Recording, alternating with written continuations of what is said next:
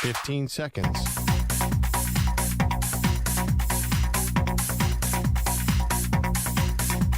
Break ends in 5 seconds.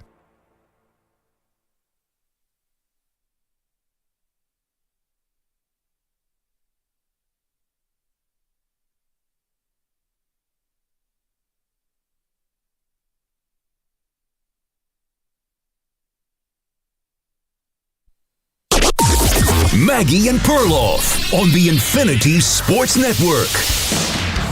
Boy, is it good to be Trevor Lawrence today. Hey, welcome to the show, Maggie Gray, Andrew Perloff. We've got so much to do on this Friday. We've got Dan Hurley explaining himself on why he decided to go back to UConn. We've got more football stuff, but the world kind of comes to a screeching halt, Pearl, when these massive quarterback contracts get signed, because it's about the player and the person who signs it. It's about Trevor Lawrence and whether he'll ever live up to this generational talent moniker, but it's also about the other dominoes that fall as a result of this. Yeah, I mean, for Trevor, this is basically $275 million total. That's kind of like, you could buy a team with that. That's a lot of money. It's a ton of money. That's almost NBA money. Like, that's getting totally crazy. That's sniffing six-man in the rotation NBA money. And here, I saw on social media a lot of criticism of this deal because Trevor Lawrence's numbers came way down last year. Everyone's like, he is not elite. He's not top five. Why are you paying that $55 million? I think that you don't have to be top five to get $55 million. This is just what you pay quarterbacks now. And because one of the things is, if you don't have Trevor Lawrence, what do you have in Jacksonville? And this is relevant to Dak Prescott and all the other quarterback contracts. If you do not pay that big money to your quarterback, you're just stuck. You can't just start over. You end up being like the Las Vegas Raiders. So this wasn't even, there was no controversy with this deal to me. Well, you just pointed it out. You're paying top money. He's now going to be tied with Joe Burrow for $55 million annually, and he's not a top quarterback. So you're getting to the place where, you're projecting what is he going to give us in the future. But so far, last year, Trevor Lawrence was definitely banged up and played through it admirably, but, threw a ton of picks, had fumbles. Yep. It was not the natural progression of coming off of that first year with Doug Peterson, his second year, but Doug Peterson's first year. And then you're expecting, you have this great comeback in a playoff game. You're hanging in a game against Kansas City in Arrowhead in the playoffs.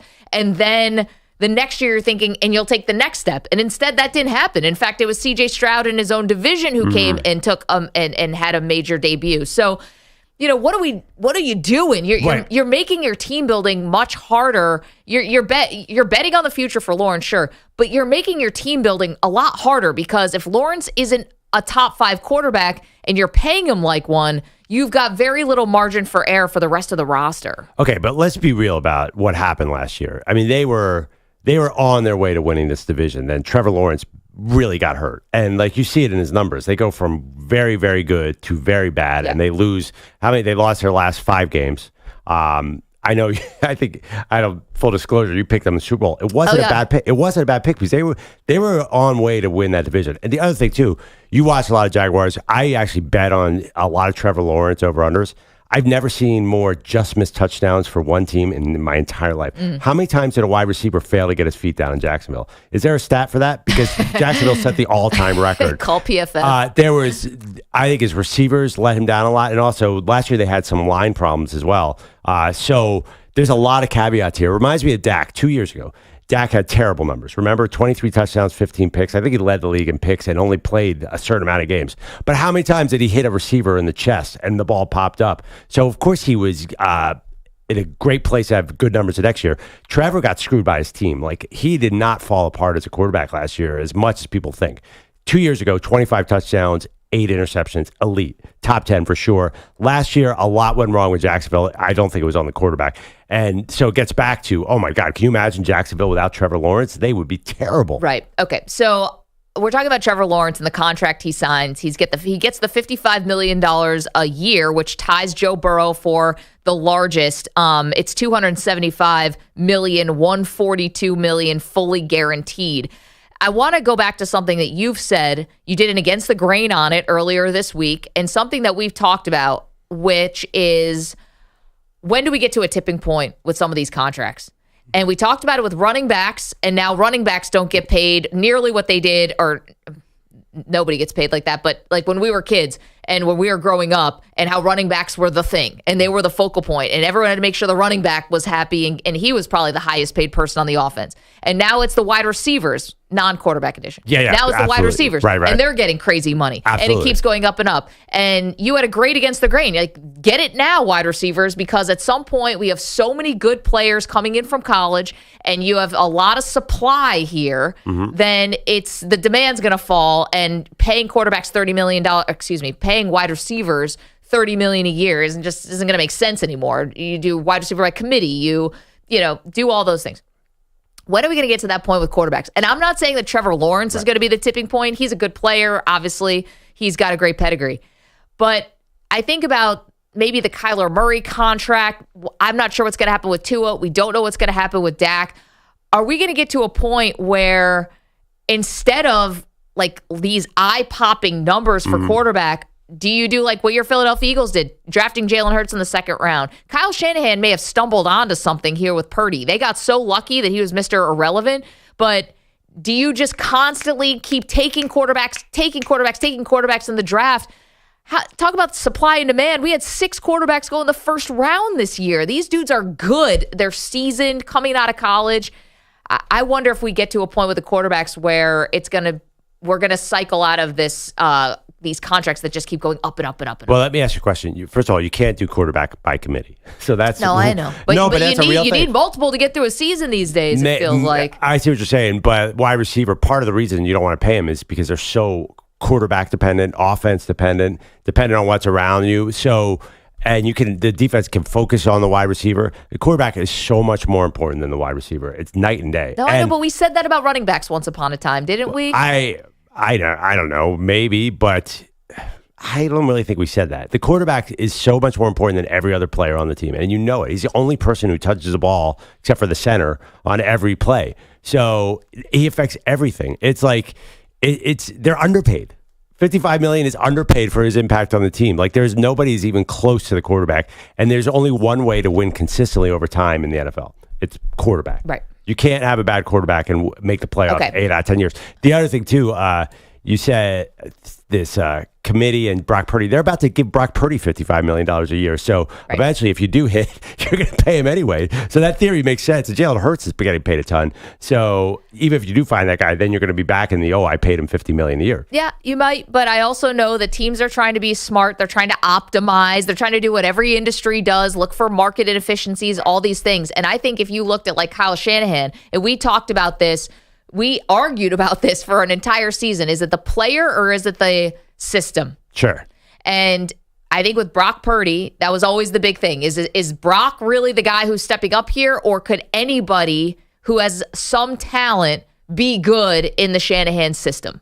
And I do think that's a question, because you're always looking to be the person who zags while everyone else is zigging, right? Aren't you always trying to be the team that's trying to find that one edge? Like the rookie quarterback thing. Like the rookie quarterback thing. Right. And do you just try to keep that going? Like, instead of ever getting to the point where you have to pay a quarterback who's not a top 5 quarterback money, just keep cycling in. Get the system, get your coach in place, get your skill position players, your offensive and defensive lines as best as they can possibly be, and let the quarterback just run the system. It doesn't have to be the most elite person and athlete of all time getting $55 million a year. Rather, the system wins for you.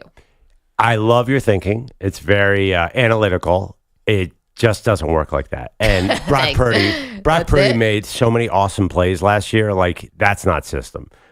Because I think Kyle Shanahan is going to be stoked to pay Brock Purdy. Also, Kyle Shanahan leads what our friend Diana Rossini called the cult of Kirk, right? Kirk Cousins. Kirk Cousins is the ultimate system quarterback. He does exactly what the coaches want. Guess how much teams are lining up to give him $50 million a year? It's not that simple. Except for the Falcons, who drafted his replacement before he basically got in the building. Not only were they lining up to pay him $50 million a year, they were doing it 3 weeks early before free agency started. Yeah, we found that out yesterday. They were tampering. I just didn't matter. Like, your logic totally makes sense, and I'm not arguing with that. But the reality is, you have to pay these guys because it's not that easy to run the system. And Brock, I think you totally underestimate how good Brock Purdy is. I'm not. I'm not underestimating. I know that Brock went from hitting single singles to hitting doubles basically from year 1 to year 2. I'm not saying that he's not a good quarterback. I'm just wondering did Kyle Shanahan stumble upon something, right? Where they traded 3 first-round picks to get Trey Lance. It ended up blowing up in all of their faces, and yet here was Brock Purdy sitting in Mr. Irrelevant, even though he liked Brock. If you have any shred of liking a quarterback, just take him. And but he passed on Brock Purdy 17 million times in that draft. He was Mr. Irrelevant. No, so I he know. had no idea. He didn't stumble onto anything. No, he didn't do it. It's just that was landed upon him. He might as well have been an unsigned free agent. No. But you saw the story after the fact. The stories leading up to the Super Bowl where Kyle Shanahan says he has a conversation with the owner of the 49ers when they're talking about whether or not to get rid of Lance. And he says whether to take Purdy because they had just traded all this draft capital to get Lance. And he says, if you have a conviction on a guy, just take him. And they said they would have taken Brock earlier, but they were wrestling with this idea about Trey Lance. You read these stories. It was all leading up to the Super Bowl. I don't understand what you're saying here. You're saying that they were like, there's some brilliant plan to take Brock Purdy, and they said, you know what, we're gonna take a backup long snapper before him. They just got completely lucky. I hear what you're saying, but they can't take any credit for drafting Brock Purdy. Do they try to do that? No, they're saying Shanahan's saying, I felt this way. No, I'm sorry. You know what it was? It wasn't about the draft. It was about watching Brock in practice. Yeah, I know the whole Brock Purdy practice. Yeah, that was awesome. But they screwed up the draft on Brock Purdy, just like the Patriots famously screwed up the draft on Tom Brady. Right. And take all the credit in the world for it. We've always laughed at that. I know he's going to have a statue. It was that they saw Brock being really good in practice, and they thought, can we start him over Trey Lance, even though we want to? And that was what the story was. Right. But it's not like there was no plan. Like, there's no strategy. Okay, well, we have a veteran quarterback, Jimmy G. Their plan was, let's get Trey Lance at number 3. That was the plan. It wasn't, hey, let's wait around till the last pick of the whole draft and then find our future. There's no plan there. I think that getting back to the Trevor Lawrence discussion and these quarterback salaries that just keep going up and up and up, and even if you're paying for a guy who at the time is not a top 5 quarterback and you're paying them top money, the point I make about Shanahan is like, yeah, did they stumble upon something, where you were able to get a ton of production from the last place you thought it was coming from, right? The place you least expected it, literally Mr. Irrelevant. Right. Is that a teaching moment for the rest of the league where, again, you're going to try to find teams who are going to zag while everyone else is zigging? You're trying to find the market inefficiency. And it is not efficient to pay a quarterback $55 million a year when you're trying to build out a 53-man roster. It becomes so much harder for you to build a competent and competitive roster once someone's taking up that much of a slice of the pie, and especially if that person is not like pulling their weight. Yeah, I mean, the counter argument is that all the Super Bowl winners have that guy because you have Hall of Famers, Patrick Mahomes, Tom Brady have won all the Super Bowls, and those guys have been top of market guys. They've taken a little bit less. Well, Brady famously took less. Yeah, but I mean, do you think he was cheap though? I don't think he was cheap, but he wasn't the top. He wasn't getting paid the top. Right, but those guys, they were near the top. Like they were getting gigantic. They were getting gigantic chunks. Yeah. They were getting huge chunks of the salary cap. So, yeah, I think you can win. Now you prove it because of Mahomes. You can win by paying the quarterback. And Stafford was a huge contract. They haven't really. The ironic part is we love this rookie salary cap. I'm actually stealing this from Mike Lombardi, but none of them have actually won anything. Russell Wilson. Yeah, it was 11 years ago. It was a long time ago. 855-212-4227. Brock Purdy almost got there.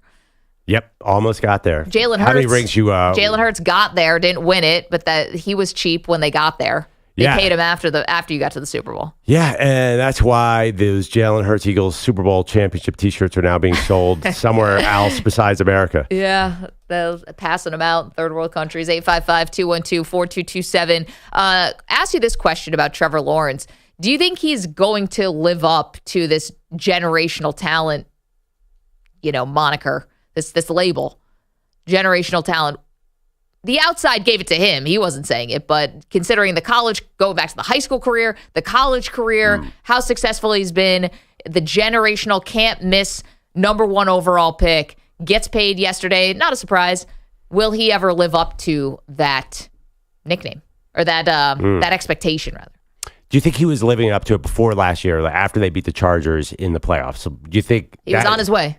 Yeah, it felt like he was in the process of living up to it. Then last year, I think we're going to see more of Trevor Lawrence from 2 years ago moving forward than Trevor Lawrence last year.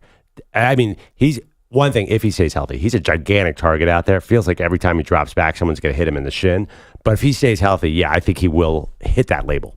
855-212-4227. You are welcome to hang with us today. We're glad you're hanging with us today. You can watch the show if you want. YouTube.com/Infinity Sportsnet. Twitch.tv/Infinity Sports Network. You can listen to us on the absolutely free to download Odyssey app. Also on SiriusXM channel 158 on all these incredible Infinity Sports Radio stations. Coming up, Dan Hurley taking a bit of a media tour yesterday, explaining himself. Why did he turn down the chance to coach the Lakers and LeBron James to go back to Storrs, Connecticut? 855-212-4227. Maggie Perloff. You're in a 5-minute break.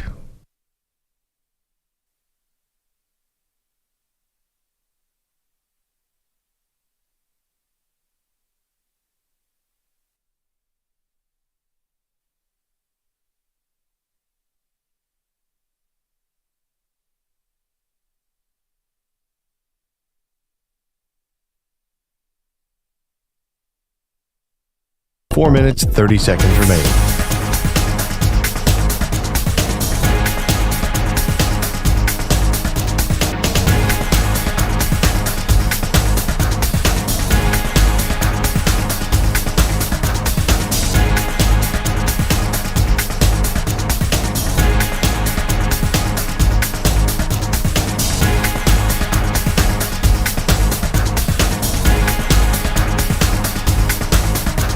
Four minutes remaining.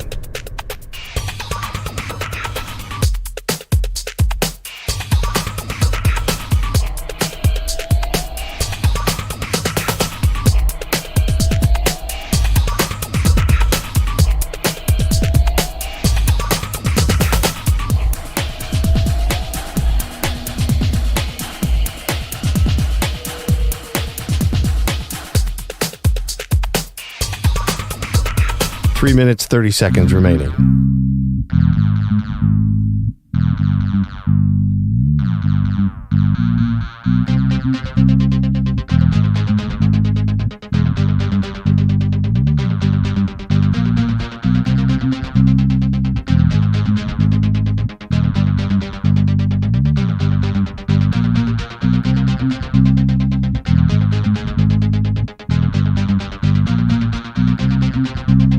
Three minutes remaining.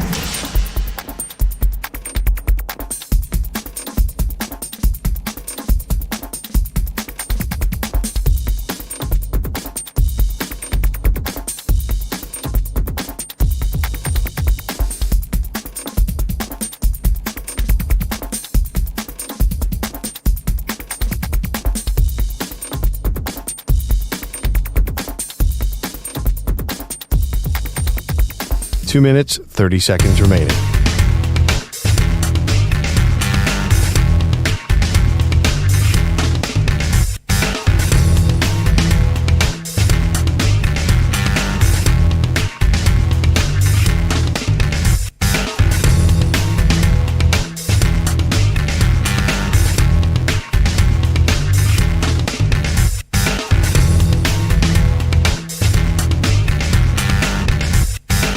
Two minutes remaining.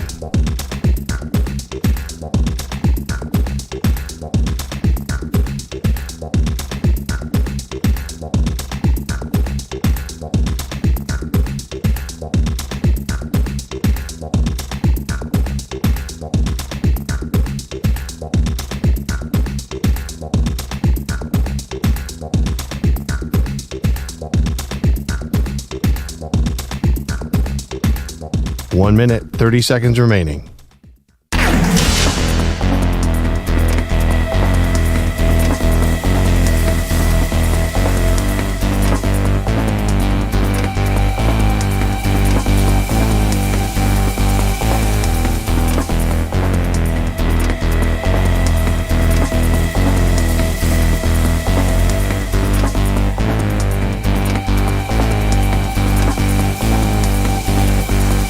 One minute remaining.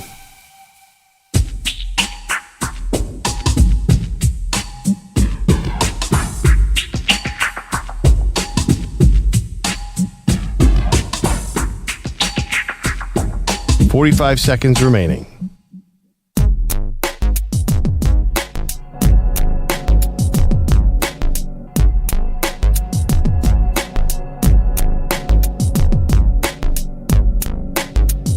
Thirty seconds remaining.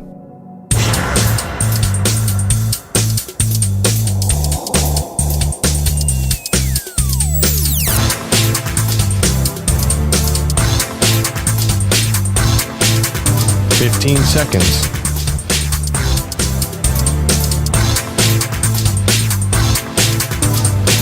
Break ends in 5 seconds.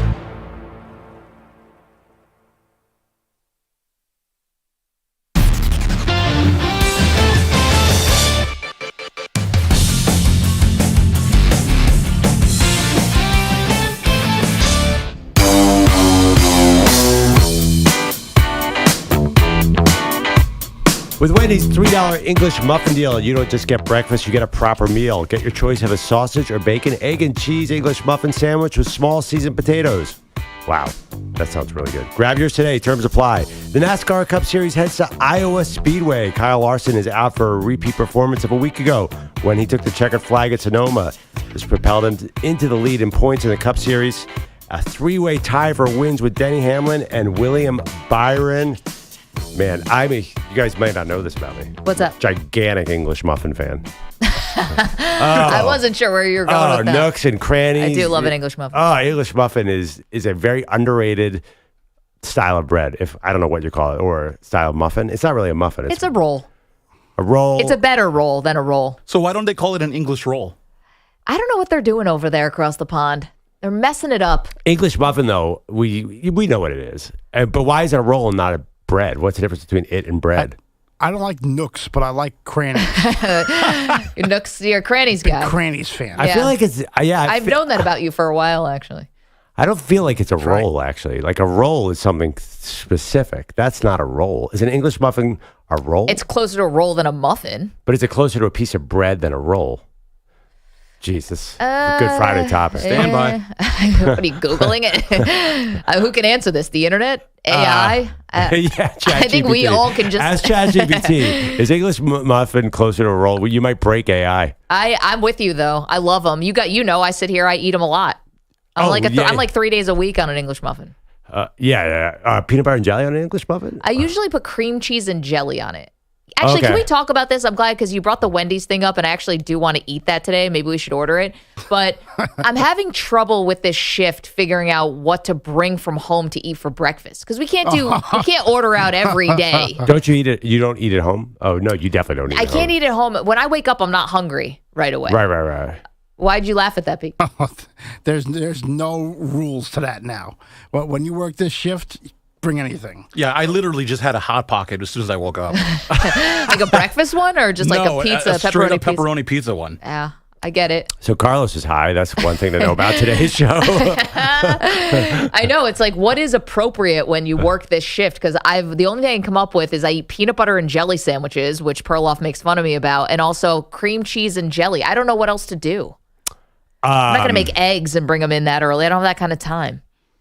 I'm a big oatmeal guy, and you can make oatmeal at work. I mean, that's sort of my go-to. How am I going to carry it in? Just take a little bag, and then you bring a bowl, and then you put a little water and put it in the microwave. Bang! You got oatmeal. Here? You mean make it here? Oh, I thought you meant make it at home and somehow transport it. Is that totally lame? The dude making oatmeal in the pantry? Is that all? I've done it. It's better than other things you could be making in there. Like when we make the tuna jello, that's going to be a terrible day. That's bad. I think oatmeal at work is the way to go. I think you should bring flan. Yeah. I'll be sick the whole time. You guys know I don't like that. Dinner the other day, someone ordered creme brulee, and I'm like, oh, thank God Maggie's not here. Gagging. I don't like the texture of that. You're right. But also, too, like, it's really what you eat, it does not matter. It's just the constant intake of coffee is the most important thing here. No, you don't want anything to get in the way of the coffee. I don't. Well, you never eat here. What's your secret? I don't like to eat unhealthy foods in the morning. So I wake up and I immediately start the water and I start the coffee and I do my oatmeal with almonds on top and soy milk. Wow, look at you. Yeah, it's you got a hell of a morning. I eat the same thing every day, every meal. That sounds boring. Yeah, I'm a boring eater. It's actually pretty good. Good to be boring or what you're eating. What I'm eating. It's better than a Hot Pocket with pepperoni pizza. Now, is Carlos. it Very though? fair. Is it? No, I mean, I just health wise, and then I eat a chicken sandwich every day or a tuna sandwich every day for lunch. It's so sad. It's actually, I agree with it. You don't want a giant belly bomb right away at like 3 a.m. in the morning. No, Definitely. you'll be in a coma. It just doesn't work. You'll be sleeping under the console.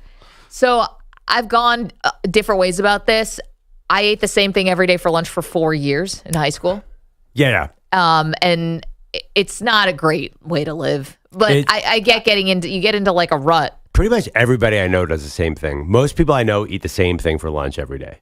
Can we put that as a poll question? Do you eat the same thing for lunch every day? On Like it. almost every day? And the thing is, since the pandemic, I don't think anyone goes into the office, so you don't have to really buy stuff in the neighborhood or whatever. Sure. So I think that a lot of people are probably into habits. Like, once you like a food, why not just go with it all the time?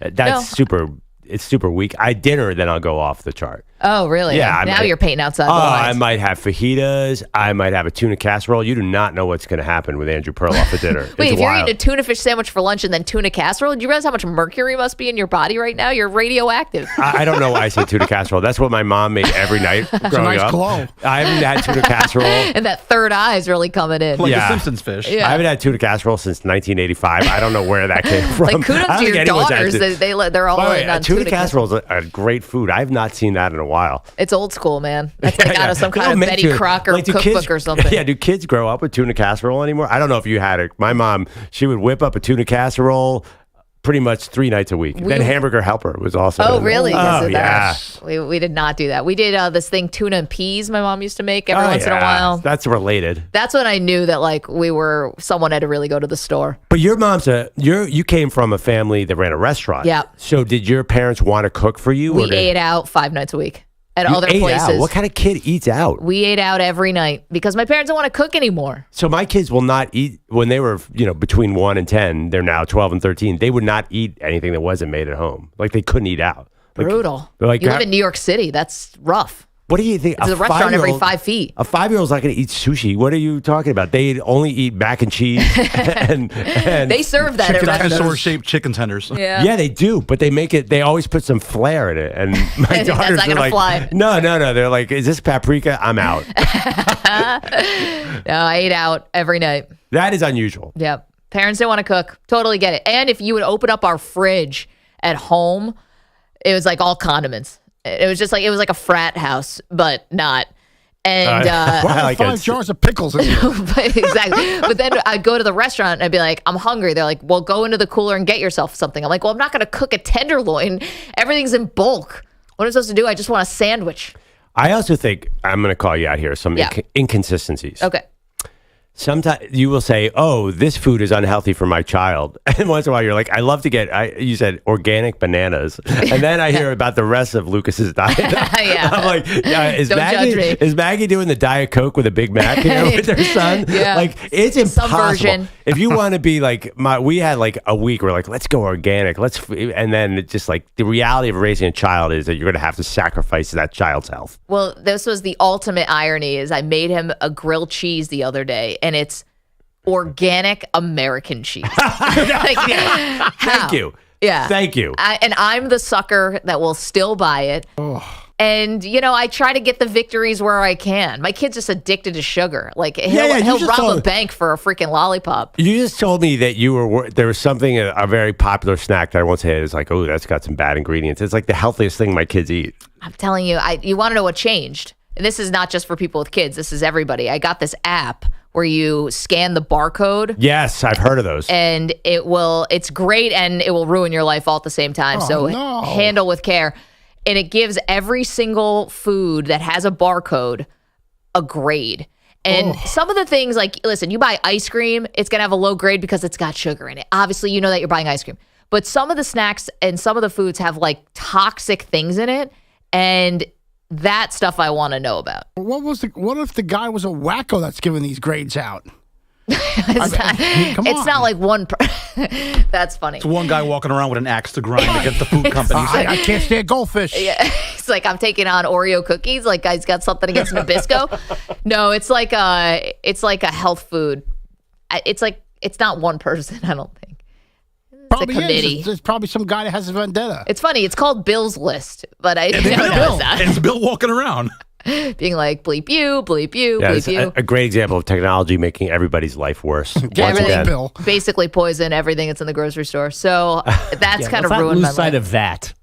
Yeah. That's like, because I don't believe a lot of, Big Brother things, but that one I believe wholeheartedly. We just don't have a lot of, listen, it's just different. Our lifestyles are different in this country, for the most part. Like, we need things quick. We need things easy. Yeah. Would we all love to live in a fishing village in Spain or Italy and be buying our stuff every day from the market? Maybe that's a fantasy, but it's just not reality for a lot of people's day to day. Well, but true, but convenience doesn't need to have toxins in your food. Oh, totally. Like there should be some more oversight. Yeah, on this we stuff. don't make things as well as we could, and Yes. still To make it maintain cheap. convenience. Yeah, because Yes. because we're in capitalism here. Well, I once went, I'm going to get farmer's market stuff. Have you ever had a farmer's market kick? So I went down to the farmer's market, this one, a few blocks, and I was like, I got 2 nectarines for $14. I'm like, I'm out on the farmer's market. I'm like, and you need cash? I'm like, this is a $7 nectarine. This better be the best nectarine I've ever tasted in my Turn life. the nectarine into a steak. Yeah, exactly. Like $14. I'm like, wait, 2 nectarines?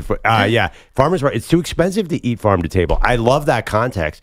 We were talking about there was a former baseball player. We're doing characters, Spaceman Lee. He only eats within 50 miles, and it's like impossible. Because he lives in the middle of nowhere in Massachusetts. Yeah, but what's he eat in the winter? There's nothing growing in He's Massachusetts. not like canning his own fruit. He's hibernating. Yeah, he's definitely canning. Yeah, and all the beer kind of, balances that out with that healthy diet. Bill Lee's got his own beer, doesn't he? Yeah, definitely. But it does make perfect sense. And then there's a Netflix special on the Mediterranean diet and how you'll live to 102. Yeah. Do we want that? You'll be bankrupt. I mean, you're going to eat raised not fresh salmon every day and all these expensive olive oils. Like olive oil, olive oil that you actually crush the olives yourself. I mean, I just don't have time to crush olives. I mean, I have gigantic feet, so it's easier for me. Yeah, we all know that. I don't even know I'm doing it. I'm doing it right now. It just happened. You know what those bad boys would be worth in Sicily? Oh my God! Every time there's a tectonic plate shift, just know that I was crushing olive oil. You could be the Wemby of. Yeah, right. You know that famous Greek scene where olive Lucille industry. Ball is crushing grapes in Yeah, the thing? I know. It's my inspiration for life. Yeah, no. They could have said, all right, take a break. Maggie, go in there and crush all the grapes, and then Lucille gets back in and we have wine. I'm her stunt double. 4 steps and that whole thing is done. The scene's over. Yeah. All right. We'll get to Danny Hurley in just a moment. He was on a big media blitz yesterday and explaining his rationale, but did all of it add up, Coach? Get to that in a minute. Bogusch is here. He's got headlines. Hi. Good morning, everybody. Calling all boobs in Edmonton. We need all shirts up in the air right now. Yeah, almost lost it. Got it back across to an open Forsling. A shot tip, and they score with Sam Reinhart cruising to the front of the net. That one deflects home, and the Panthers strike first with 1:02 to go here in the opening frame. It's 1-0. Doug Plagens on Panthers radio. Sam Reinhart starting the scoring in Game 3 of the Stanley Cup Final in Edmonton. It was after this tally that ESPN cameras cut to another female Oilers fan. She did not flash anybody, but she was gleefully celebrating the Panthers scoring for some reason, and no one told her to sit down in her section. Florida would build a 4. Did you guys see this? No. What? I'm sorry. What happened? The Panthers score. Yeah. They show ESPN cameras on the guys huddling, celebrating behind the net, and they cut to a lady in an Oilers jersey. She's got like blue and orange beads on, and she is on her feet cheering. Yeah. And for the other team scoring, and like people are sitting around her looking at her, but like no one grabs her and sits her down. She's all in for what I don't know if she's confused, high, drunk, all of those things. Yes. Wait, what period was this? The first period. Well, 19 minutes in. As we found out from Kate with the rack that she was 8 Trulies in first period. Well, she said 1 period, I think. I don't know if it was the first, but she said a period. I think people are pre-gaming for these hockey games like in an epic way, like LSU football style. But she thought that Connor McDavid scored, and he did not. Again, speaking of him, here he is, still scoreless through 3 games. Obviously, you got to have a lot of respect for what he's doing, how he's playing, and at the same time, I think I can only speak for myself, but there's looks there, and you got to bear down and you got to put it in the net. McDavid talking about Panthers goalie Sergei Bobrovsky, 32 more saves for him, a bunch of really good ones late as Florida held on. They were up 4-1. They won 4-3. They have a 3-0 lead now in this series. It appears that Canada's last Stanley Cup will remain Montreal in 93. Game 4 in Edmonton tomorrow night. So far, it's a good week for Rory McIlroy. No divorce and a share of the round 1 lead of the U.S. Open at Pinehurst. No bogeys yesterday for Rory, but also birdies hard to come by until 2 in his final 3 holes. I could have got a little impatient, but I felt like my patience was rewarded there with birdies, in 2 of the last 3 holes. So, it was really nice to finish like that. Patrick Cantlay also shot 5 under yesterday. Only 15 golfers broke par in round 1, not including Scottie Scheffler, Brooks Koepka, or Tiger Woods, a 4 over 74 for him. The Miami Dolphins reportedly signing veteran defensive end Calais Campbell in their latest effort to ensure their pass rush. Bradley Chubb and Jalen Phillips still recovering from season-ending leg injuries a year ago. The Texas Rangers took their rubber game at Dodger Stadium 3-1. The White Sox avoid a 4-game sweep in Seattle with a 3-2 win in 10. And Arizona thumped Anaheim 11-1, a grand slam for Jock Peterson. Dallas's WNBA team isn't doing well these days either. The Wings now on a 6-game skid after a 92-84 home loss to the Seattle Storm. They got 21 points and 6 assists from Skylar Diggins-Smith. And in honor of EJ's return Monday, a new clip of NBA players talking smack. He loves those. This one's playful, though. It's Jalen Brunson on Taylor Rooks' show. She asked Jalen if his Villanova buddy Mikal Bridges really does call him Damian Lillard because it's the size of his head. Brunson said yes, then said Bridges looks like E.T., and then closed with this. And Mikal's still in the net, so yeah. that's enough roasting that we need anyway. Sorry, so. Mikal. Ouch. Oof. What's worse, being called out for just being on the Nets or looking like E.T.?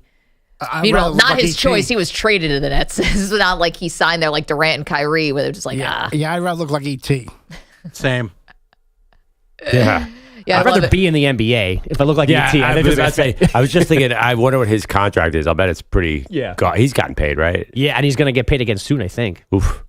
I'll take the Nets. I'm sure the Suns wish they had him. Yeah, no, I'm sure a lot of teams want to have him, but still, as bad as it is being a Net, man, he gets paid. I love it too, because we're going to talk more about Dan Hurley in a moment, but he spurns the Lakers, but he still wants, eventually, he's not closing the door on coaching in the NBA at some point. So like, oh, well, which job's going to open up soon? It's like, well, the Nets job's going to open. It's like, right.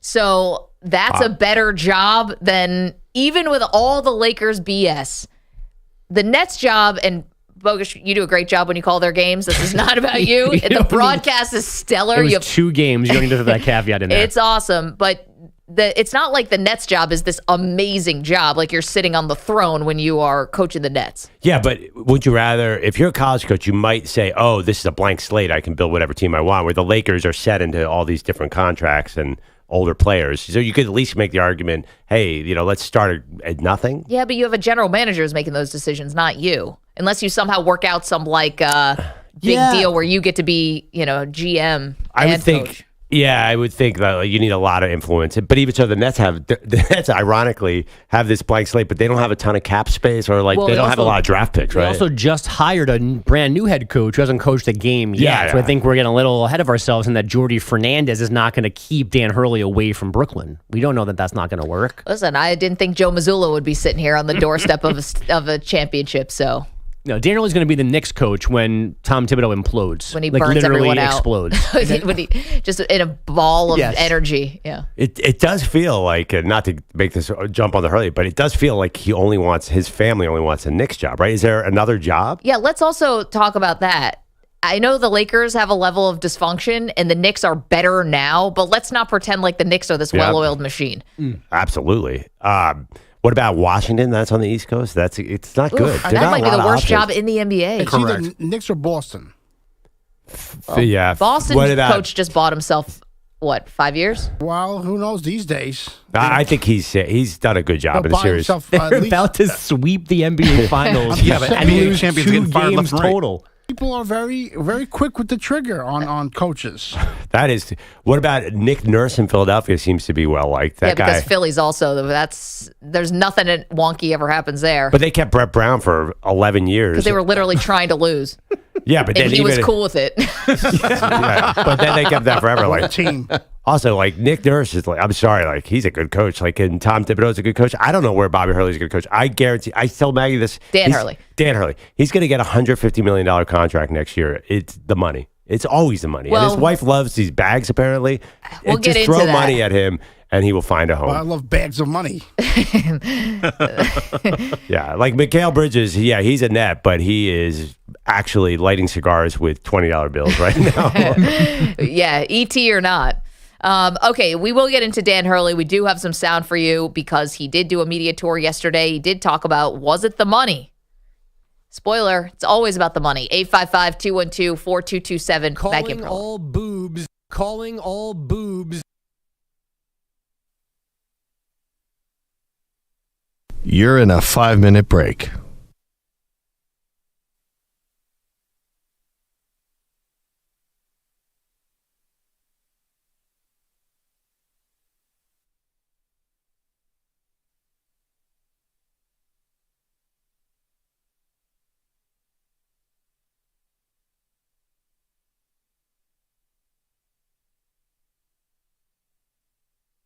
Four minutes, 30 seconds remaining.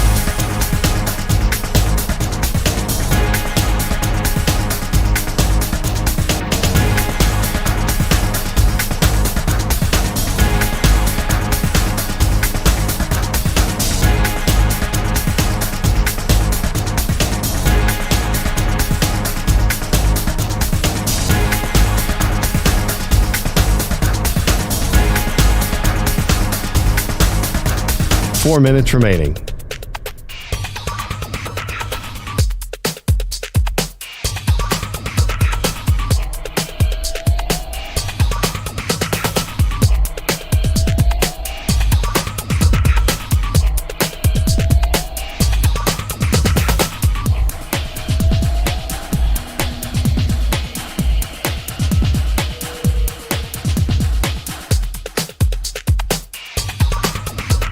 Three minutes, 30 seconds remaining.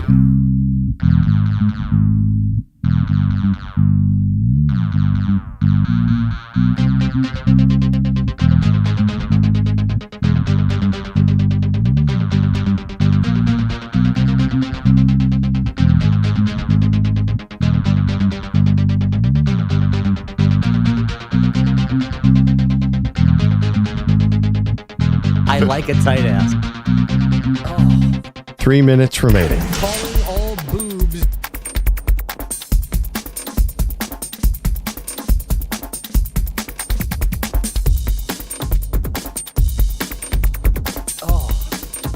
Bogusch.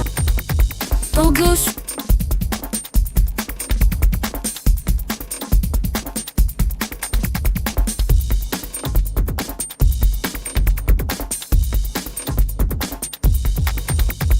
Two minutes, 30 seconds remaining.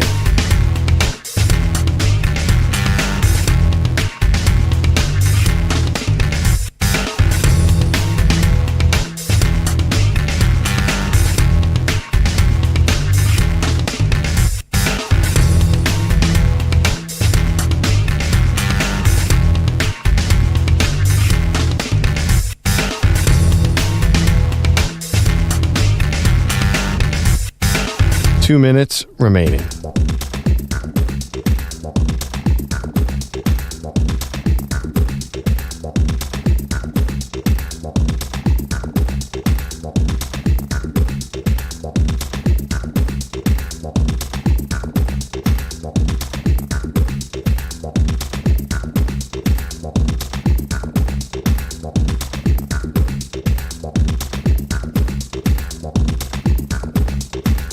One minute, 30 seconds remaining.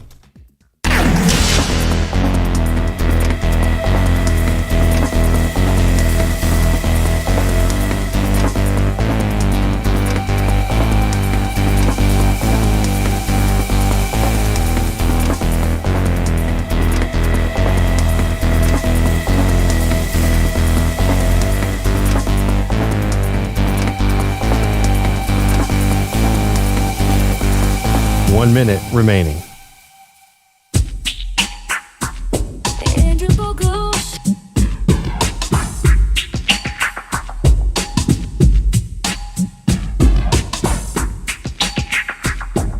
45 seconds remaining. Oh, Maggie Gray. Peter Bellotti.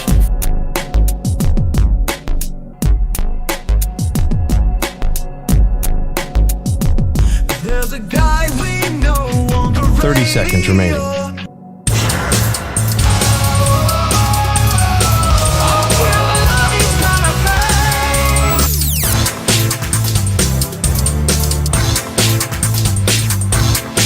Bellotti. 15 seconds. Peter Bellotti. Break ends in 5 seconds. Sitting in my room, scrolling through the tube. One show. One mission.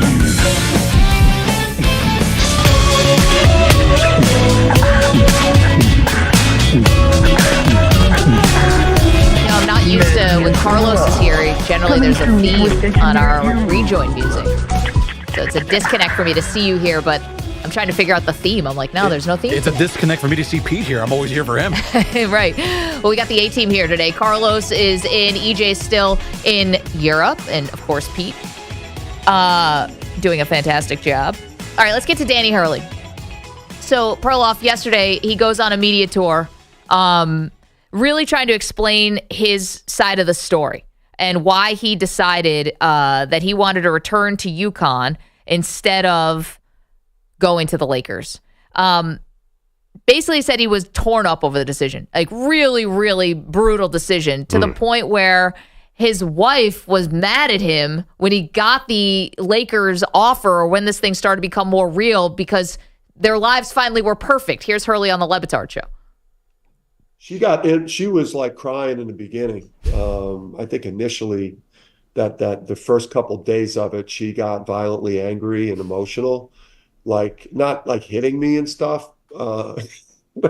Not like, get away from me. I don't want to consider this. You're torturing me with this incredible opportunity, you horrible human being. She got emotional, like I can't believe you're bringing this. Our life is so great. It's perfect. Like our lives couldn't be better, and now you're bringing.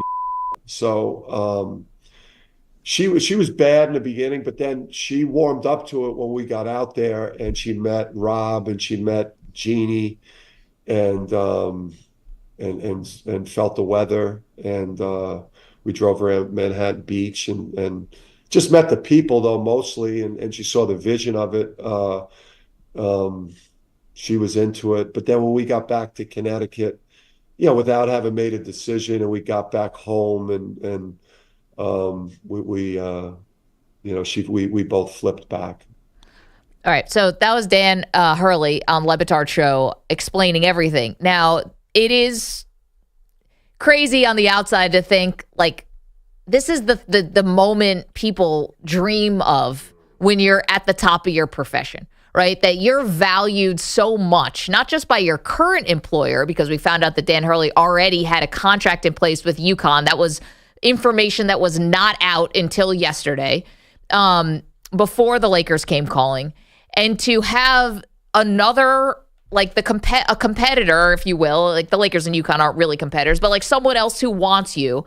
And that place is also an all-time place where you would be stepping into, if you're a coach, following in the likes of Pat Riley and Phil Jackson has to be super appealing. People only dream of that in their career. And he describes this as agony. Well, yes, but he loves his current job. So I understand that agony. Like if I had two jobs, one that I'm so happy at, I get that. I don't know if that Lakers job is what you're describing right now. Is that a dream job? You're taking over for Darvin Ham and Frank Vogel. It's not like you're... Well, Frank Vogel's a champion, but yeah. Oh, come on. Yeah, I mean, that is as low a Q rating as you get on a coach. It's just taking over. Frank Vogel was, oh man, we can't get the guy we want. Let's get Frank Vogel.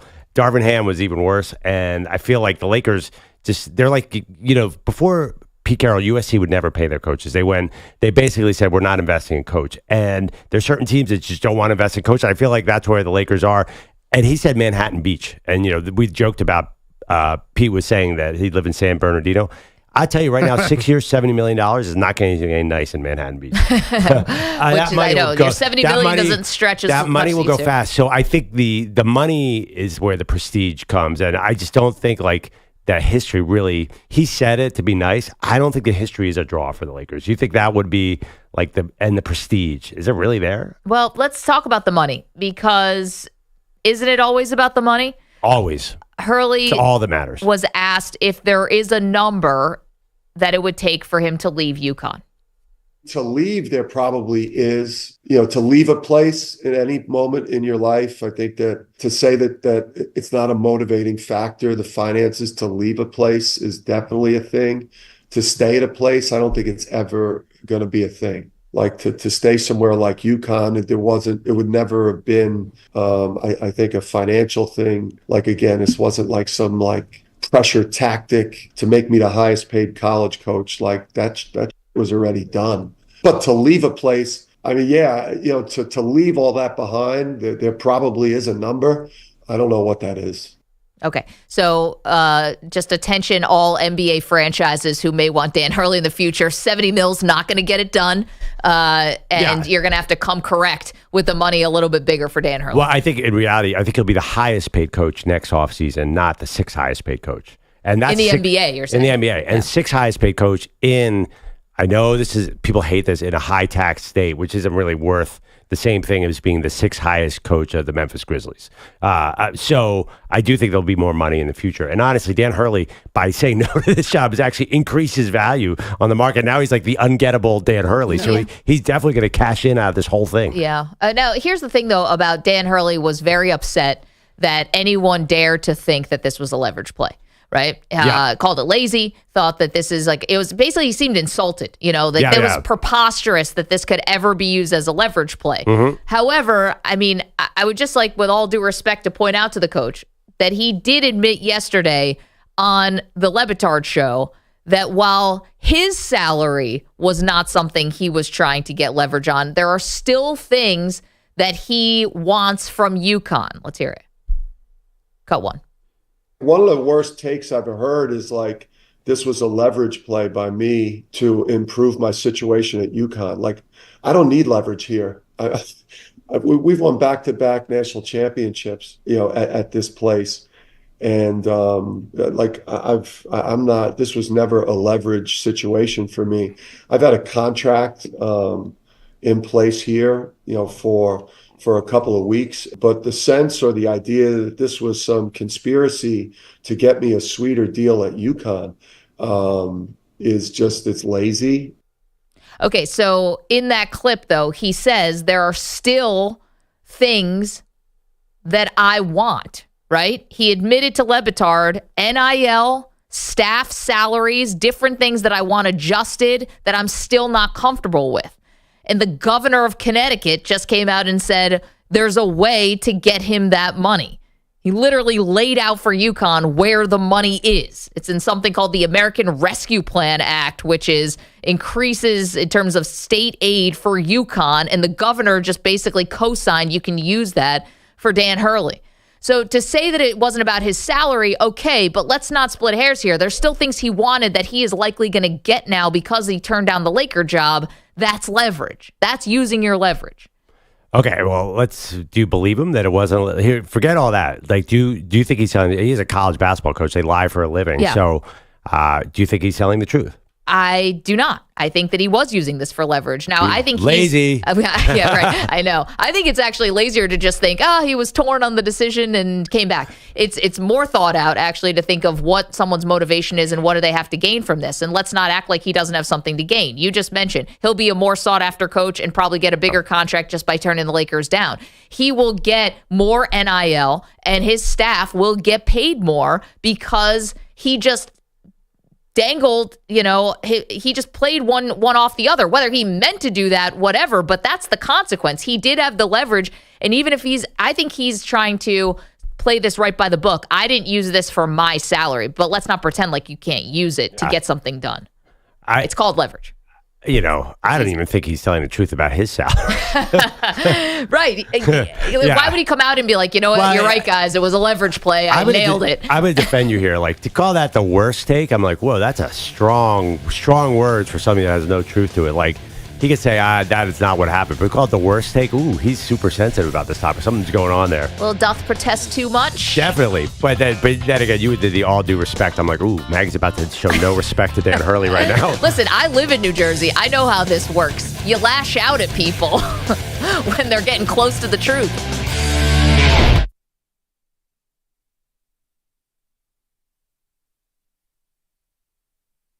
You're in a 5-minute break.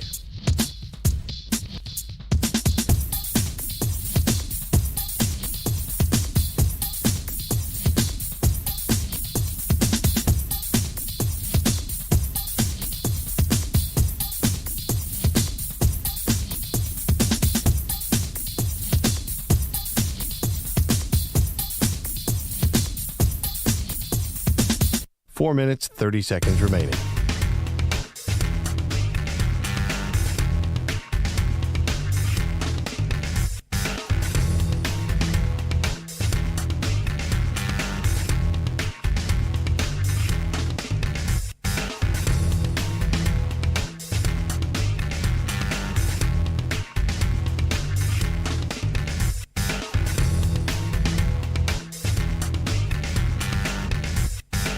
Four minutes remaining.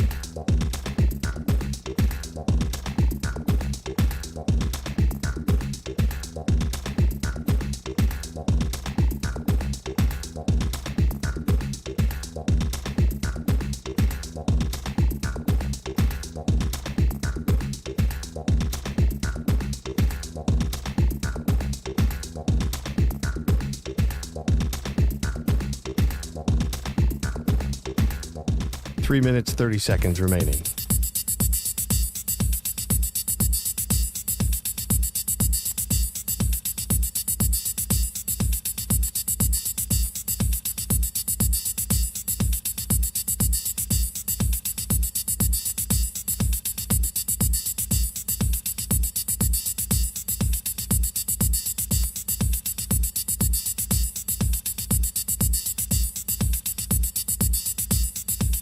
Three minutes remaining.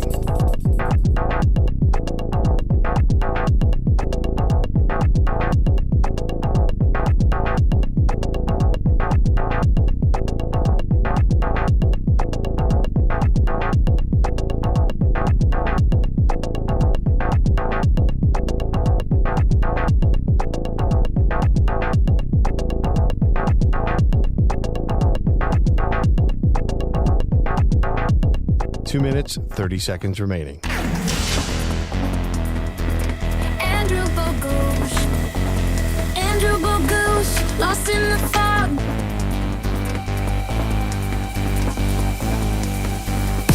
Glorious ways.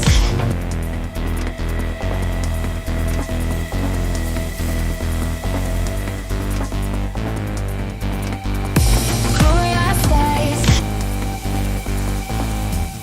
2 minutes remaining. Glorious light.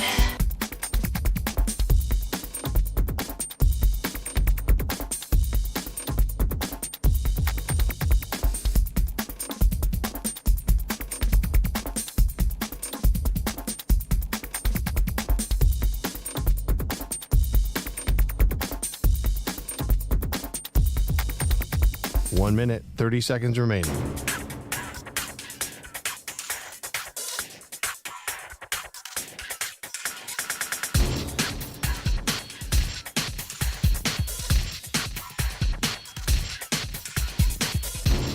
Pine Needles wakes up at dawn. Coffee brewing, screen turned on. He's got a favorite show to see. The Maggie and Perloff Symphony. 1 minute remaining. Oh, pine needles are turning tight to infinity. Sports radio every night. Maggie and Perloff, your daily delight. In their words, you find your life. 45 From seconds remaining. highlights to the breaking news.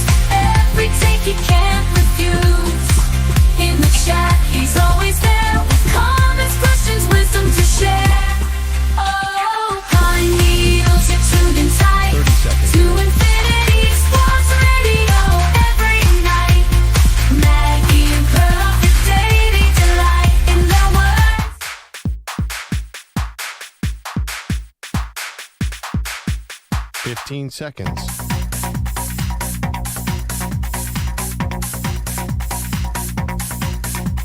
Break ends in 5 seconds. Believe Biglotti's got something to say.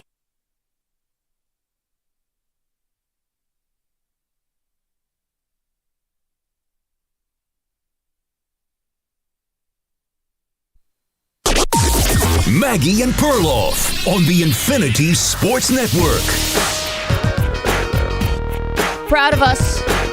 We all went about 48 hours without a Caitlin Clark turmoil, controversy. Not that Caitlin's involved in any of this, but what she's kind of become a symbol for. Hey, welcome to the show, Maggie Gray, Andrew Perloff, which is a lot of different things. And not everyone views her through the same lens, right? So yesterday, Fever won, by the way. I watched the end of that game. No way. How many did Caitlin have? I don't know. I got to check. But she was good. And I have a small gripe with the WNBA right now, just the product on the floor. The last 5 minutes are just insufferably long. Like, they've got to get this faster. I got to tell you, and this is probably my fault as a viewer, my problem is the inconsistency of channel. This one was online yesterday, so it's easy. Oh, is that easy? That's easy. You know what's easy? It was streaming on my phone. You know what's easy? ESPN 1. Well, this was on. I don't know what they were showing. You know, it's like it's not the divisional round of the AFC playoffs on CBS. You're like, oh, this was online. It was streaming on my phone. Okay. I clicked a button and there it was. What? I love living in this time. No, not me. I'm like, me and my buddy Jimmy Trey at SI, like, cut the stream. You really enjoy that form of watching TV? But anyway, I do, because I can take it with me wherever I go. I didn't realize Caitlin actually not great last night. Only 7 points, 3 for 11, 1 for 6 from 3. But they got a win. That's great. They did get a win. She had 6 assists, 7 turnovers. Man, when I tuned in for the whole fourth quarter, she was playing some good defense. So, but shooting not so much. They do win 91-84. But again, as I said, congratulations us. We've all gone 48 hours without a Caitlin Clark controversy, but I think that's about to change. Caitlin Clark being asked some really pointed questions yesterday before the Fever had their game. Basically being asked, and this is, let's see, how do I want to set this up here? So this is a tweet that was sent from Dejanay Carrington, who plays for the Connecticut Sun. And she wrote on social media, "Dog, how can one not be bothered by their name being used to justify racism, bigotry, misogyny, xenophobia, homophobia, and the intersectionalities of them all is nuts. We all see this bleep. We all have a platform. We all have a voice, and they all hold weight. Silence is a luxury." So Perloff, essentially saying that there are certain facets of this Caitlin Clark conversation that have been used by, I don't know, people who have an agenda to say that this is anti-white or that it's anti her being straight or whatever it is, right? They're fringe here that are using this in a way that's being called weaponizing Caitlin Clark to kind of have this sort of racist and especially homophobic, and in some ways misogynistic. So here is Caitlin Clark. That's a doozy. She said she doesn't hear all of the discussion about her on a daily basis. It's not something I can control, so I don't put too much thought and time into thinking about things like that. And to be honest, I don't see a lot of it. Like I've said, basketball is my job. Everything on the outside, I can't control that, so I'm not going to spend time thinking about that. People can talk about what they want to talk about, create conversations about whatever it is. But I think for myself, I'm just here to play basketball. I'm here to have fun. I'm trying to help our team win. Obviously, we've won 3 games, and we feel like we've been in a position to win a few more than that. And my focus is on helping us do that. But I don't, pay much mind to all of that, to be honest. But I understand your focus. But I'm just curious, though, are you bothered that folks would attempt to weaponize your name in whatever fight they're fighting? No, I don't see it. That's not where my focus is. My focus is here and on basketball, and that's where it needs to be, and that's where it has been, and I'm just trying to get better on a daily basis. Okay, there's more. Caitlin Clark says it's disappointing that her name has been used for any kind of racism, misogyny, any of that. I think it's it's disappointing. I think, everybody in our world, deserves the same amount of respect. The women in our league deserve the same amount of respect. So people should not be using my name to push those agendas. It's disappointing. It's not acceptable. But yeah, this league is a league I grew up admiring and wanting to be a part of. Like, some of the women in this league were my biggest idols and role models growing up and helped me want to achieve this moment right here that I get to play in every single night. So just treating every single woman in this league with the same amount of respect, I think is just a basic human thing that everybody should do. Like, just be a kind person and treat them, how you would want to be treated. And I think it's, very simple. Okay, so it's a lot there, and forgive because it's their practice. So this music is going, and people are bouncing basketballs, even though they're talking about some pretty serious topics. Yeah, This is obviously very complicated, and I'm a little cautious even talking about this because I don't want anything to come off the wrong way. But it feels like already I noticed one double standard. Like, we credit like NFL players, for example, a lot of men's sports are like, oh, he's so focused on winning and so focused on the team. That's the ultimate compliment for a player. It feels like she's being criticized for not opening her eyes to stuff that's outside of the team. So her obvious counter is all I care about is, she keeps coming back to all I care about is my team winning. And that seems to be like the ultimate thing we praise men for. And then for some reason, this women's college basketball and women's pro basketball now has been politicized. So how can you insult her where you would credit a quarterback for saying the same things? Would be like, oh, that's the guy I want. He's all about winning, like Tom Brady. And then we're criticizing for it. That seems like a bit of a double standard and unfair to her. I see what you're saying. Yeah. I think you're right about that. But I also think that we want athletes, the one thing you don't want to tell an athlete, and I think that LeBron James made this very clear, is the shut up and dribble, right? Like that you can't use your platform or your voice to, get across anything you want, whether it's political, social issues, anything you want, right? So athletes, I think, have taken a lot of that, especially women athletes of color. I think a lot have carried a torch, especially during George Floyd and a lot of those reckonings. So I do understand it here. My thing about Caitlin, though, and about her addressing people who are attempting to use her story or her name to like as like a weapon, how can she fight that? Because it's like whack-a-mole, like, I think she's right here. You can't control what other people are going to say about you. She doesn't know what these political pundits are going to say. And if she comes out and says, stop using my name, you think that's going to stop anybody? I mean, I really don't. That's a great point. What's she supposed to do? I just don't. I think that if somebody is intent on using Caitlin as a symbol to get across some kind of point, then they're going to use it, whether she likes it or not. And this is also something that we do to athletes. We ascribe qualities to them sometimes that that they might not even have or might not even be right, and we look at them as symbols for things. And so I don't think there's anything she could really do to make, someone who says that if you're physical with Caitlin Clark, or if you're jealous of Caitlin Clark and her success, that means you're anti-white. There's nothing she's gonna be able to say that's gonna stop that person from using that as a rallying cry. I totally agree with that. But here's my question, back to what you said about the shut up and dribble stuff with LeBron. Yep. So LeBron started speaking about political issues, and who is it who came up with Laura Ingraham, I think? Somebody, right. Yeah, said shut up and dribble. So Caitlin's a bit of a different dynamic. No, she's not doing that. Yeah, she's not doing that. The shut up and dribble was like, I don't want to hear politics from an athlete. Is the inverse of that, the implication is every athlete has to talk about politics, well, that's Dejanay Carrington saying, how can you let this go it's like the without opposite standing up for it? Right. That's really without interesting. calling it out. So now is it an expectation that you talk about politics? Right. I mean, and I think in the 60s and 70s when Muhammad Ali was sort of the athlete, there was that expectation. So, man, that's a much deeper issue.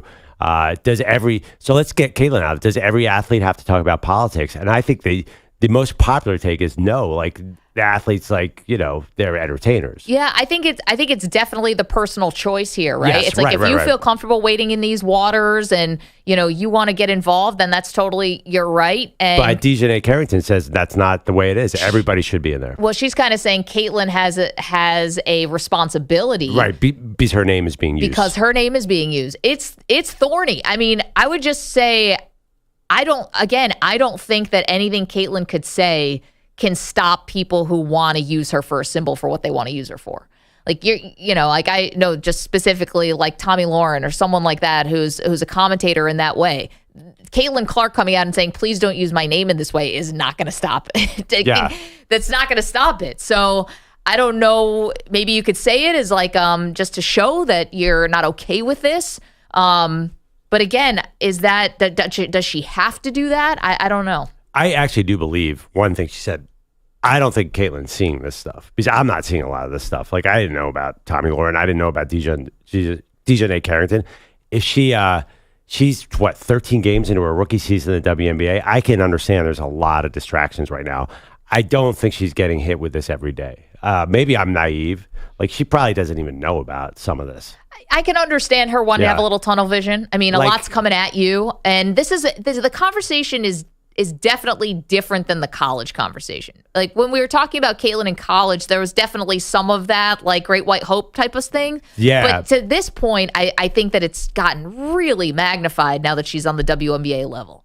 Oh, definitely. And I think the sexuality question has become a much bigger issue on WNBA. These are tough waters. You know what kind of... Is it good that the WNBA coverage is now so politicized? I mean... It's the third rail. It really is. This actually started to remind me of the Colin Kaepernick story in a lot of ways. Because it's crossed over into politics? It's very difficult to talk about. It evokes a lot of energy in listeners. And I'm not sure there's good and bad things out of that. Like, I kind of feel bad for Caitlyn, but you're right. I don't think she has the right thing to say here. And I do think, like, she's had... Can you imagine like going from college basketball at Iowa and all of a sudden you're in like this all-star league and you have all this pressure on you? Like she probably does have to focus on basketball in a crazy intense way. Yeah, I think she's trying to navigate her way through. You know, at one point she was also asked about like, you know, is the fact that she's kind of being used for a symbol, is it hurting her ability to develop relationships with other women in the league? Yeah, Jim Trotter, I think, asked that question. Jim we love. I mean, Jim is he's the cream of the crop. Oh, we have that? Okay, here's this question from our pal, Jim Trotter. You know, I think everybody in the league understands, you know, one, we're excited about all this attention we're getting. I think we're appreciative of it. I think the league has been great for a really long time. But, you know, my focus is on my teammates. Like, they've been amazing. I don't think it's impacted me making relationships on my team. You know, I'm not obviously talking to people on other teams on a daily basis. Like, I have so much to focus on here, and, you know, getting my teammates to trust me and do all that is my main focus. Same with our coaching staff and same with this organization. Yeah, I listen, developing relationships with women in the league and other teams, like that will come, you know, that will definitely come. I think it's a lot to ask this early into her career to be doing that. I actually think the Olympic team, and one of the reasons why I thought she should have been on the Olympic team, not one of the reasons, but one of the benefits of her being on the Olympic team could have been developing relationships with some of the most veteran, senior, and talented women in the WNBA. Maybe that's a good thing for them to all be away for a month, doing training camps, playing together overseas, you know, having that bonding time. I thought could have been good, but this is not her responsibility. Wait, why are you supposed to be friends with people on other teams? Like, that's like one of the worst things about modern sports is that they're all friends. Like, that sucks. I mean, is it good that LeBron is like openly closer to guys on other teams than his own team? Like, that's not a positive. Kobe wouldn't talk to anybody on another team until he got old. That's such a weird priority for an athlete. Like, right, aren't you supposed to hate the other team? Isn't that what good athletes do? Yeah, maybe, but I also think there's an idea, because the WNBA is still growing, like all leagues are still growing, but they really are, that this idea that like to have, for the stars to have relationships means they can move things like in a common goal, in a common direction. Wait, hold on one second. When like the lockout happened in basketball, we were at those press conferences. It's Kobe. I was not. Okay, I was. It was Kobe. It was Kevin Garnett. It was the stars of the league all kind of banding together. You have to have some kind of working relationship with the other labor. I'm not saying Caitlyn does now, but it's definitely at some point. It's definitely a negative for sports, right? Like Bill Russell and Will Chamberlain were friends. They were rivals. Like, wait, they had dinner together before every time Bill they Russell played. was manipulated. Did you ever hear about what Kevin Garnett would do to people on other teams? I know, but he was a monster. He used to apparently try and torture Tim Duncan, torture him. Like, yes, like when guys hate it, you're supposed to have rivals and dislike the other team, not be buddy-buddy. No, making my point. Those guys actually did have relationships behind the scenes. They did. And well, yeah, that's fine. And it didn't hurt the competition on the court at all. But it's certainly not a priority of a sport is to like, I don't know, like, so. It's not a priority. Caitlin Clark's supposed to be friends with Diana Taurasi. Like, what does that do for anything? I'm not saying that they have to be. I'm saying it might help. I do think the stars of the league, except for like a Jordan Isaiah situation where there really was some significant beef there. Yeah, you mean the peak of NBA awesomeness?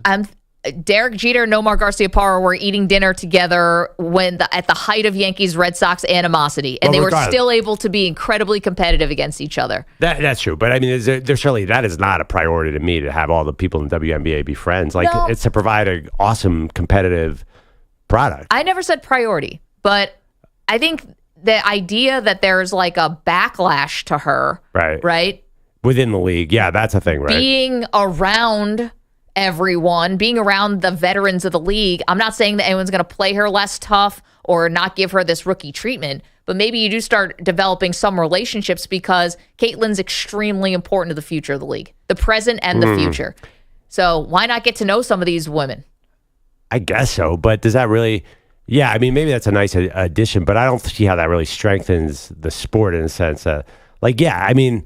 I think the best part about the Caitlin Clark thing, like, it's been this rivalry with Angel Reese, and like, you know, kind of like took it like Angel Reese is like, yeah, we kind of like each other. Like, I'm a big fan. That kind of killed that storyline to a large degree. Like, I understand. I don't think it's a priority to have Caitlin Clark be buddy with everybody. Like, rookies come in the league, like they go through the rookie treatment, and eventually they'll learn to respect her. It's just like kind of, I'm sure LeBron went through the same thing. I'm sure there were a ton of older guys who were like, I don't like this guy. And then he became a star, and like it happens. Like that's going to happen organically. Right. Yeah, there's no reason to force that. That is, to me, not a worry. Like Caitlin Clark will be fine amongst the league eventually. 855-212-4227. So that's a little of what's going on in Caitlin's world. Again, Fever did win last night, so got that going for you. There you go. Are they getting close to the playoffs? No. They're better than the Washington team. That's bad. But you got the big rematch coming up on Sunday. You mentioned Kennedy Carter, Angel Reese, Chicago Skye, Fever. This is like the shove that launched 1,000 opinions. Yeah. The rematch happens on Father's Day, Sunday at noon Eastern. Are we all going to be disappointed if there's not some altercation? What are you expecting? Like, I want pro wrestling. Are you kidding me? I want off the top rope. Speaking of Father's Day, get to that in just a moment. Maggie Perloff. You're in a 5-minute break.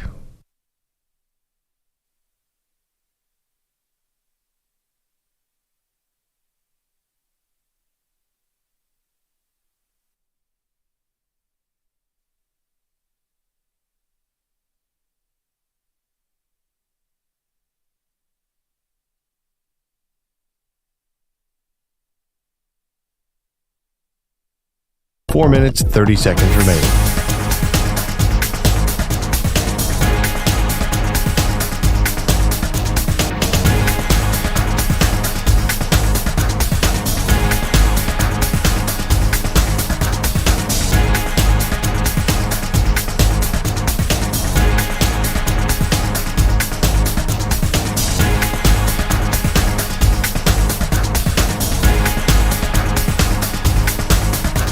Four minutes remaining.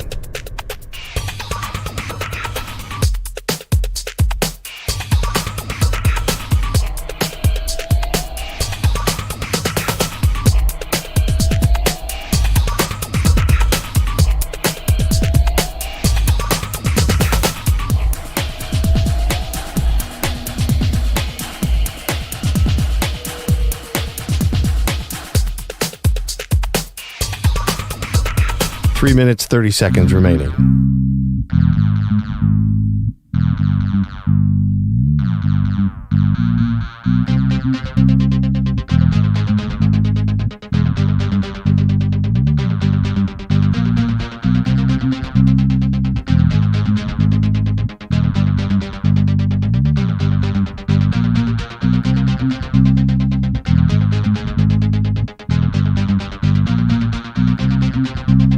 3 minutes remaining.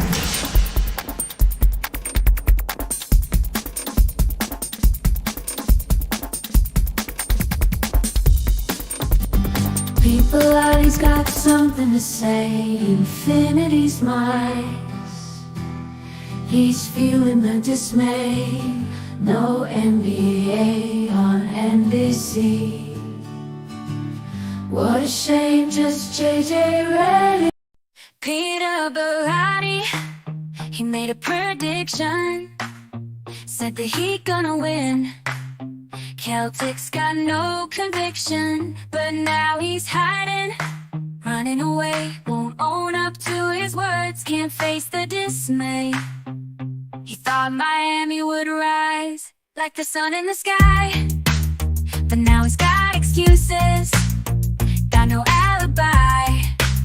He thought the Heat had it, it was a sure bet, but they couldn't handle Boston, not just yet. Peter Bellotti, where you at now? You made a bold choice, but where's your wow? Can't stand the heat in the kitchen. Your predictions cold.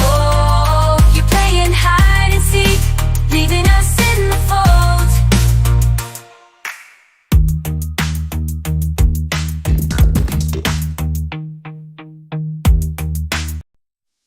Lee Bellotti's got something to say. Infinity's mine.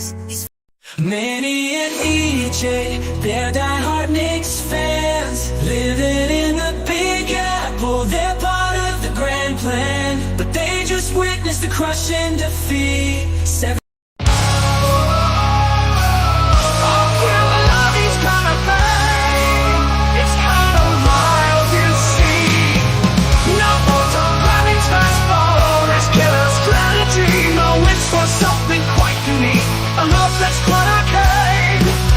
Singing sonnets to Tom Glevine's brain. Oh, Glevine's brain, it's on the train, running through the strategies and games. Peter loves it more each day. Shouts hooray for Glevine's brain. In every game while others cheer for strikes and all the fame, Peter's got his notebook out, jotting insights from the game.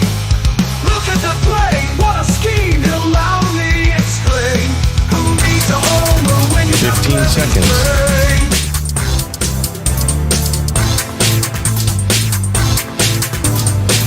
Break ends in 5 seconds.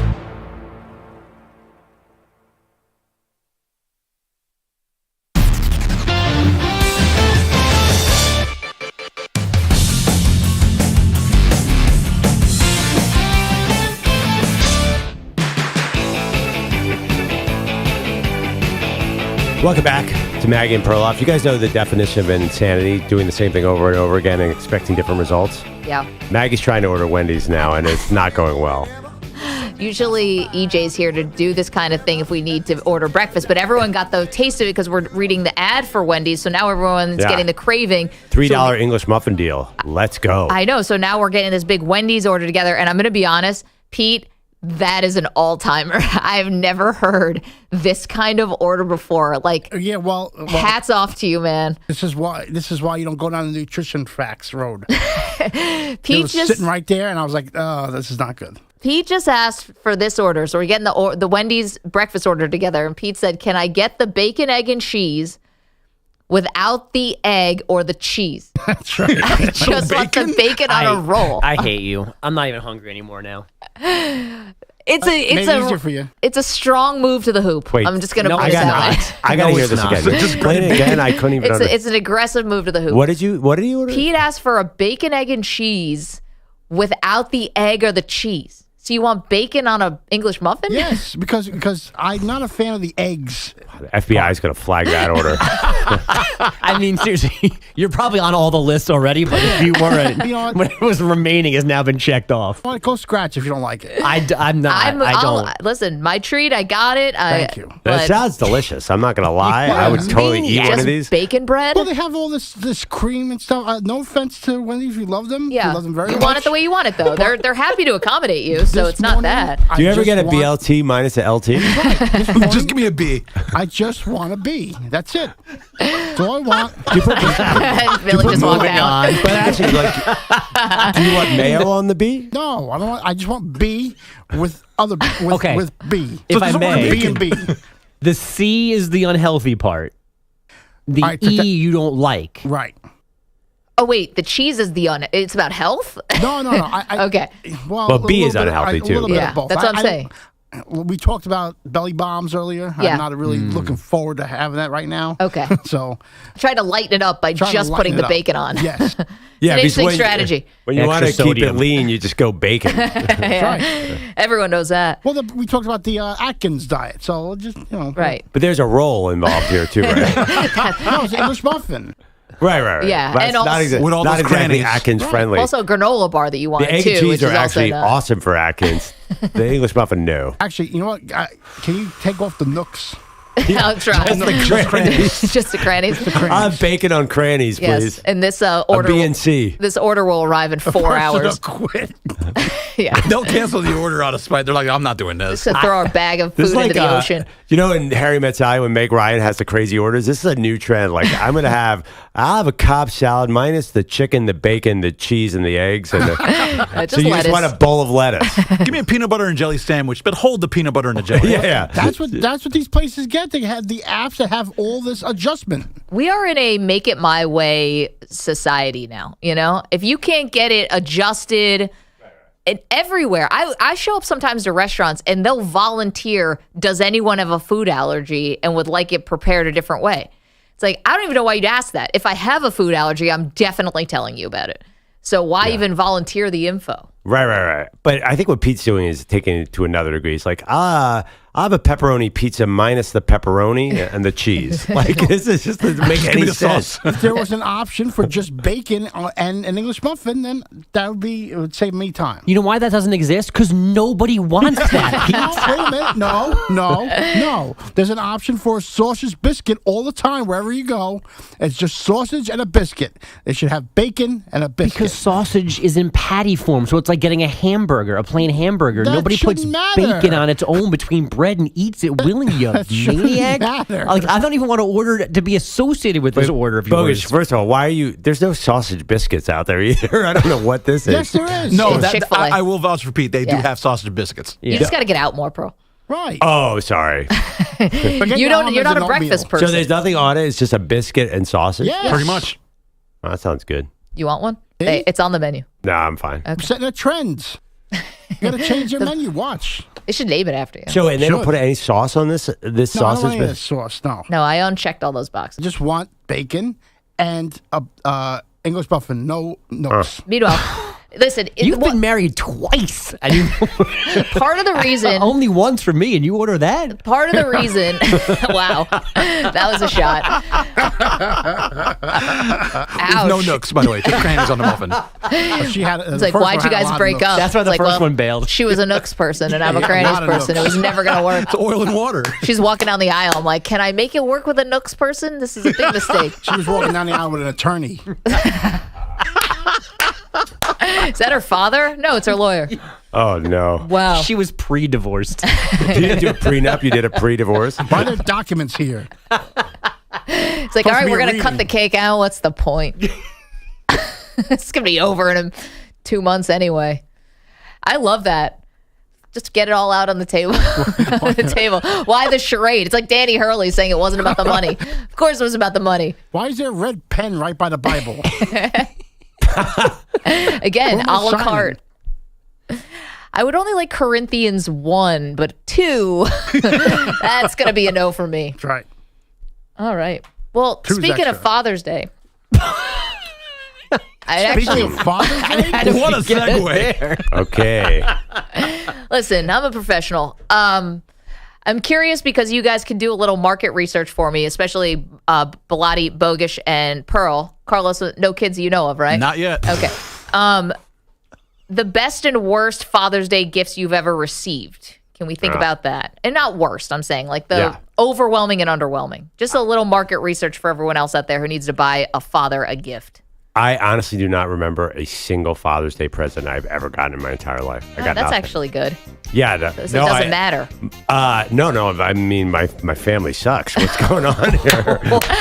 Just forgettable gifts. Forgettable. I think I got a Starbucks card last year. Is that right? You do love coffee. Yeah, no, so that's good. No, I don't get. I get gift cards occasionally. A card. I don't get much. So what the best I would like was it when the kids were young. Time was the most important thing. Yes. I just wanted to sit on the couch and watch sports. Right. That's all I wanted. That's the most important thing. Alone That time. is my best gift. That I have gotten that many times. Okay. And cut that last part out of the podcast. Sure, right on top of that. They're all still asleep. It's cool. But unfortunately, I don't have like a material item that I can point to. Okay. Bogusch, anything memorable? Well, I was going to say the same thing. I can't remember a bad one, not because my family sucks, but because my wife is very good at giving gifts. I also am a sucker for anything like from school, the little my dad is this sheets, like anything that confirms that my kid thought about me for 5 minutes and knows something about me. Love it. Okay, I go back. I forgot. I got a Dadalorian off Mandalorian t-shirt 2 years ago, and I treasure it. I'd frame it if I could. I should have worn that today. Oh, man. The Dadalorian t-shirt meant a lot to me. Bogusch nailed it right there. Anything that says number one dad, it's easy, Maggie, and it's cheesy, and it works. Okay. Wow. Number one dad, Pete, any good or bad? Bacon. I like the thought. Bacon on a sandwich. Bacon on a slab, please. No, thoughtful gifts. Right. Stuff that's from the heart.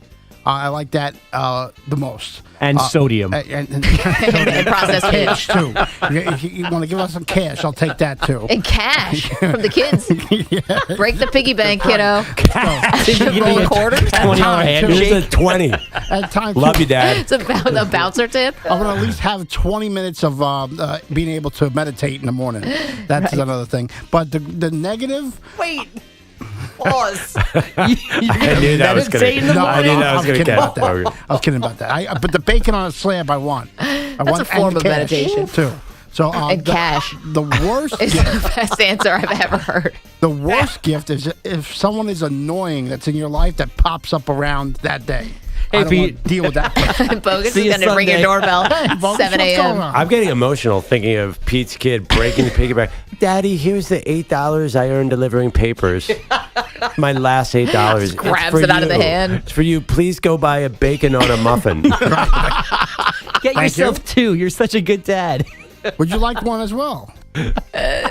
Daddy, I know it's all nickels and dimes, but I know how much you love bacon on bread. The best is if he just took it out of your wallet 5 minutes before. Just like recycled it. It's like, here's a 10, maybe a couple fives in here, 20. I will say, though, the best gift I ever got was last year. It was right after my daughter was born, and they did the shirts, the I Love Daddy shirts. Oh, okay. That was the best gift I ever got. I love that. Ever. Number one dad. Loved All him right. to death. So this newborn had a big role in this. It sounds like your wife did that. She called. She was on Amazon ordering. She was their little fingers. Oh wow, she was at least like 3 weeks old. Yeah. Already got an Amazon account. That's right. You never get like a number 4 dad t-shirt either. Like that would be bad. Yeah. Top 10 dad. Yeah. Like Letterman did it. When Letterman did the billboards that he was the number 3 rated show. Yeah, exactly. Yeah, after Hugh Grant did the famous interview with Jay Leno, he said he's the number 3 in late night. Actually, Eric Stengel came on the show and told us that whole story, the former showrunner. That would be awesome, though, if your kid gave you number 4 dad or something. You're the Kevin Durant of dads. Like, Bill down the street. Nah, that's a dad. He's good. I mean, listen, there's no shame in not being Bill. Maggie, you take that advice, by the way. I'm writing this all down. Rank your husband number 1. It means a lot. Thanks for the sage wisdom. Yeah. When you have the dad power rankings that you put out every week, got to put it in tone. I'm like Craig T. Nelson, my 2 dads, Reginald Vell Johnson. Like, am I going sitcom dads? And then all of a sudden, here comes Or my like dad, Andy. Throw him in there. Is it like Dion who has family rankings and like has, yeah, he does. Yeah. So definitely put Andy number 1. That's a good idea. Antonio Cromartie's there too. He gets so many gifts. He must get so many gifts like on Sunday. Christmas for him on Father's Day. That is. She got ID cards from his kids. He can't remember their names. Name tag. It's introductions. Well, my name is He claims that video was doctored. I'm like, I don't think so. I mean, What's you can doctored? watch it. There's no jump cuts. Maybe he was hoping AI. it was That doctored. was not AI. That was 13 years ago. That was him Sorry. trying to name his kids all on camera, and needed a couple chances. That was a Hard Knocks episode, wasn't it? Definitely. Oh, I feel like Carlos should be able to weigh in here, even though he doesn't have kids. No, I'm good. I'm all out. Yeah. What are you We're doing so- on Sunday? Just hanging?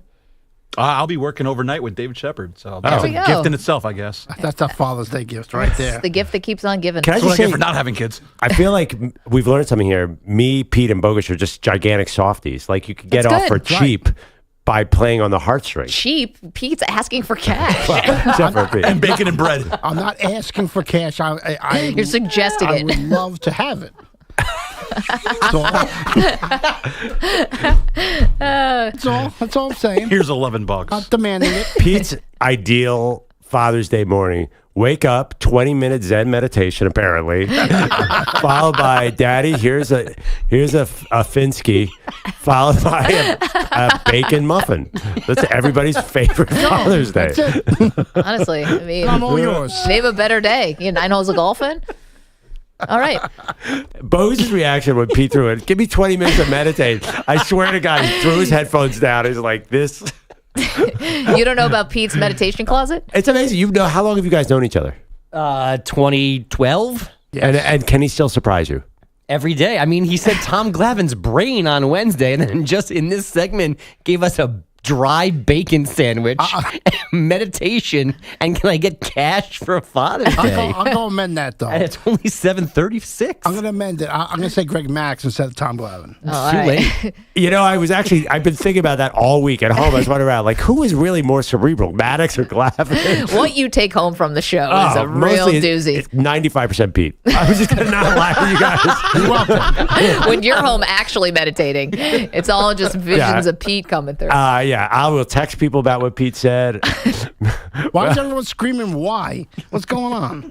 We have a little surprise related to Tom Glavine's brain later in the show for you, Pete, too. Yeah, and apparently we have a surprise also from Carlos that our name came up.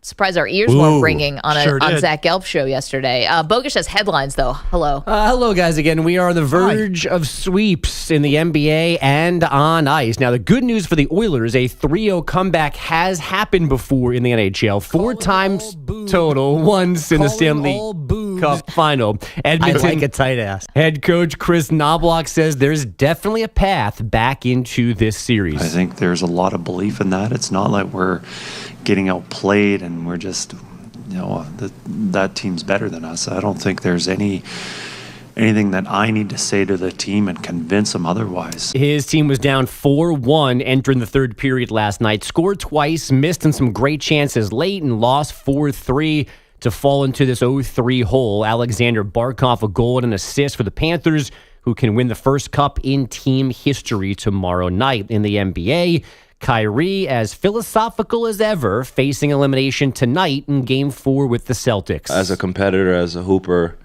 to be experiencing at this level is an incredible teacher for me. I use it as a moment to learn, how hard it is to win. All right, a question for the basketball-playing Perloff and the cooler Carlos. Can you begin a sentence with "as a hooper"? Oh, if you're Kyrie Irving, yes. If you're me, no. Okay. That's self-aware. Yeah. By the way, Kyrie, it's ridiculous how good his answers are during this whole fight. Like, this can't be the real Kyrie. Like, his answers it's almost textbook. He said the perfect thing in every interview for about 3 weeks. Yeah, we talk about Father's Day gifts. I want him eliminated from my Father's Day gifts. Well, you might get that. He does. He has a knack. Like, when he wants to say the right thing, man, he delivers that line. Like, he always says the right thing, Pete. Well, great, wonderful. He doesn't always say the right thing, but when he wants to. No, right. He knows how to be very insightful, non-controversial. Like, he knows exactly what he's doing. And it's the way he says, it's his delivery, it's his energy, his tone, his pacing. I mean, honestly, like or dislike him, he would be an unbelievable color commentator. That's a retiring his jersey, right? Yeah. Into the dumpster. I mean, Kyrie. No, if Kyrie the won, Cavs might. No, that won't happen either. Bogus, No, you're not wrong. Yeah, you're not. And we also like we have short memories, we forgive things, we move on. So at some point, Kyrie probably will be back in everyone's good graces. I mean, not exactly like A-Rod, but it feels like A-Rod. Like A-Rod was, all of the stuff with cheating, and now he's, whether he's good or not, people want him on baseball broadcasts and whatever. So, I mean, Randy, he was the baseball face for 2 different networks at one point after being suspended for a year. Yeah, Randy Moss had some problems as a player. Remember that thing with the cop in Minnesota? And now he's a beloved broadcaster. So I just think, that being said, Kyrie is complicated. I just can't imagine he would want to do that. It seems like everything he says, it's all about other causes. I think he would be more likely to go into politics than he would broadcasting. Really? Yeah, but once you retire, though, some of that energy changes. There are a lot of guys who weren't fans of the media then got into the media. No, I'm saying he's always talking about Native American causes and other things. I think right, but is that going to be a full-time job for him? I mean, why would he turn down money from one of these 9 streamers who carry the NBA? I know what you're saying. You can do both. Yeah, I think you can do both. I know what you're saying. I can see him traveling the world, just sort of being a philanthropist. I mean, would you have seen Tom Brady becoming Fox's #1 broadcaster? I still don't know why he's doing that. Yeah, so because the money is why he's doing it. Also, too, you need a job. Once you retire playing basketball, you need the structure of a 9-to-5 job, and I think that's attractive to most former athletes. So, and when he wants to say the right thing, he can say the right thing. That is true. As a hooper like me, yeah, as a hooper, not a cool thing to say. You know who can really say that? Former Falcons tight end Austin Hooper. And his entire family. Tip-off in Dallas tonight is shortly after Mr. Hooper from Sesame Street. 8:30 Thank you. Eastern. The Celtics are Dads listing unite. Kristaps Porzingis, and his foot injury is questionable. Conor McGregor's officially out of UFC 303 in Vegas in 2 weeks because of injury. It is the first time he's ever had to back out of a UFC event. UFC could not find a true new main event, so it's adding 2 lesser fights to the card, bumping up some others in importance. Shocker that Conor out in the club, that this fight was not going to happen. Is that the backstory? I just know that this has been brewing for a while, apparently. Wait, I saw the video. What's the connection here? I saw him in the club making out. Didn't seem like he was training all that hard, is what I'm saying. Oh. Yeah, but you could be in the club partying and training, no? That's right. Train during the day, club you think at night. You think that everybody who's training isn't going out to the club? Boxers? Fight camps are generally way more low-key. Yeah, those clubs with giant octagons that are training. No, it doesn't work. Wait, how far away was he from the fight when he was caught in the club? Like 5 weeks out. You telling me boxers are shutting it down 5 weeks out? I don't know. Conor McGregor. As a hooper, I can tell you right now. It's where you guys started the show. Trevor Lawrence and the Jaguars agreeing to a 5-year extension with a max value of $275 million. With Lawrence still having 2 years left on his rookie deal, he is now the 6th QB with an annual average value over $50 million and the 9th guaranteed more than $100 million. Purple rain last night at Target Field. As this ball hit high in the air to deep left field. Carlos Correa says, we don't need all singles. Home run into the second deck. And the Twins lead 6-2. The actual home run on Twins radio doesn't matter. It did cap off a 6-2 win over the A's, but it was Prince night in Minneapolis. So Correa went back to the dugout, put on a purple vest and hat, and played a purple blow-up guitar. I saw that. For the dugout camera. That's fun. I wasn't sure if this was like their thing, home run celebrations, whether it's, remember, the blazer for the Toronto Blue Jays or that interesting hat, like helmet for Shohei. The Mariners have a trident. Yeah. Seattle. So it's getting a little nuts. I do have the backstory on this. Okay. So this was Prince night last night, but the purple vest predated Prince night. It was supposed to be part of their new celebration when the year began, but for some reason the vest did not get to them right away. So then they were using a home run sausage, which created a whole... Using it how? That was my point. It created a cottage industry of jokes and innuendo, this home run sausage in the Twins dugout. So they decided to wait. They let that play out. Prince night came, was the perfect place to get the vest into the rotation. So this began last night, and it will continue as their celebration. I know. See, these things need to be a little more organic. Like, ever since the Miami Hurricanes turnover chain, everyone's been looking for a thing, and now we're forcing it. Yeah, I agree. It's lame. But thank you, Bogusch. All right, 855-212-4227. Coming up, history could be made tonight. We'll tell you what. You're in a 5-minute break.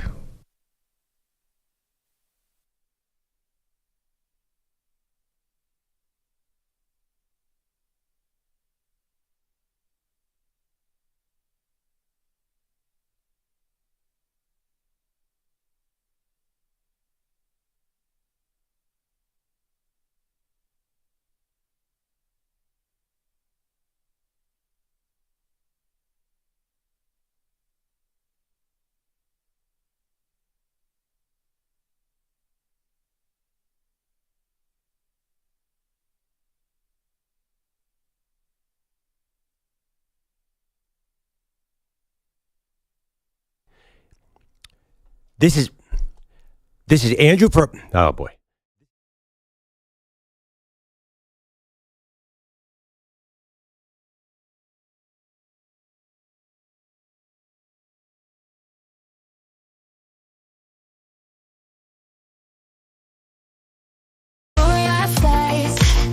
He's on the chat, tuning in where it's at. Infinity Sports Radio, playing all morning, dancing to the beat, feeling so right. It takes our life, the speakers blast. It's a Twitch viewer having a blast. With the lights dimming,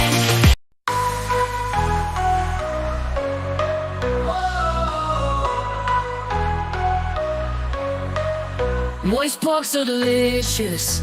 Fashion icon, always ambitious. Rocking the threads, fresh and clean. Styling on the scene, living the dream. Loves Twitch, not YouTube. Always dancing, never in the mood. Live streaming with 1 million views. Sipping on success and paying his dues. Loves Baltimore, city of his heart. Representing, playing his part. But hates back callers, ain't no doubt. Gotta stay fly, that's what it's about.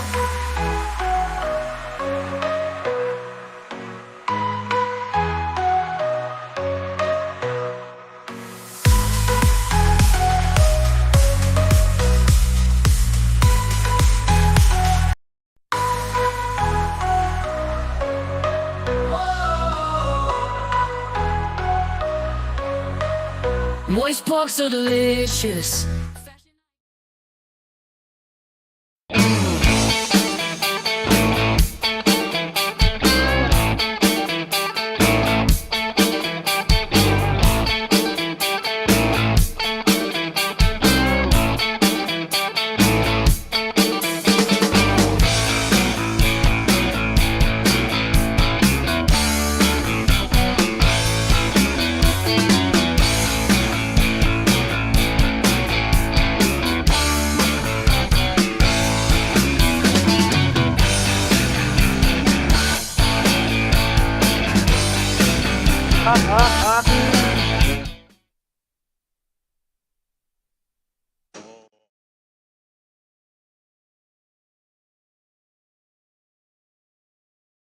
Room, scrolling through the tube, watching Maggie Perloff, getting in the groove. Found a viewer in the chat, his name's Dalton, I'm Brian. Spitting fire comments, he's the #1 fan. Got his fingers moving, stepping non-stop. Dropping all the knowledge, never gonna flop. Talking about Brian, he's the king of the chat. With his love for the show, there ain't no doubt.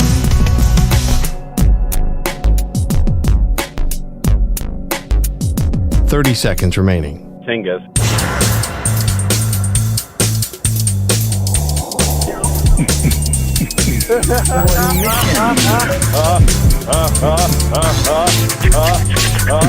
15 seconds.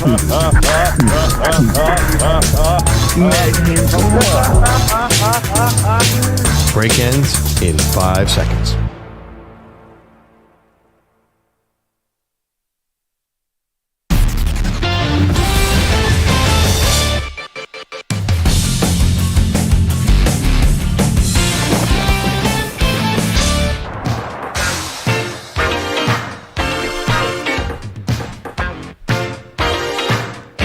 Of Prince Night, Minnesota.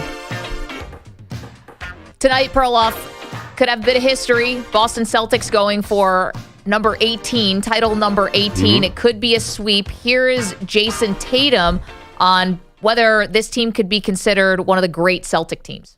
Obviously, it'd be cool enough to hang an 18th banner. I get that's the bigger thing, but there's never been a Celtic team ever with a better playoff record than what you guys have to this point. The 86 team went 82-18. You guys could be 2 games away from that as like the second best Celtic team ever in terms of record. How much more would that add to it when you think of all that this franchise has done? You guys could be at the top of a whole lot of lists in that record book. I didn't know that. That would be really cool. But, you know, you guys probably would say we didn't play anybody to get here. So we just have to do it again next year.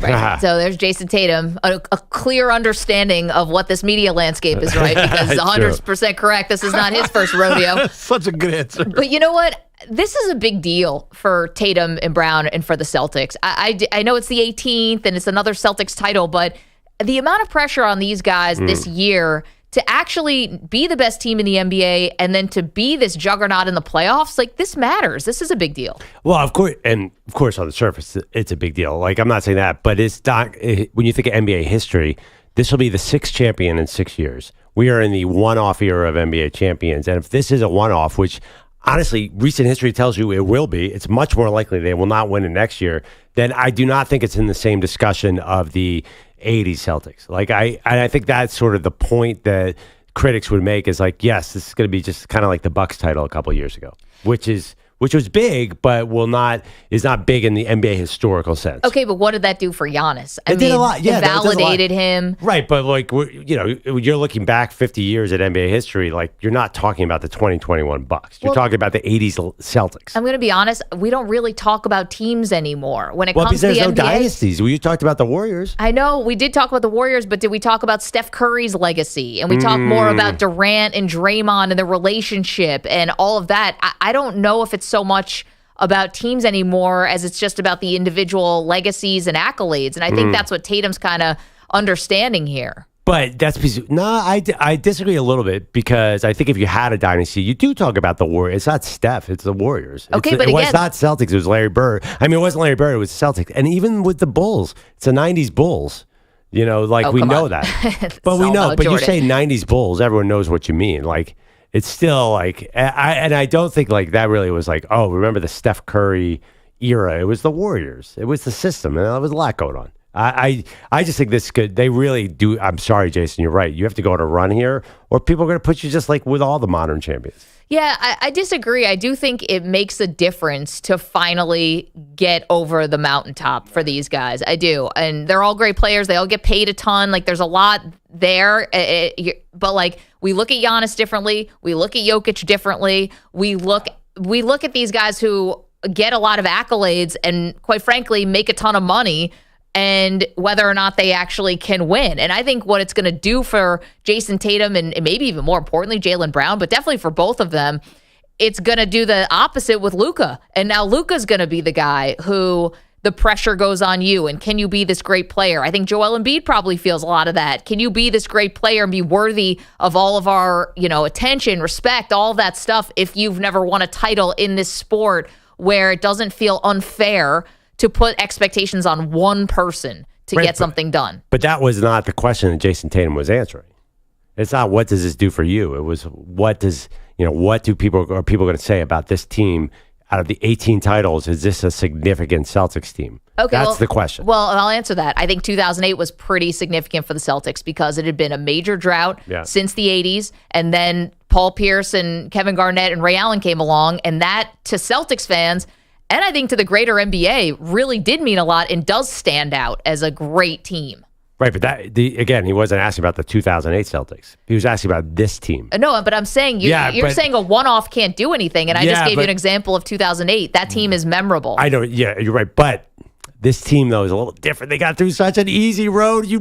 Tatum was talking about something that, like, perception-wise, I do think even with a title, people are going to be like, yeah, but. You know how people put asterisks on titles. No, you're doing it. You're doing it with them. You know that people are going to look at this and there's going to be a lot of yeah-buttism down the road. That is so unfair. 855-212-4227. All right, Maggie Perloff, coming up, we do have an explanation. Why would anyone say no to the Lakers? Find out next.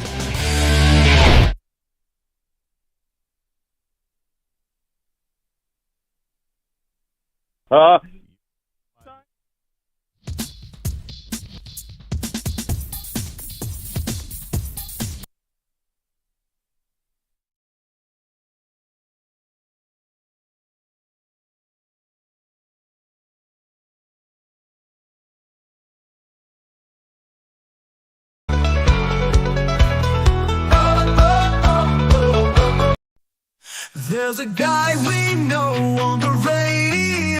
Every single day, a Maggie and Perloff show.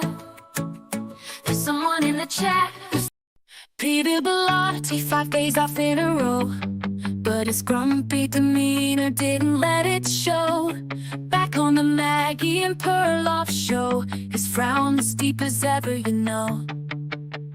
Peter, oh Peter, why the grumpy face? 5 days of free. Sitting in my room, scrolling through the tube, watching Maggie and Perloff, getting in the groove. Found a viewer in the chat, his name's Delta 9 Brian. Spitting fire comments, he's the #1 fan. Got his fingers moving, stepping non-stop, dropping all the knowledge, never gonna flop.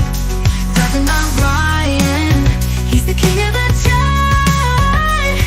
With his love for the show, there ain't no doubt.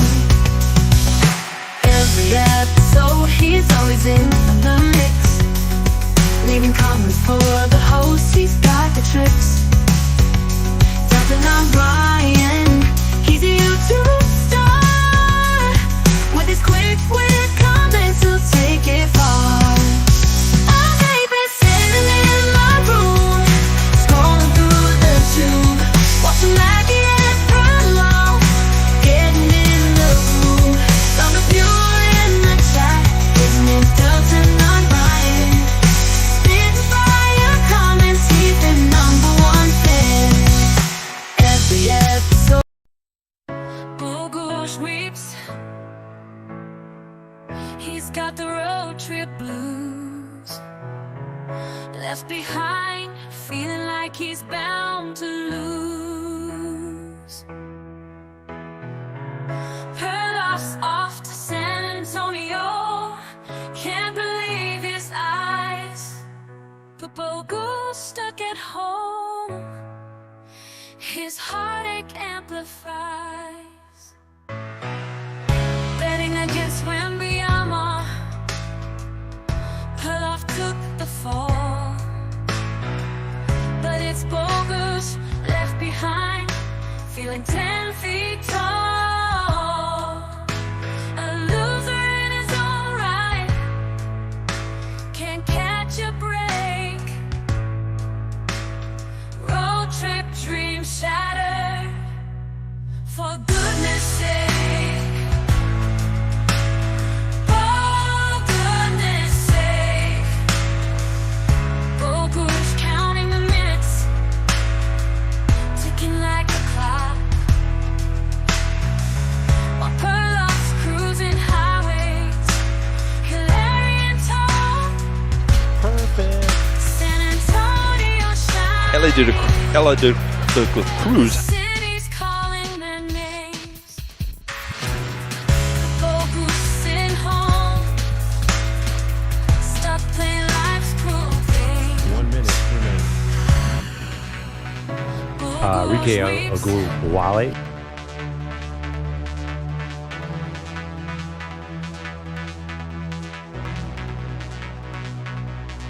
babies? Why can't baby just be babies? Why can't baby just be babies? Why can't baby just be babies? Why can't baby just be babies?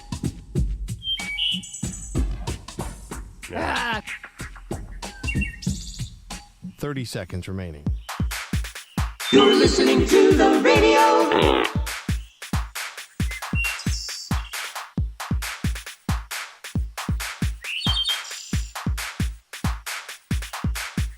Fifteen seconds.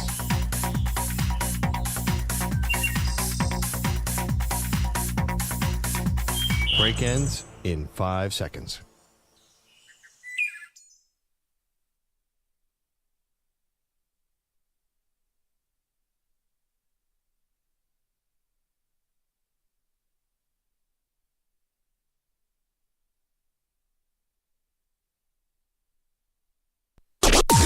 Maggie and Perloff on the Infinity Sports Network.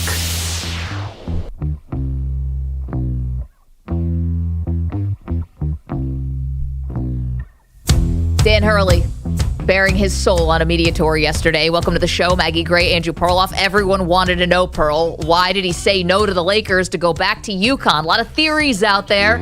And Dan Hurley opened yesterday saying that it was a gut-wrenching decision, that he appreciated and respected the Lakers, and that most importantly, he did not use this as leverage to get more money from UConn. He wanted to make that abundantly clear. Yeah. Because I don't know who would ever admit that. Like, yeah, I got him. Well, yeah, but he kind of took a shot at you, Maggie, because I think, actually, I don't even know if you said on air that this feels like a leverage play from the start. I did. Yes. He said it felt like work. And you were not alone. No, it's not you alone. You definitely were not alone. But he said anybody who says that, that's a lazy conspiracy theory. I don't know what's lazy about it. No, it's not I'm not lazy. sure where that word came from. It was actually quite a bit of reporting, I think, that went into it, which is, and trying to figure out why, and what Dan Hurley's contract situation was. And that was really hard to get the true facts on it, because he was literally in a contract renegotiation with UConn. And these are details that did not come out. Why would they? But details that did not come out until after the fact. But just to push back a little bit, he's a college basketball coach. He's in a constant contract renegotiation, of course. Right. But he's at a constant okay, trying to get more money. But there was an idea that when people found out his salary, it felt low, and that there was only a $1 million buyout, and all of these things that were conditioned as sports fans to sort of understand, like, what are the triggers here, right? And what leads to what dominoes fall. And so, here's the thing too about Coach Hurley, and listen, respect him, and I love listening to interviews with him. I really do. Like, he comes across like incredibly genuine. But I feel like you have to call a little BS on not using the leverage. I think he's trying to really use semantics here, where maybe his own salary could have been worked out. But he admitted yesterday on the Le Batard show there's still NIL situations to be dealt with, his staff salary. There's still things he wants from UConn. And, even entertaining the Laker job sped these things up. Like, do you not think he's going to get more NIL money? The governor of Connecticut came out and said, give the guy whatever he wants. Well, regardless, so before, with or without the Lakers, he was still holding out. I mean, NIL money and assistant pay, these are details. Like, he was still holding out for these details one way or the other, and he's probably going to get them anyway because he's Dan Hurley, and he has just won 2 titles. Yeah, maybe, so I don't know if he needed the Lakers in this leverage play. I don't know. I think it definitely is a holding feet to the fire a little bit more. He just wanted to make it clear that it was not for his personal salary. Now, on the flip side, to say that this was not about the money at all also would be incorrect. So let's hear from Dan Hurley. Again, he was on the Le Batard show. He did a lot of things yesterday, but he was on Le Batard show, and he did say there is a number that it would take for him to leave UConn. To leave, there probably is, to leave a place at any moment in your life. I think that to say that it's not a motivating factor, the finances to leave a place is definitely a thing. To stay at a place, I don't think it's ever going to be a thing. Like to stay somewhere like UConn, it would never have been, I think, a financial thing. Like, again, this wasn't like some like pressure tactic to make me the highest paid college coach. Like that was already done. But to leave a place, I mean, to leave all that behind, there probably is a number. I don't know what that is. Okay. So obviously the Lakers didn't hit it. $70 million, Pearl, you thought was maybe insulting is the wrong word. You don't want to turn your nose up at that kind of money, but you thought that was not a true offer. Well, I wouldn't say not a true offer. That might be going too far. It actually, as we get days away from it, it feels like people are saying, they offered a minimum wage to coach the Lakers. This is getting out of control. With the tax implications, Danny Hurley has to pay the Lakers to coach them. I'm surprised. He's the 2-time defending champion in national for college basketball. He should be offered the biggest contract because he's new. It's kind of like quarterback pay. The next guy up. Oh, he's the Trevor Lawrence. The fact that he's the Lakers and he's number 6 in the league, that struck me as weird. I thought it was going to be way bigger. First of all, and I agree with something you said earlier. The fact that he was only getting 6 years, $32 million at UConn, that was outrageous. I thought, I see these college football coaches are making 3 times that much. So I was very surprised at that. Then 6 years, 70, that clearly was not enough. And I think most of us reacted that way. It's like, wait, that's the offer, 6 years, 70? He'll probably get 8 years, 130 next offseason. Okay, good for him. But, for the people who have, the teams that have shelled out all this money for coaches, while you have the Steve Kerrs and the Eric Spoelstras of the world, do you think that the Detroit Pistons do you think they're regretting making Monty Williams the highest paid coach? Because they've been awful. I did not think that the Lakers' offer here was insulting at all. Dan Hurley is a great coach, and he's at the top of the college food chain. That does not mean you're going to have success in the NBA. To show a little bit of caution, to say, listen, this could go a million different ways. He could burn out. He could not hack it. The team might not like his style. It's always a bit of a risk when you're hiring a new coach. So to just automatically throw him all this money, I know people are using this to clown the Lakers, and I'll grant you, they don't look great because they went after their big fish and missed. But I did not think that offer was insulting at all. Well, it's not even insulting. I think who cares about insulting? It's the marketplace. It clearly was not enough on the marketplace. Yeah, they didn't get him. The proof is in the pudding here. They offered him 6 years, $70 million. He said, no, thank you. Right. So insulting or not insulting, it clearly wasn't enough to get him. And I know there's a lot of complicating factors here, but I bet you if they'd gone, say, 8 years, 120 or something, I think there was a number where they really could have gotten him, and this definitely was the number. And I saw that 6 years, 7. Of course, he said no to that. Okay, so he says after taxes, really, it's marginally better than UConn. To take a jump to a totally new thing after having all that success in stores, you really got to up his pay by 50, 60%, really just way, way up there. And this just wasn't enough to me. Yeah, but I guess if you're looking at it okay, so who's going to come along next? The Orlando Magic are going to offer him this huge amount of money? Or if that's the case, then he jumps on that because that team is got a great Orlando. roster. Let's say it's Washington, D.C. I know they No, he's not taking that. But there's a number. So is there a number? Because if you say there's a number, then you are admitting that it might not matter what the job is, right? That there's a number that someone could hit that's going to turn your head and make you leave. And that could end up being a terrible situation. If I'm the Lakers, I get being cautious. What if I make a mistake and Dan Hurley just is more suited to be a college coach? Some guys might just be wired for college and not wired for pros. Then I'm the Lakers and I'm on the hook for all this money when 2 years after the fact I have to make another change? I don't understand all this money, 6 years, 7 years. You're paying Rui Hachimura $17 million. No, I'm saying if you made him the highest paid coach. Who cares? It's not that much. To me, that's the thing, too. It's not that much money. And he's the highest paid coach for now. Then it'd be past the next offseason again and again. What's a big deal? So what you pay? They're offering him 6 years, $70 million. What's that? $10 million a year. Offer him 14. That's not. You're the Lakers, for God's sake. Who cares? It's not. That has no impact on the bottom line. If you offer him more. No, I don't. You're such a prestigious franchise. You're worth so much. No, I don't think there's a lot of risk in that situation to make him the highest paid coach. That's where you and I we're not going to see eye to eye on this, but there's more to this story, right? Yeah. So beyond the pay and beyond the contract and all of that, there is this, small issue of LeBron James, maybe one of the most famous athletes on the planet. Hurley said that he was texting with LeBron over the weekend. This is courtesy of Colin Cowherd. We had some text messages and incredible, message from him over the course of the weekend. Just talking about basketball and some different things and letting me know, that if he was there in LA, that I'd have his support. And think about that, man, that blew my mind. And then we got into a text exchange, and then the exchange even went through to when I chose to go in another direction. So it blew my mind when you get a text message from LeBron James. Very crazy. Right, and he also was very strategic. This guy, what a great college coach, just wanted to keep the lines of communication open with LeBron because of Bryce. Oh, nice. He's got the other son who we think is going to be a really good basketball player. Yeah, I mean, listen, always recruiting, right? This to me is where this actually is not about Dan Hurley at this point. To me, this is about LeBron.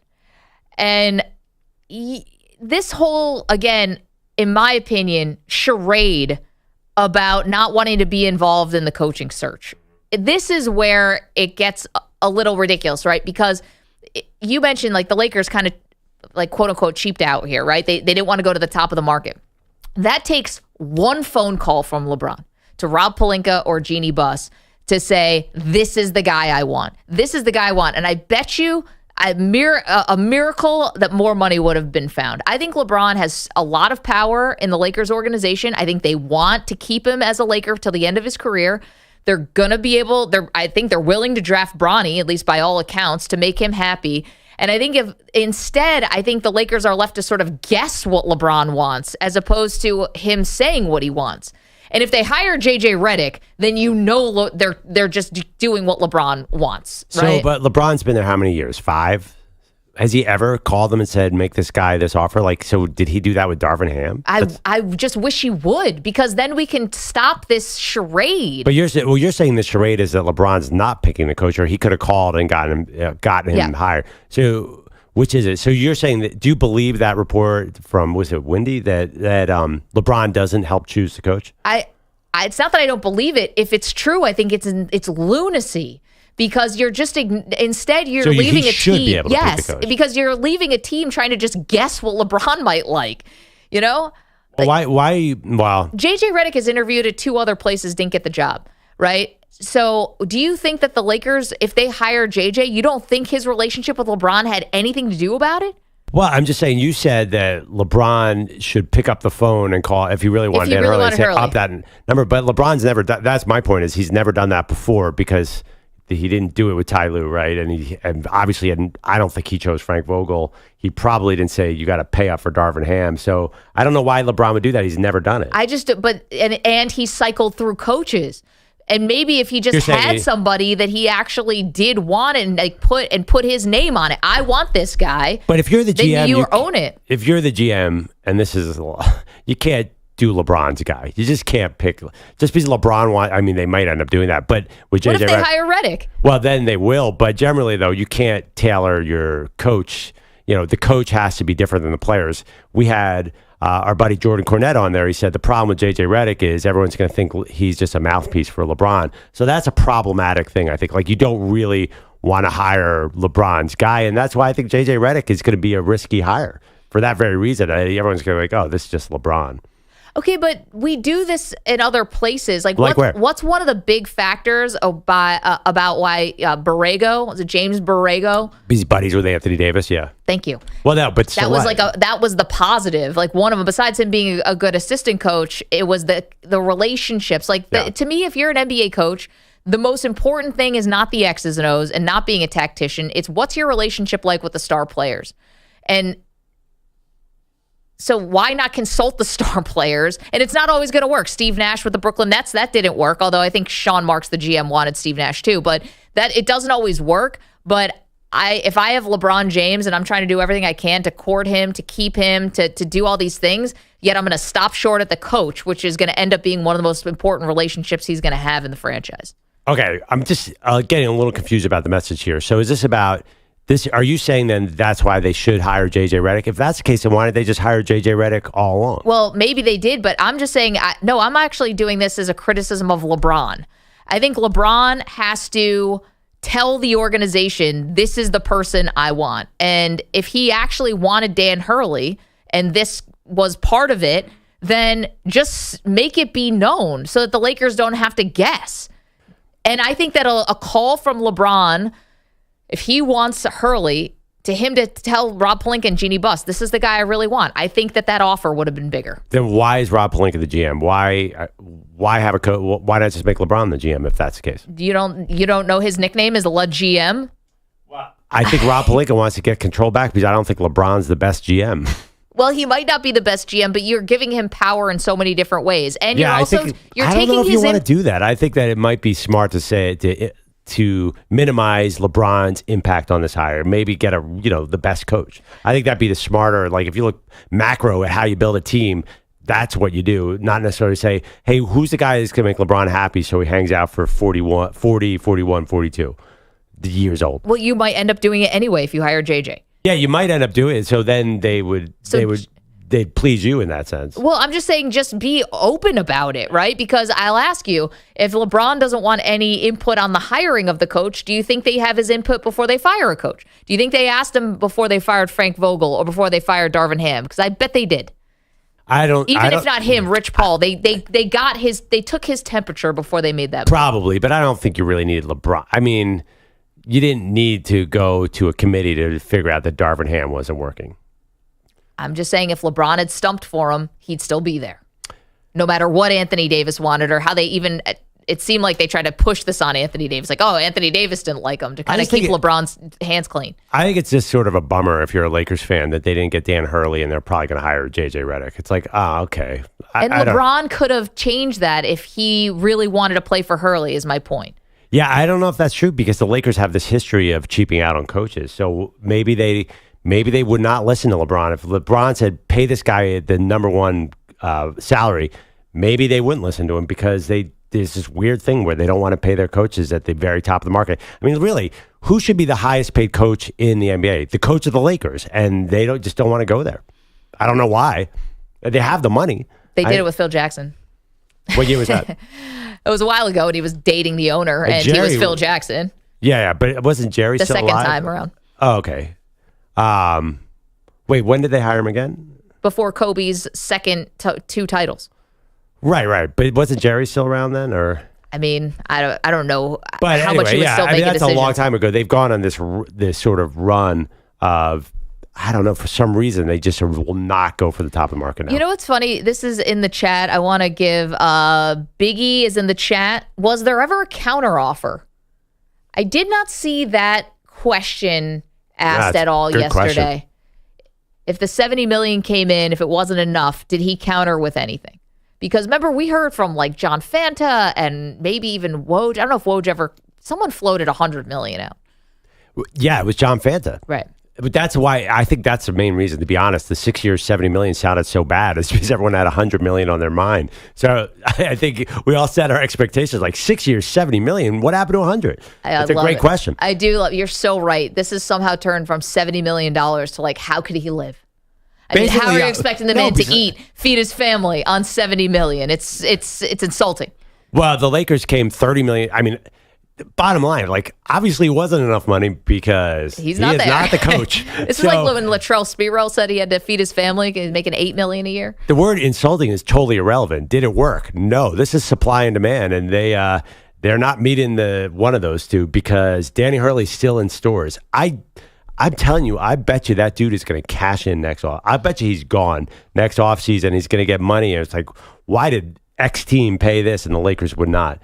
That being said, also, I think the situation, can we talk one more thing? The situation in LA, like, this is not a bona fide championship contender. Like, it's a tough spot for Dan Hurley to win. And you have LeBron and Anthony Davis. Like, if you go 48-34 and get knocked out in the play-in tournament, everyone's going to be like, what's going on here? So maybe he wants an easier situation. Is that possible? Yeah, I don't think that athletes and coaches look at it that way. I think they like the challenge.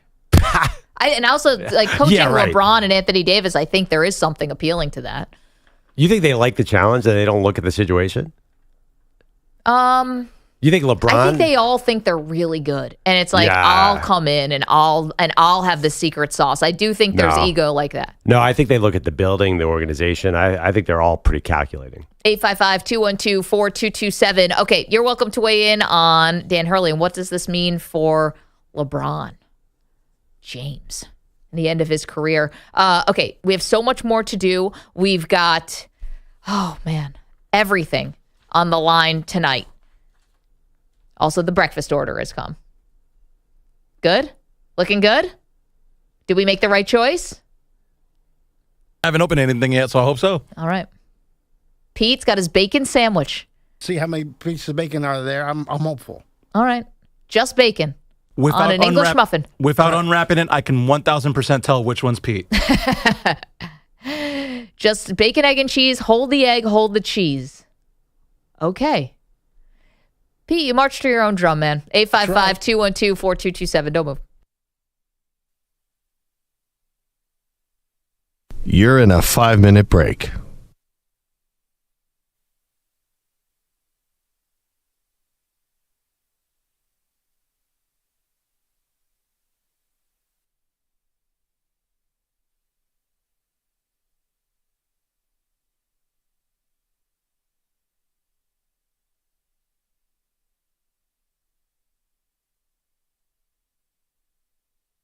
Four minutes, 30 seconds remaining.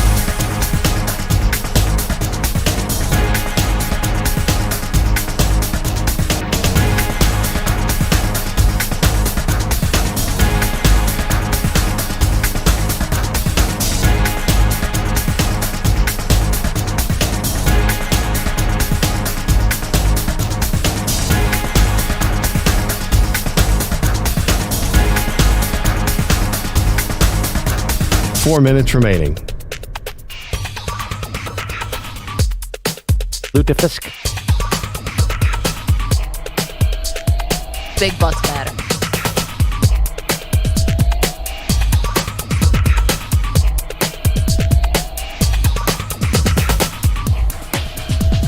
Professionals who look at other men's butts. I'm a great time. 3 minutes, 30 seconds remaining.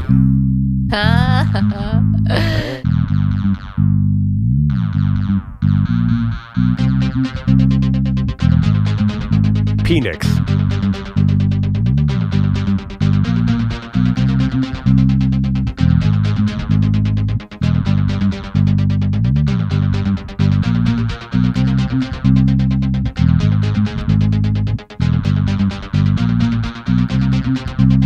Three minutes remaining.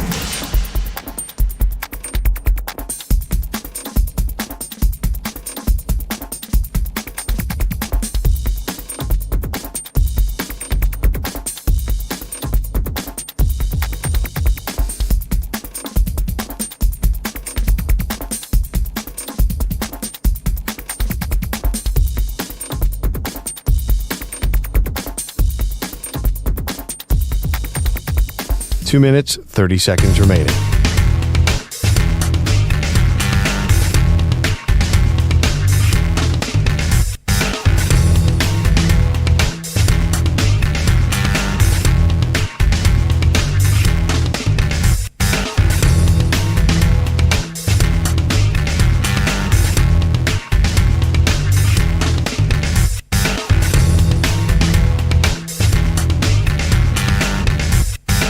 Two minutes remaining.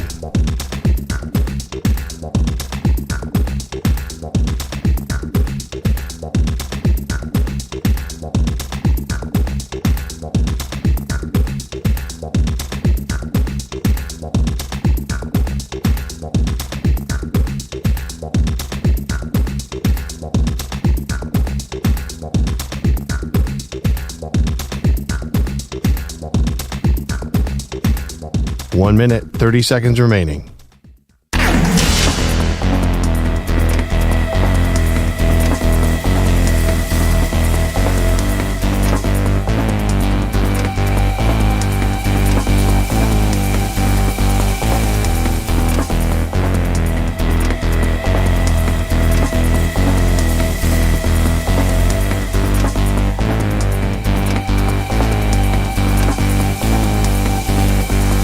One minute remaining.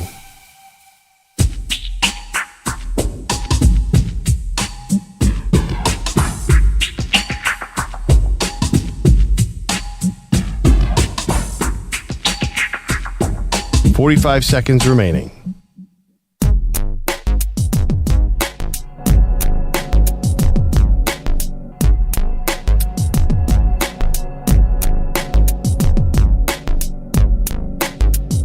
30 seconds remaining.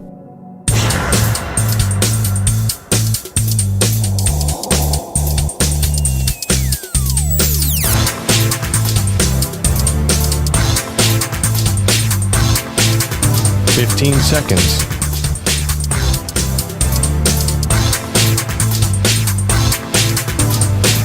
Break ends in 5 seconds.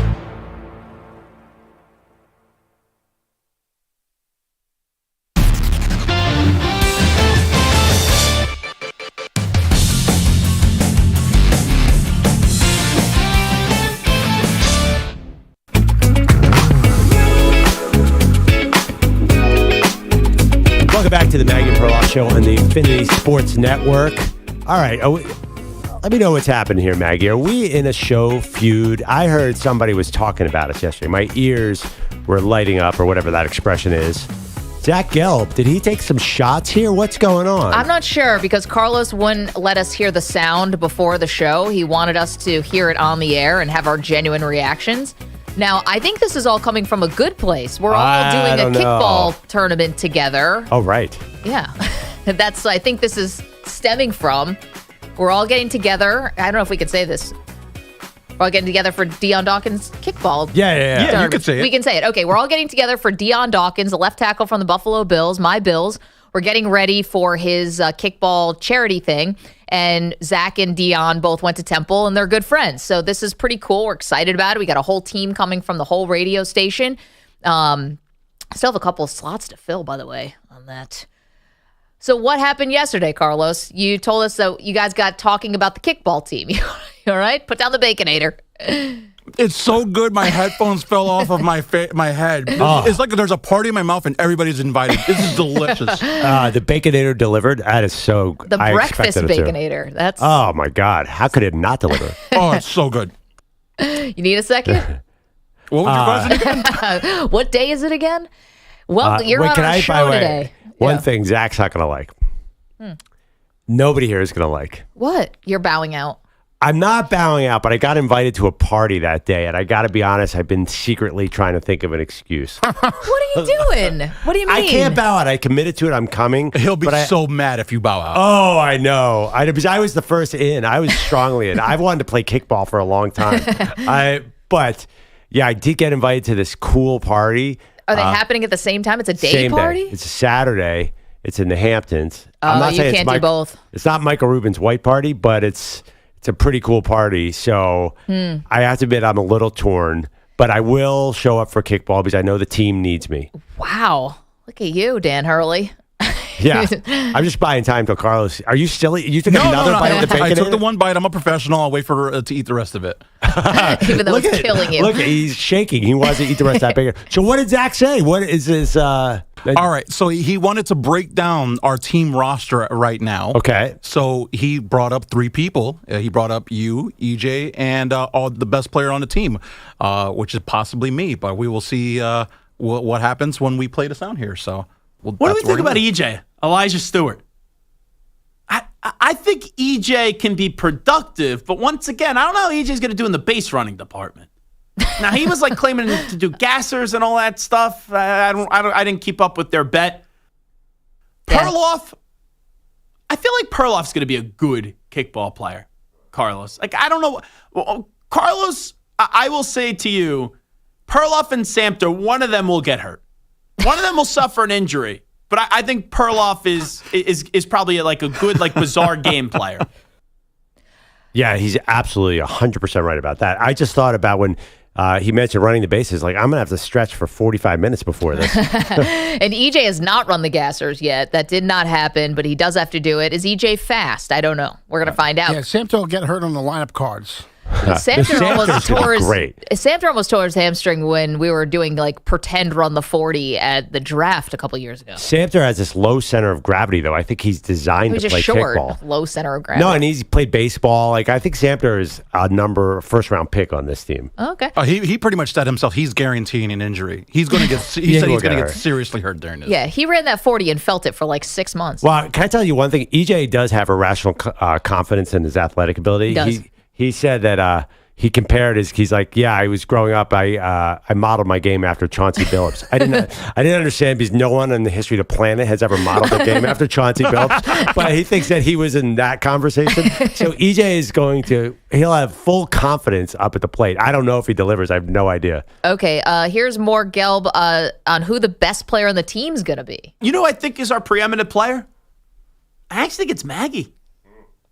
I think Maggie has a competitive side to her where Townie Maggie will come out and there will be a few expletives. Like if I'm looking at this list, most likely to get into a fight at a charity kickball game.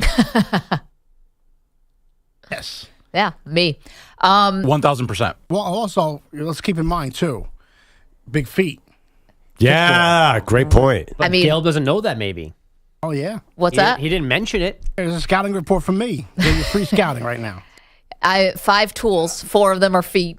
feet size. The other is smarts. Yeah, you cover about half the plate with just one of those bad boys. One of my gigantic flipper feet. Yeah, you know, he's right. I have a slight concern about Maggie's game. What's that?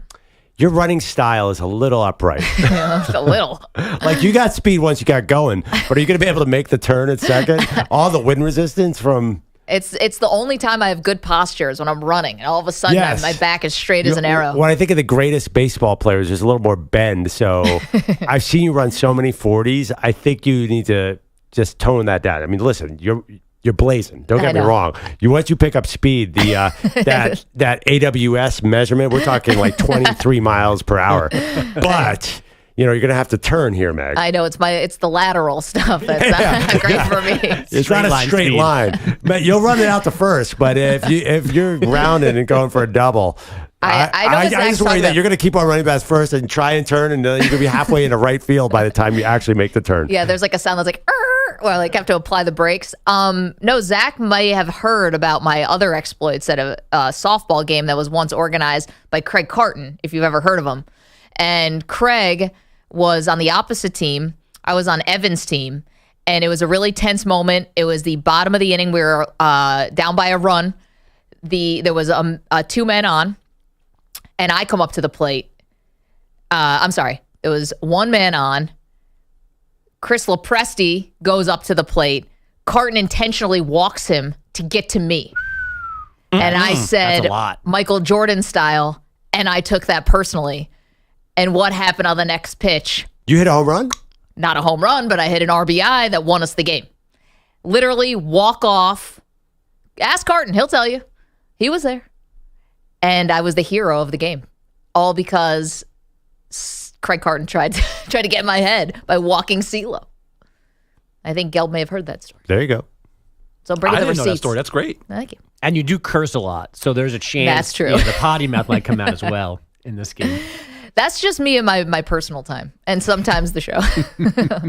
I can't wait because I would be bringing some libations. A little adult beverage. Nice. Did you check that with Deion Dawkins people? I did not check that with him, but I'm sure it'll be fine. That's a given, right? Kickball, I assume there's a keg there or something. If I'm playing this sober, what am I even going for? Yeah. Fair. Bogusch, are you in on this? No, I am not free that weekend, that day.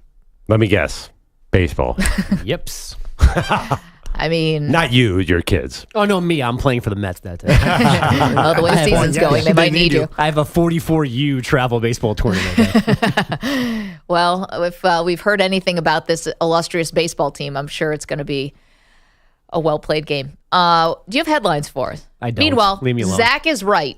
I think I'm going to show out on this one. Yeah. Meanwhile, Deion Dawkins is obviously going to be the best player, right? I'm not sure. I've never played kickball since I was in 3rd grade. Who else is on the team? Bellotti, are you in? I am not there, no. Carlos, Samter, Perloff, and myself, but Perloff's trying to get out of it. Fact. Keith McPherson is going to be on the team. Sweet. Keith's playing? No. College athlete. We all think he's going to bail, but supposedly he's in. Yeah, he'll definitely bail. Why? Keith's a man of his word.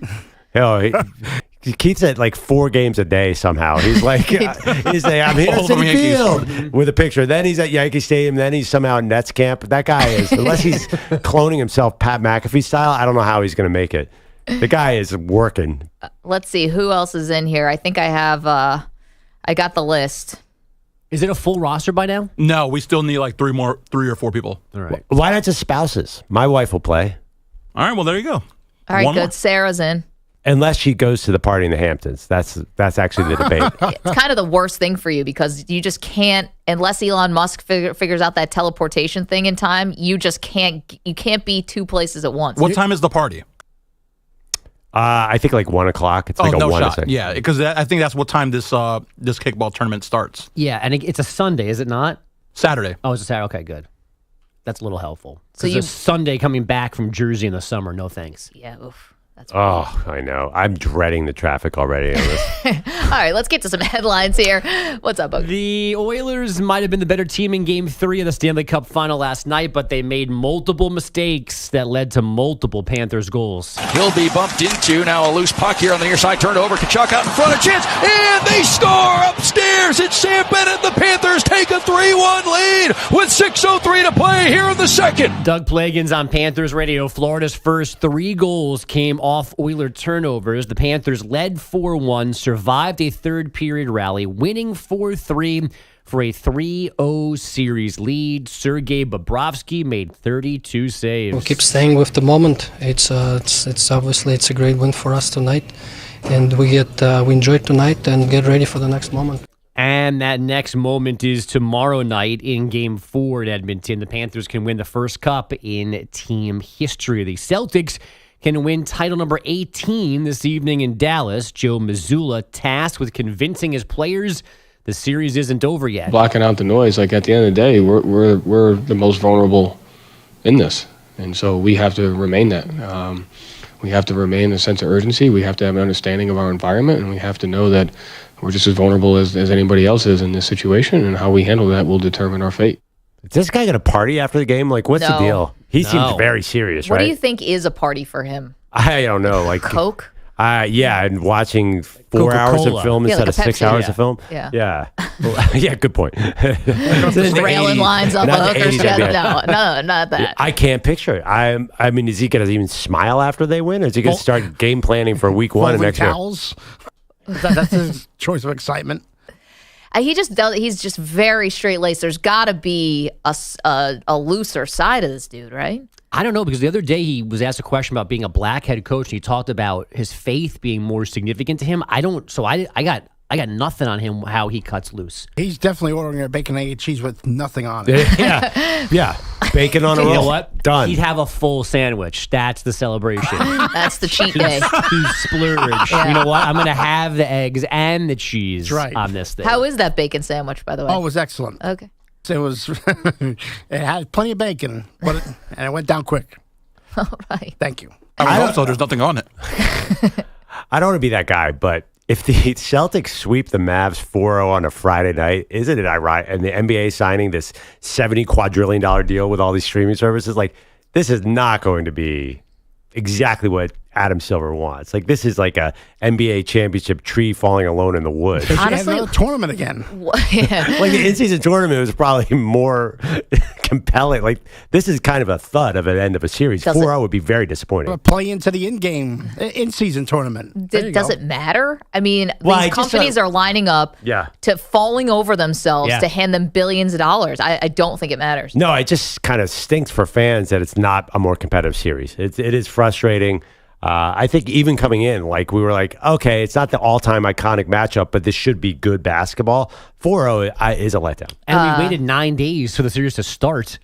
Yeah. And now it's going to be over in 4, maybe? Eric said he's taking a page from Belichick. You know, listen, fair, because Belichick, how did he let loose? Who knows? It just wasn't I his think thing. Belichick had fun. I don't know that Yeah. Joe Mazzulla has fun.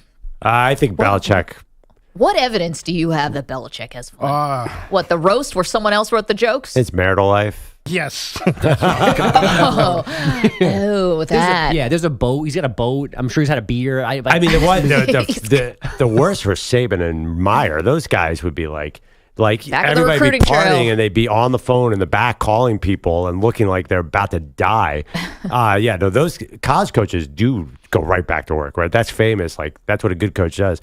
Danny Hurley, he looked happy, actually. Yeah, but then 2 days later, there was a picture of him laying on the floor. That was like first day of the transfer portal. Oh, yes. Right. Joe Mazzulla is not going to have fun. Wait a minute. He had a picture out about the transfer portal right after he denied the Lakers the job. No, this is after he won his second title. Yeah. Oh. No. All right. I'll take that back. But yeah, these coaches let loose. Joe Mazzulla have to do something. You think they go to Vegas and then back to Boston, do like that little trip? Like, hey, we're already in Dallas. Let's just take the plane to Vegas quickly before you get back to Boston. He probably goes to the store. Hey. I'm going to get the red and the blue Doritos today. That's right. It was like the store to pick up like a gallon of eggs and milk. I'm going to get the medium salsa. Not the mild, the You medium. know what? It'll be a cherry Coke today. Good job, Joe.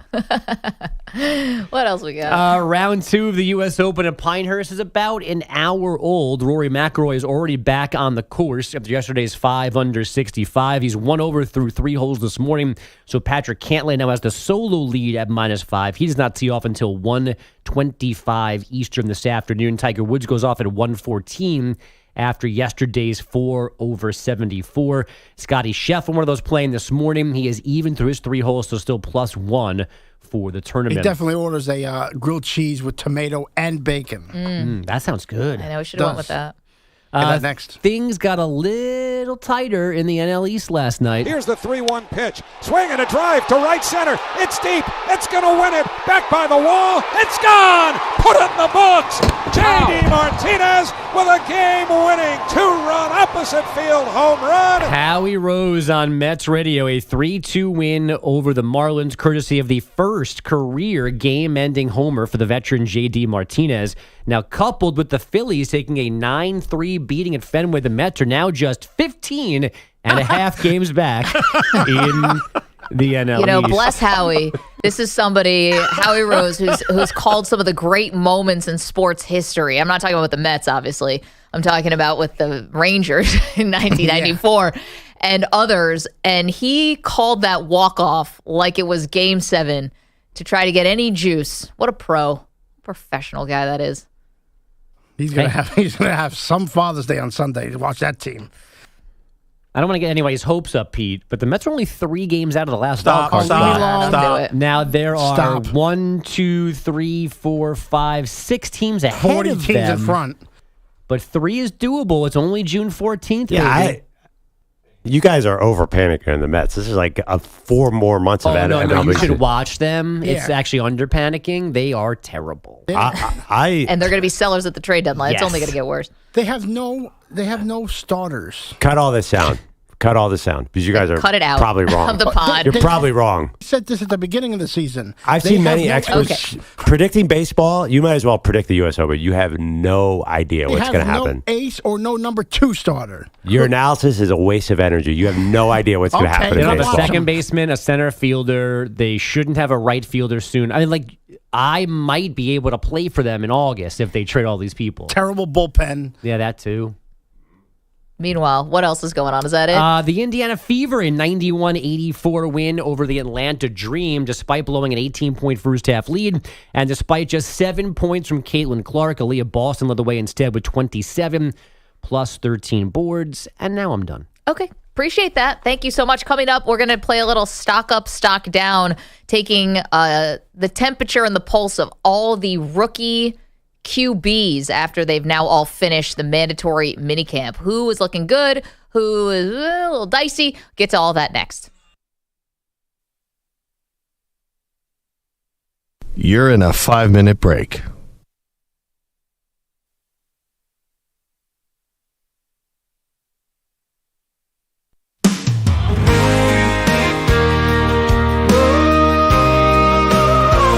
Maggie's got some giant feet, they're the talk of the town.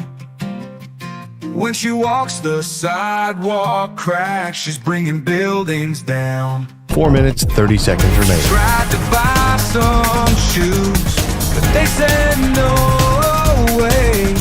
Now she's wearing both sales just to get through the day. Maggie's giant feet, they're a real big deal. Stepping on poles, creating legs for real. Maggie's giant feet, they make a mighty thud. But Maggie just laughs. Hey, 4 minutes it's remaining. all in good fun. She went to a dance, cleared out the floor. kill for more. At the beach, she's a hit, making giant sand castles. The footprint's so big, they're like dinosaur battles. She went to a dance, cleared out the floor. 3 minutes, 30 seconds remaining. Her feet made the music, folks yelled for more. At the beach, she's a hit, making giant sand castles. Her footprint's so big, they're like dinosaur battles. Maggie's giant feet, they're a real big deal. Stepping on puddles, creating lakes for real. Maggie's giant feet, 3 minutes remaining. mighty thug. But Maggie just laughs, hey, it's all in good fun. She went to a dance, cleared out the floor.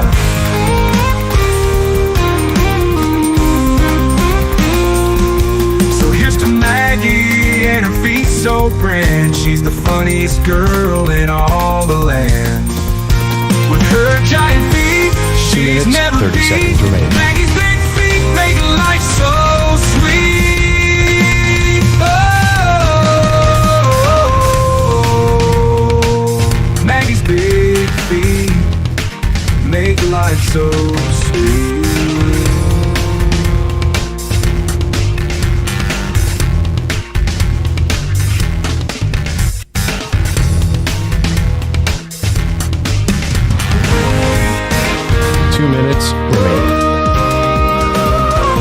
Maggie's got some giant feet, they're the talk of the town. When she walks the sidewalk cracks, she's bringing buildings down. She tried to buy some shoes, but they said no way. Now she's wearing boat sails just to get through the day. Maggie's giant feet, they're a real big deal. Stepping on puddles, creating lakes for real. Maggie's giant feet, they make a mighty thug. But Maggie just laughed.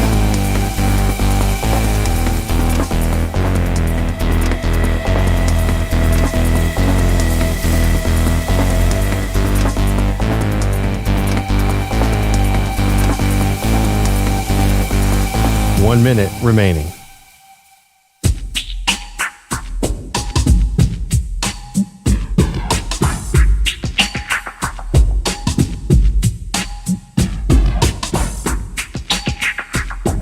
$45 seconds remaining.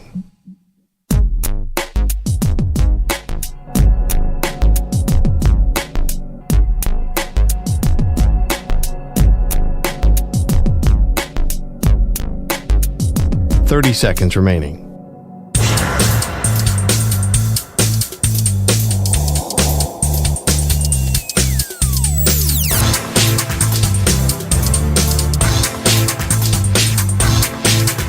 $15 seconds.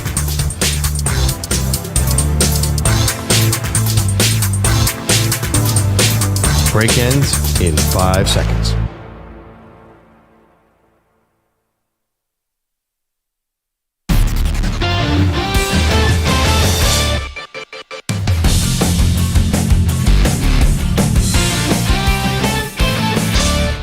The M&P 500 on the Infinity Sports Network. Welcome back.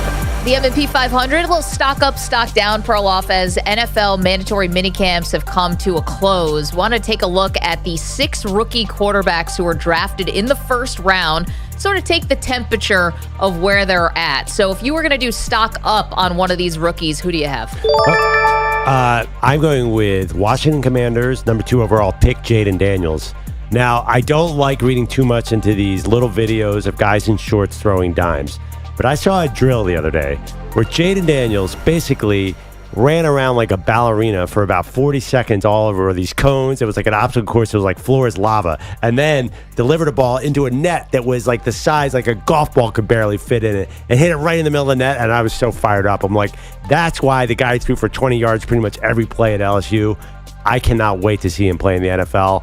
Now, it isn't shorts. There's no pads. He did not have to get hit. I admit all that, but I don't care. I'm on board. For me, stock up has got to go to Drake May of the New England Patriots, and that is simply because he is apparently climbing the depth chart. So Jacoby Brissett now is 1, Bailey Zappi had been 2, and Drake May had been 3, but now we're seeing reports out of New England that Drake May has climbed that depth chart. So he's now conquered Bailey Zappi, but he's jumped Zappi, and so that's got to be the literal definition of this segment. Who's rising, whose stock is up, so it's got to be Drake May. Yeah, I'm disappointed. What? I want to see Bailey Zappi play again. What if he became good? You are Zappy curious. I'm Zappy curious, yeah. And by the way, since it's the NFL, I'm sure Zappy will get out there. But no, Drake May's gotten good. Also, there's been generally a lot of positive press about Drake May. Well, the video of him playing a game of dodgeball with a bunch of kids and taking off their heads Billy Madison style was not something I was expecting to see. Got him. All right. Stock down. So there's not, again, since they're only working on shorts, there's not a lot of negative out there. I'm going to go on one tweet. That's all I got is one tweet that made me pause and think, there is a pass at Chicago Bears camp where Keenan Allen is running a route. For some reason, Caleb Williams drastically underthrows him, and Keenan Allen is caught on mic saying, hell nah. Yeah, N-A-H, nah. And fans running wild with it, saying, Keenan Allen is going to miss Justin Herbert. I mean, hell no, you basically just took your helmet off and spiked it on the ground. Yeah. And like, if you can't hit a guy in this drill, this is stupid to be stocked down because who knows? I don't even know what the play call was. But it was a wake-up call. Whoa, Caleb Williams is generational, but he is possibly going to face the same adjustment to the NFL everyone else does. Because I have to be honest, in my mind, Caleb Williams could do no wrong coming out of college. Then it does, you see a little things like, wait a second, we do get overconfident because of that generational label. Maybe he is more realistic and will go through growing pains. And all I needed was one clip. So that's stock down Caleb Williams. Interesting. Okay, we're doing stock up, stock down on the first round quarterbacks after mandatory minicamp is now over. I'm going to go stock down here on Bo Nix, not because he's done anything bad, but all I keep hearing is that Jarrett Stidham seems like he's definitely won because he's got the year advantage. He's already been there. And then I keep seeing reports that Zach Wilson is turning heads. And Zach Wilson and Bo Nix are the same age, basically. Actually, is Bo Nix older? No, he can't be. I don't think he's older, but they're right around the same. Now Wilson's going to have more pro experience, of course, but there's something about Nix and some of the older guys where you kind of expect them to step in and be a thing right away. Whether that's fair or unfair. And so I guess I'm going to go stock down on Knicks just because I keep seeing the positive headlines on Zach Wilson. I don't know if it's ultimately going to mean anything. But here's the thing. I wonder if Jarrett Stidham is actually going to start the season. Well, I was wondering actually about this, the lack of Bo Nix buzz. Is that tough love from Sean Payton, who's like a Bill Parcells acolyte? Like, is he just like, I am not going to coddle this kid. I'm going to make him earn it? Is that one of those things? Well, it's not like he's been negative on him. I mean, to be fair to Sean Payton, he's basically said, everything we saw from him in the pre-draft process is exactly what we're seeing now. So that's a compliment. But it is a little negative to say, like, I'm not going to put this guy over Zach Wilson and Jarrett Stidham. That I kind of lean negative on that too. Like, he should really have stood out amongst those two guys. Now, what's interesting is we did stock up, stock down here on the rookie quarterbacks who were taken in the first round after mandatory minicamp. You notice with J.J. McCarthy that Sam Darnold looks like he's going to be, as of right now, we have a long way to go, that Darnold's got the nod. I think Kevin O'Connell's doing that thing where you don't hand the starting job to the rookie and he's going to like, quote unquote, earn it in training camp. And I think J.J. McCarthy ultimately is the starter week 1. Ooh, we've disagreed on this. I think a little more of Sam Darnold in the sense that you think nothing of Sam Darnold. Sam Darnold has got the physical tools still, and I just would say open your mind to what Kevin O'Connell can do with him because he has not had a Kevin O'Connell. And if I'm Justin Jefferson, I want the veteran because I have no idea. At least he's seen real speed. And Justin Jefferson just signed this big deal, and he has had big yards. I'm sorry, I want Darnold. Now, Michael Penix is kind of hard to evaluate here. Who knows? Haven't heard a lot. Seen a lot. So he was coming off an injury. I don't even know really, like, is he fully out there? Because I haven't seen much. Once again, we talked about when he got hired there, or he got drafted there, you could kind of disappear in Atlanta. I mean, just not a lot of anything coming out of Atlanta on Penix. Yeah, it feels like the cycle has turned to pro Kirk, and now people are getting excited for Kirk Cousins. So, Well, excited. I think people are stoked for Kirk Cousins. You don't think so? I think Atlanta's a buzz team. Everyone's picking them. Well, what, to win the division? Congrats. It's the worst division in football. Still the playoffs. That's true. And it'd be a home game. 855-212-4227. Michael Pennis, there you go. That's a little stock up, stock down on the first round rookie quarterbacks after mandatory minicamp. It's now over. Okay, coming up, we got a real treat. You like professional wrestling? Well, so do we. You're going to want to check out our next guest next. Maggie Perloff. Don't move.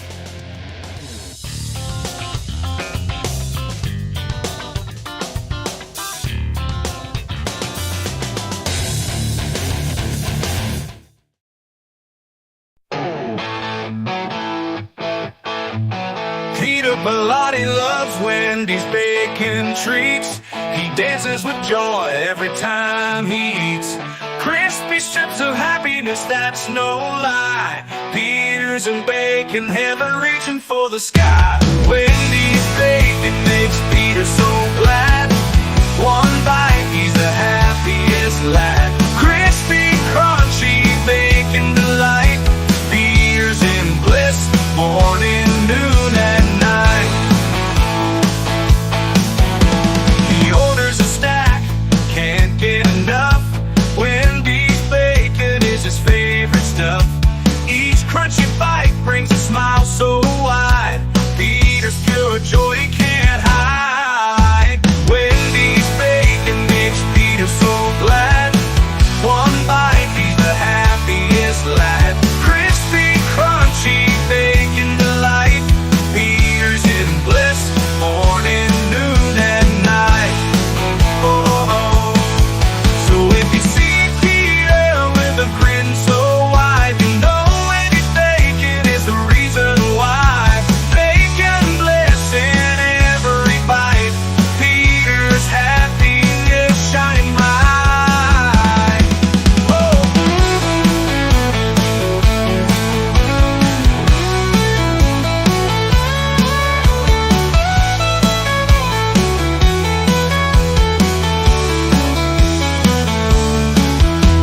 Wendy's bacon makes Peter so glad. One bite.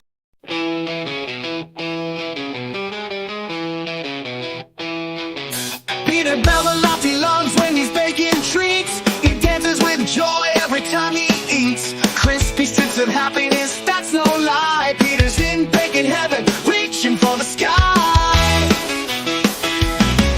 Wendy's bacon makes Peter so glad.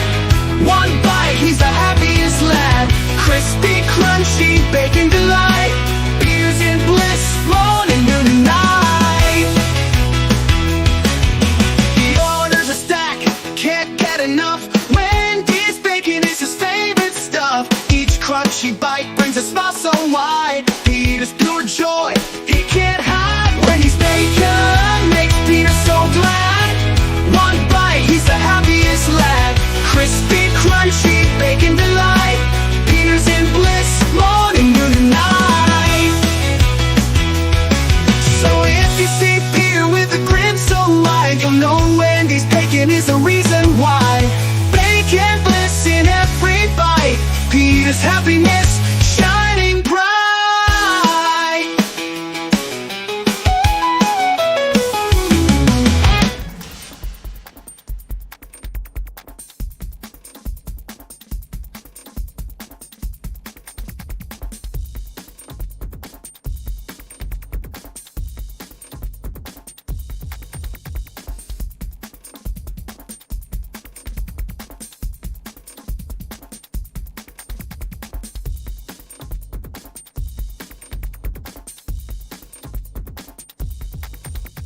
1 minute, 30 seconds remaining.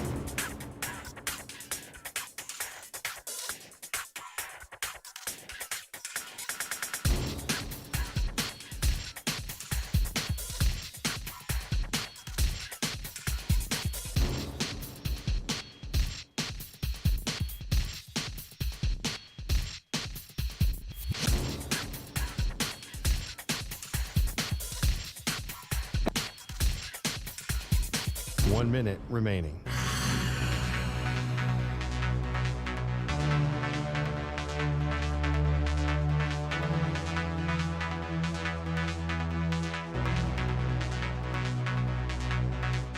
Forty-five seconds remaining.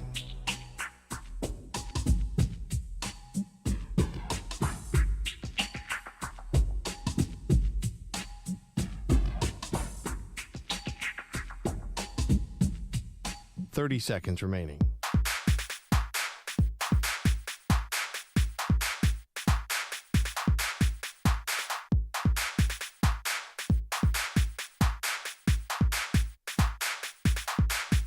Fifteen seconds.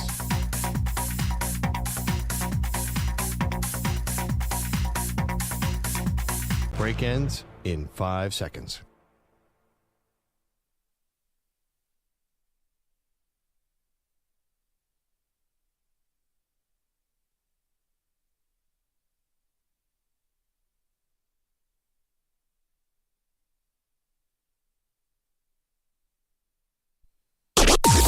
Maggie and Perloff on the Infinity Sports Network.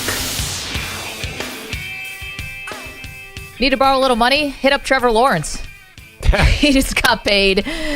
Maggie and Perloff, welcome to the show. Trevor Lawrence signs massive contract. It's going to pay him $55 million per year, which is right on par with Joe Burrow. However, I don't think anyone's really putting Trevor Lawrence and Joe Burrow in the same conversation right now. Again, Maggie Gray, Andrew Perloff, welcome to the show. Nobody was surprised that Trevor Lawrence got this money. The question is, has Trevor Lawrence earned this money yet by what you've seen? Let me ask you this. You put Joe Burrow in Jacksonville. What's he winning? I mean, Cincinnati wasn't really known to be this juggernaut place either, and Joe Burrow's made it work there. Absolutely, but you have to realize you have Zach Taylor and Lou Anarumo and Jamar Chase, and I'm sorry, my point I think is true that the things around Trevor Lawrence are not ideal. I know they spent a lot of money on wide receiver, but they've made some bad draft picks. I mean, Doug Peterson's had more success than Zach Taylor. He got to the game and won it, not like Taylor. Who's a better coach right now? If you were going to rank coaches, I would put Zach Taylor ahead of him. Okay, maybe, but it's not like Urban Meyer's still there and they're still trying to shove this square peg into a round hole. They did shop at the top of the market for a coach. I just think Joe Burrow would not have gotten to the Super Bowl in Jacksonville. But, so I think, honestly, like Trevor Lawrence, it's situational. I think the team let him down last year. I think he was hurt. There's so many positives about Trevor Lawrence. I keep hearing these negatives, like he's long-haired Daniel Jones, like I want to be an analytical guy, but watch the games. Does anyone really watch Trevor Lawrence and not think he's good? I can't understand that. I really don't see the Daniel Jones comparisons either, because the biggest difference, and I have seen a little of that online, the biggest difference is obviously Daniel Jones has not been durable. You know, he has not been healthy, and Trevor Lawrence played through injury last year and so far has been durable. Again, I'm not saying that anyone was surprised by this. It's just you are paying now top 5 quarterback money to a guy who's not a top 5 quarterback. And even if you like Trevor Lawrence and even if you love him, you're not putting him in the top 5. And so you're paying him like that, which makes that roster building just so much harder. This is what happens. This is the burden at times of having a top quarterback who's played well, is eventually they get paid and there's kind of no middle ground. You know, even Jared Goff is making $53 million a year. I mean, there's no middle class. Yeah, I mean, like the one good thing about this situation is they don't have a lot of other guys to pay. Well, they just paid Josh Allen, the other Josh Allen. Yeah, it's not like They spent tons of money in free agency. They're not the Niners. It's not like they have future Hall of Famers. They got to compensate all over that roster. So we know that, listen, they have to do this. There's no choice. It's completely a non-controversial signing to me. Like this was, and unfortunately, there's no. I think maybe the bigger issue is, should there be a middle class for quarterbacks? I understand that argument, but there's not. The reality is they had to pay him $55 million. This is a good day for Jags fans. And Trevor Lawrence is a good quarterback. I know he had 14 picks last year, and they lost their last 5 games. It's not on Lawrence.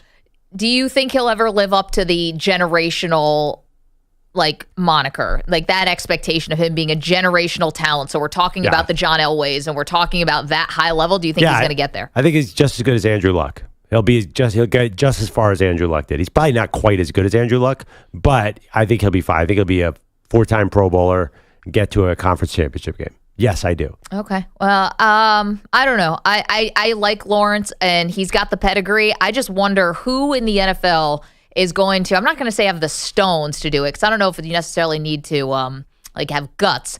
But who's going to say enough's enough? Who's going to say I'd rather just keep starting over with quarterbacks, implement my system, make my system the thing, to have a quarterback that's good enough, right? Who can just make the plays, really invest in your offensive and defensive line, invest in the skill position players, and say, I need a point guard who can just get the ball to somebody, and I'm just going to keep drafting and drafting and drafting that person so I don't get tied in to $147 million guaranteed to one person.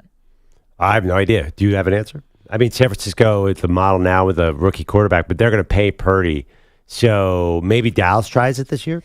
You know, it's interesting. I've seen a lot of that sort of, what does this Trevor Lawrence contract mean for Dak Prescott? I mean, I think the same thing. All of these contracts kind of mean the same thing. They keep going up and up and up, and it's not going to make Prescott any cheaper. I don't know if he's necessarily going to break the bank and get the top of the market, like literally the very tippy top, but he's going to get a ton. And the more these salaries go up, the bigger the maybe floor and ceiling get for Dak. Yeah, I think that if you look at the Final Four last year, it was Lamar obviously got paid, Patrick Mahomes got paid, Brock Purdy did not get paid yet, and Jared Goff, who actually had been paid. Now everyone's getting paid, so that rookie... And Herbert was last year too. No, I'm saying the Final Four teams alive in the playoffs. Oh, I'm sorry. Yeah, so I think you can win with an expensive quarterback now. The reality is, as this market has developed, now you're competing at the other spots. It's almost a given. You have to pay $50 million. What can you do with the other $200 million of cap space to build a great team? I'm sorry, it's just a reality of the situation is you're going to have to find another way to win. You can't cheap out a quarterback. The other thing, and Carlos Ortiz is with us today, and he said, Carlos, you said you got to have quarterbacks contracts be separate, right? Have them be a totally different category than the rest of the team. See, I don't like that, because the point of the salary cap sport is you actually have to be creative, right? You can't make mistakes, or you get punished for making bad mistakes in theory if you're a GM or a coach. I like that aspect of it. I don't want to just make it you remove a degree of difficulty. It becomes like baseball then. It's like, all right, you're basically going to have your quarterback over here and then a whole other thing to play with. I like the challenge and the chess match financially of trying to make it work when you have to pay a quarterback. I want to see what teams do. How do they compensate? Well, right. I mean, the reality is there's absolutely no way that could happen anyway. So yeah, they're not going to do it. Yeah. Remember when they said the running backs wanted to be separate? That thing that got floated out, it's like, that's not going to happen. The other problem would be parity. If you didn't, this actually helps the league maintain parity, if that's what you want in the NFL. Right. Because you have to pay the quarterbacks. Otherwise, if the Chiefs didn't have to pay Mahomes in their salary cap, I mean, they're going to be in the Super Bowl every year for 12 years, which they may be anyway. That's true. Okay, you're welcome to weigh in on Trevor Lawrence at 855-212-4227. He's getting paid like a top quarterback, but right now, not a top quarterback. Okay, let's turn our attention to Perloff, one of our absolute favorite sports, and that is professional wrestling, AEW. They've been friends of our show. You got the Dynamite Rampage show happening July 3rd in Chicago. Skye Blue is a Chicago native. She's obviously an AEW wrestler, and she joins us now. Skye, thanks so much for the time. How are you? Good. How are you? Fantastic. Where are you joining us from? We are currently at Fox 32 in Chicago. Okay, so this is your hometown. You're going to be wrestling there July 3rd, as I said, for the Dynamite Rampage. When you wrestle in your hometown, how many tickets are you buying for friends and family? What does that look like? So many. Normally, all my family wants to come. A handful of people I went to high school with want to go. Yeah. So, Skye, I always think of Chicago people. They're supposed to be nice, right? Like Midwestern. Is that what a crowd is like in Chicago? Because Maggie and I just went to an event in Philadelphia, and people were really mean. I expect Chicago a little more out of them. I think they're a little nicer. I think it's like 50-50. Depends on what part of Chicago you're in, I guess. Skye Blue is joining us. AEW Dynamite Rampage, Chicago, July 3rd. Skye, if you're with friends and family, right, do they look at what you do and think, boy, she was always destined to do something like this? Or did you completely flip the script on your friends and family and said, I'm going to go for this thing that, let's be honest, it's a unique line of work? Yeah, I definitely flipped the script on everybody. I was the shy, quiet kid that was afraid of her own shadow. And I told my mom one day I wanted to do this. And she was like, "You're not going to do it." So then I knew I had to prove her wrong. Wow. Okay. So what sparked it in you that you just someone says you can't do something, now all of a sudden you want to do it more? I mean, yeah, but I've also been a fan. Like my parents have been fans my whole life, so I grew up watching wrestling, and I was always intrigued by it. But specifically, a hardcore match was like, "Yep, that's what I want to do." Really? Okay. And how if you're a shy person by nature, how has it been difficult to like draw your personality sort of out here and put on a show in front of, thousands of people live and even more watching on TV? I feel like wrestling was my outlet to get my personality out and like to get me out of my shell. So I feel like it just kind of naturally happened. Like I just love wrestling so much that it was easy to put the walls down and not be shy anymore. What about physically? Did you know you had the skills to pull this off as a kid? Like, did you think, I'm a big fan, but I was a big wrestling fan. I knew physically I couldn't do it.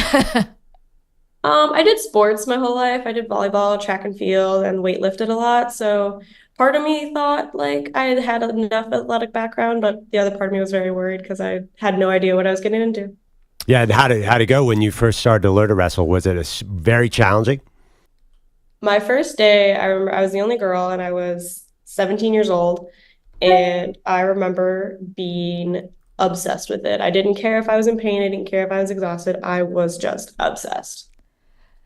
And that has led to where you are today. And of course, we're talking with Sky Blue, AEW, Dynamite, Rampage, Chicago. It's all going down July 3rd at the Wintrust Arena. Have you been getting caught up in all the WNBA love with Angel Reese, the Chicago Sky? Has that been a big deal to you? I have not. I was never a basketball girl, but I did accidentally, but intentionally wear Chicago Sky colors. My very first all out for AEW. So in a way, I kind of knew what it was, but not fully. We should mention if you're watching us right now, which is youtube.com/Infinity Sportsnet, twitch.tv/Infinity Sports Network. Sitting next to Kyle Fletcher. Kyle, how you doing? Hey guys. We weren't sure if you were going to be here today, so thank you so much. Oh, of course. Thank you so much for doing this. Can you just right now explain to us, we see the belt there. Can you hold it up a little bit more for our camera? Take a look. Yeah, there it is. It's as big as a head. What does it mean to you to be wearing that? Oh, I mean, this has been a lifelong dream of mine, right? I grew up like Skye, watching it as a kid. So to be at the level I'm at, to be holding this, it's pretty surreal, honestly. It's a big honor. Now, you guys are dating, right? Okay. Dating or no? Yes. Dating, yes. Dating, yes. Okay, so how I've seen this with professional athletes who are dating or who are married to each other. They get so competitive with their workouts. Are you guys like that where you're pushing each other every time? Like if Skye does 25 sit-ups, then you've got to do 30 or something like that?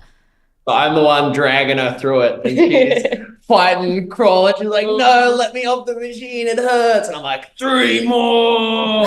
That's pretty much exactly how it goes. And Skye, how do you respond to that when he's pushing you?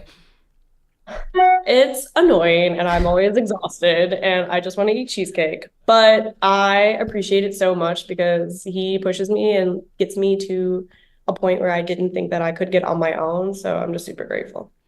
Kyle, want to ask you about MJF. He's back with AEW. Looks like a new contract. What does that mean for the entire outfit and for you? So I think it's a great thing for the company. MJF is one of the biggest stars in professional wrestling. So the fact that he's here for however long it is, he says permanently, I think it can only be good things for the company. And I can't wait to punch him in the face personally. Is he true to his character at all? No. 10,000%.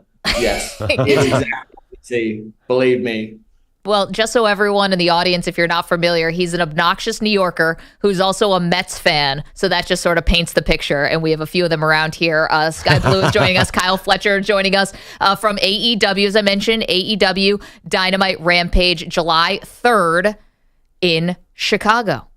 Another question for you guys, and this was interesting from The Undertaker, obviously, has a podcast, and he was saying how much he loves AEW and he wants it to grow because he thinks the competition is great for wrestlers and great for everybody. He questioned, though, the leadership at AEW. He doesn't know who the leaders are in the locker room. You guys are both there. You have intimate knowledge. Who are those people who are leading the way in AEW? Of course. So I think we each probably have a different answer because men's locker room, women's locker room. For me, it's the guys that have been around forever. Adam Copeland came in, and one of the first times I met him, he came up to me and said, "Hey, I heard you wanted some help with something or other. Here's my number. Text me anytime." And I've literally gone back and forth with him, like, here's an idea, blah, blah, blah. And he's just the nicest, most down-to-earth guy. Unfortunately, he's injured now, so he's not going to be there. So that locker room morale, it's still there. But yeah, there's a lot of people leading the way. Will Ospreay's just come in, and he's one of my favorite people in the world. I call him the best wrestler in the world. So him being there, and he's just such like he just loves it so much, and he wants to see everyone succeed. So he's always lifted people up, telling people how good they did and stuff like that. So yeah, there's a lot of people around, a lot of good morale in the men's locker room for sure.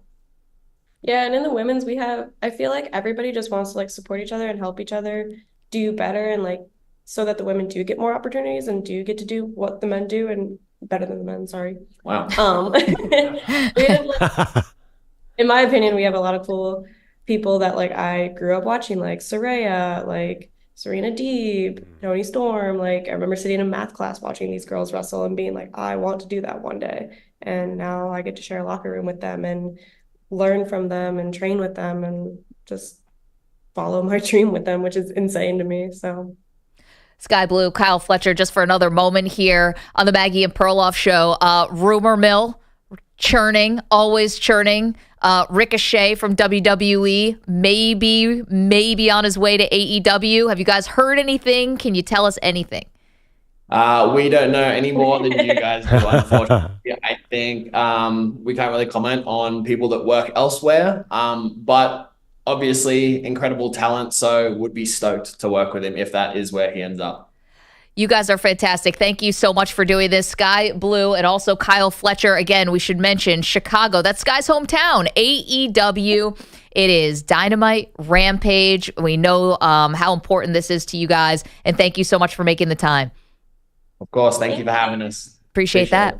It's also Tony Khan's like hometown too, I believe, Chicago. No way. Yeah, he went to Illinois, and so I think around this is close to him, University of Illinois. I had no idea. Yep. That's cool. I know. Tony's a big friend of the show.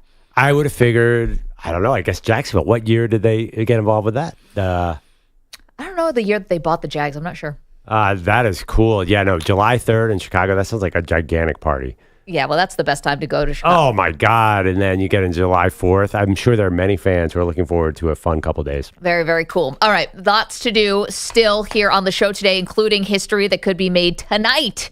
We'll get to that next.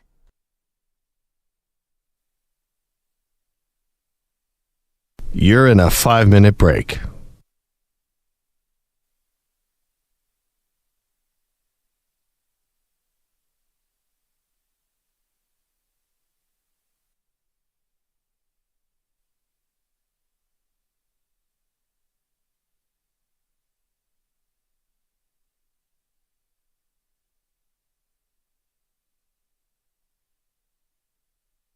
Four minutes, 30 seconds remaining.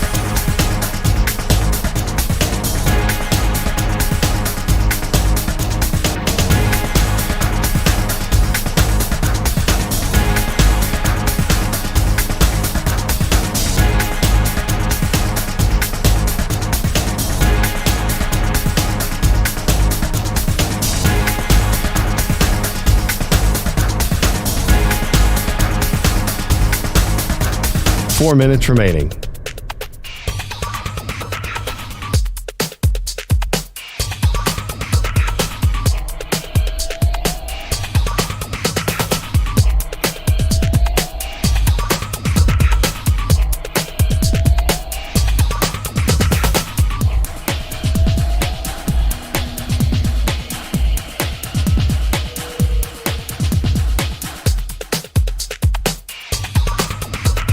Three minutes, 30 seconds remaining.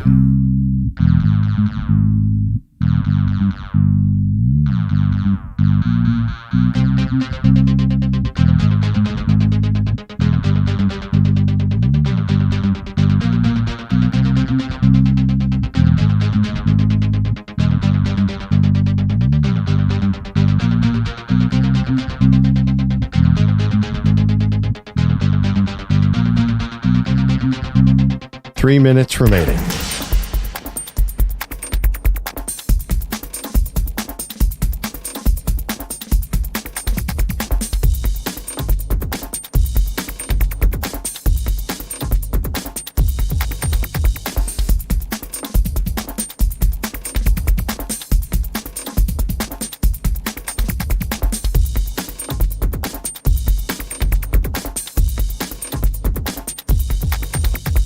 Two minutes, 30 seconds remaining.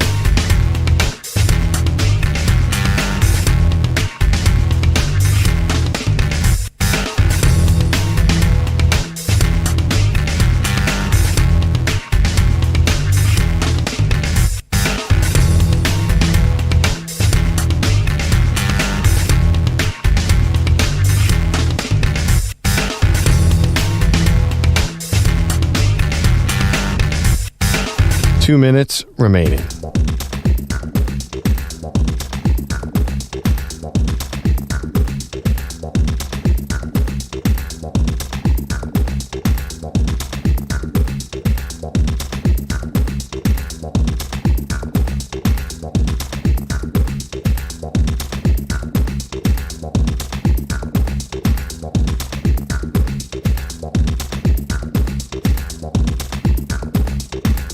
One minute, 30 seconds remaining.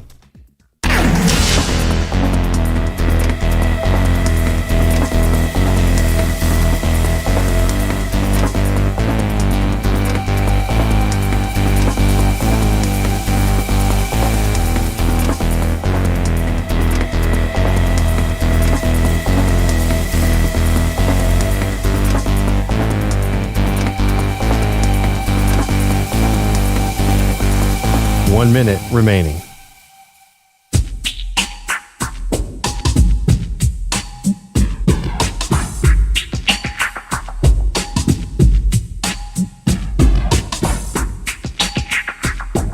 .45 seconds remaining.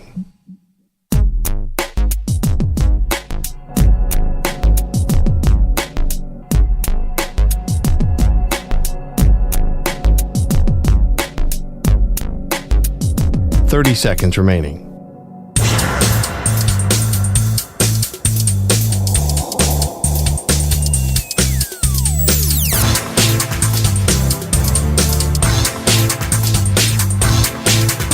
.15 seconds.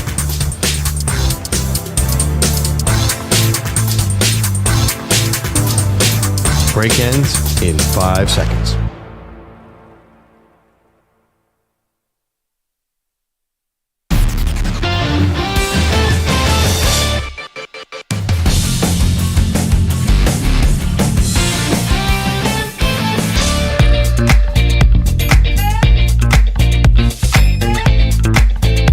Welcome back to Maggie and Perloff. All right. I know you love when I give sports takes from random people that have nothing to do with the industry, but I have a friend, my friend Cole, actually came up with an idea that I loved it. I loved it. Yeah. Texts? My Okay. sources of just civilians. He had Unless it's Bruce with the glass eye and lost it during Yeah. sex, I really don't care about the opinions of any of your other friends. But Bruce is special. This is a good analogy. That was overly mean, but here's a good analogy.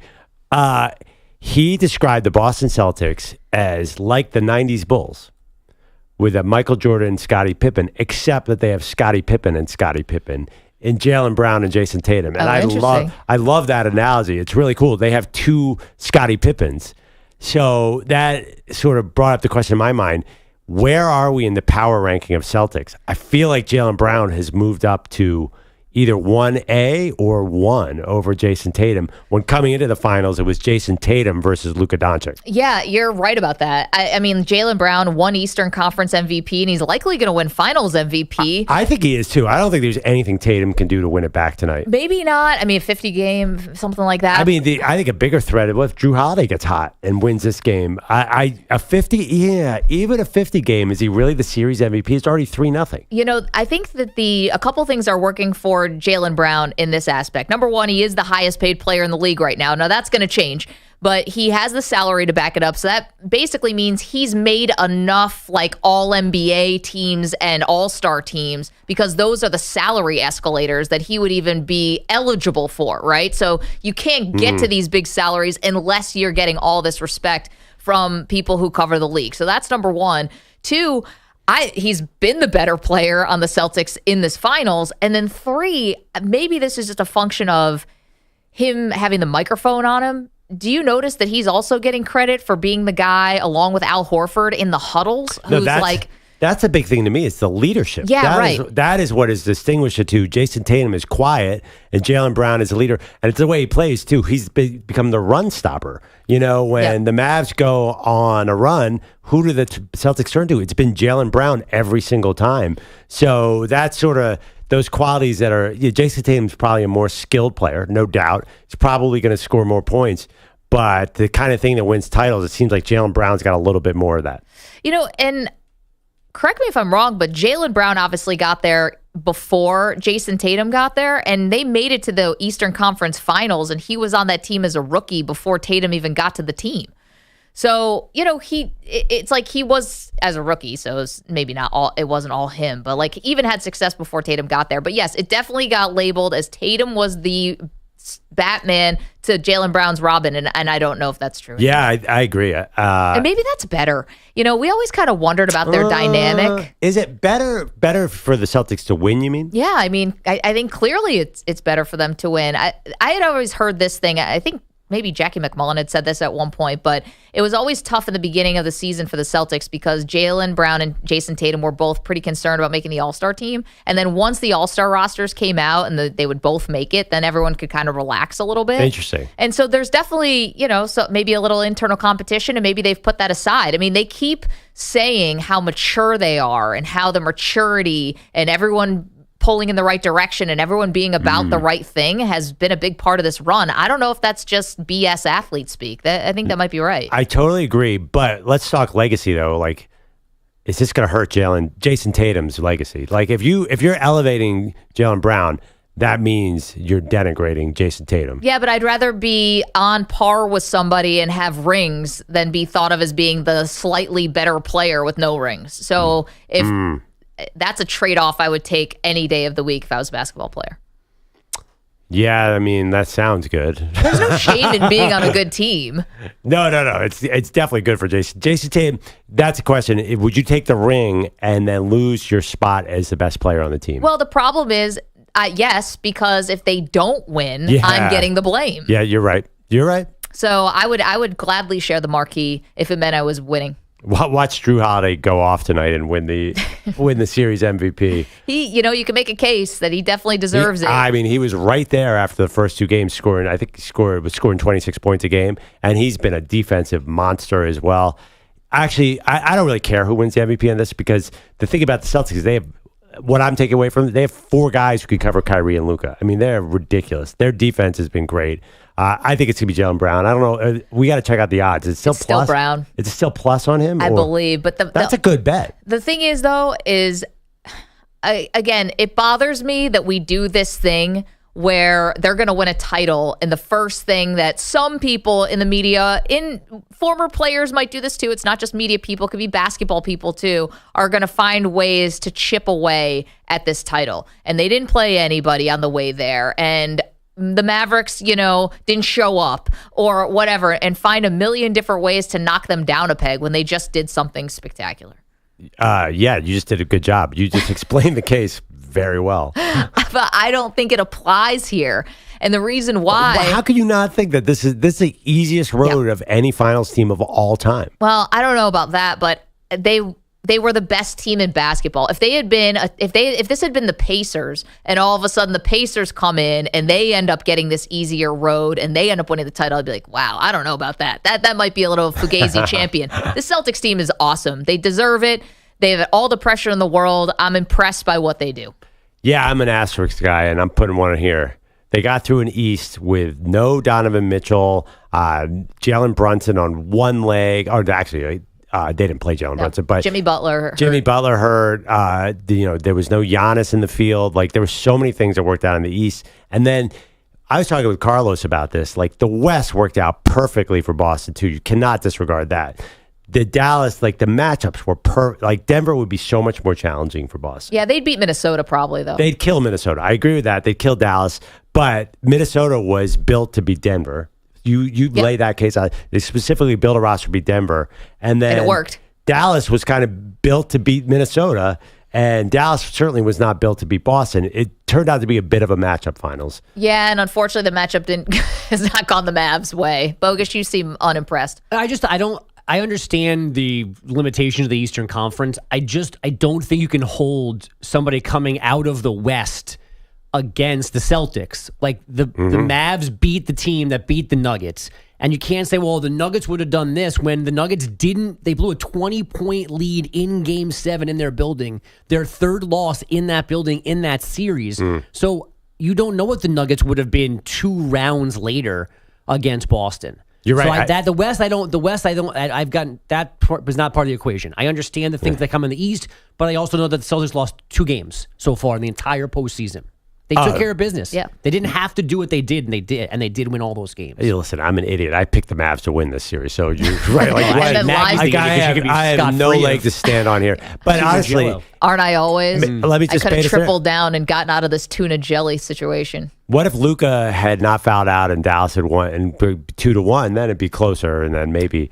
The ironic thing, we'll probably knock off Boston's legacy here because they swept to be like, that team they beat stunk. It was way too easy. It's funny, we didn't really do this with the Lakers when they were sweeping teams, when they were winning. Kobe and Shaq. Oh, we so did. You telling me beating the Pacers and the Nets? That you don't think that anybody they're remembered as an all-time great team. They're not remembered as the all-time great team. No, they're but not remembered. They're actually not remembered like the 80s Lakers. They're remembered for being dominant. They remember for being dominant, but everyone knows like the talent was in the West. They played nobody in the finals. Right, and they survived the West, and then they shamed the East winner, and no one goes, well, maybe they had 5, but it's really 3 because the East, like no one's redoing the math on their titles. Yeah, but I do think it was a little bit of a bummer that they didn't face a rival in the finals. I will tell you, I think the 80s Lakers are much more thought of because they had the 80s Celtics floating around. Yeah. I think they're higher on the list of all-time dynasties. Sure. But there's no one pulling back on the number of titles that Kobe or Shaq won because they didn't beat the crappy Nets. When Jerry West passes away this week, we're like, well, he's the architect of the Showtime Lakers and the Kobe Shaq Lakers, but we all know those Kobe Shaq Lakers didn't have to beat anybody. No, but it's definitely like the Kobe Shaq Lakers were definitely not the 80s Lakers, in my opinion. I mean, yeah, there could be degrees of this, but all that to say, what the Celtics are doing, I am impressed by it, and whether they win tonight or whether this gets extended to Monday. It's pretty good stuff. Bogusch is here with headlines. Oh, sorry. Real quick. Yes. Biggest asterisk NBA headline. NBA title. The bubble. The bubble? Okay. What about Akeem when Jordan was gone, or what about when Kawhi won because Kevin Durant blew out his leg and Clay got hurt? Those are all, like everybody says, oh, Kawhi won, but Durant got hurt. That one bothers me the most. That one's got the biggest room for conversation. Really? When guys are falling off the court in the series. That's a lot. Yeah. What about lockout seasons?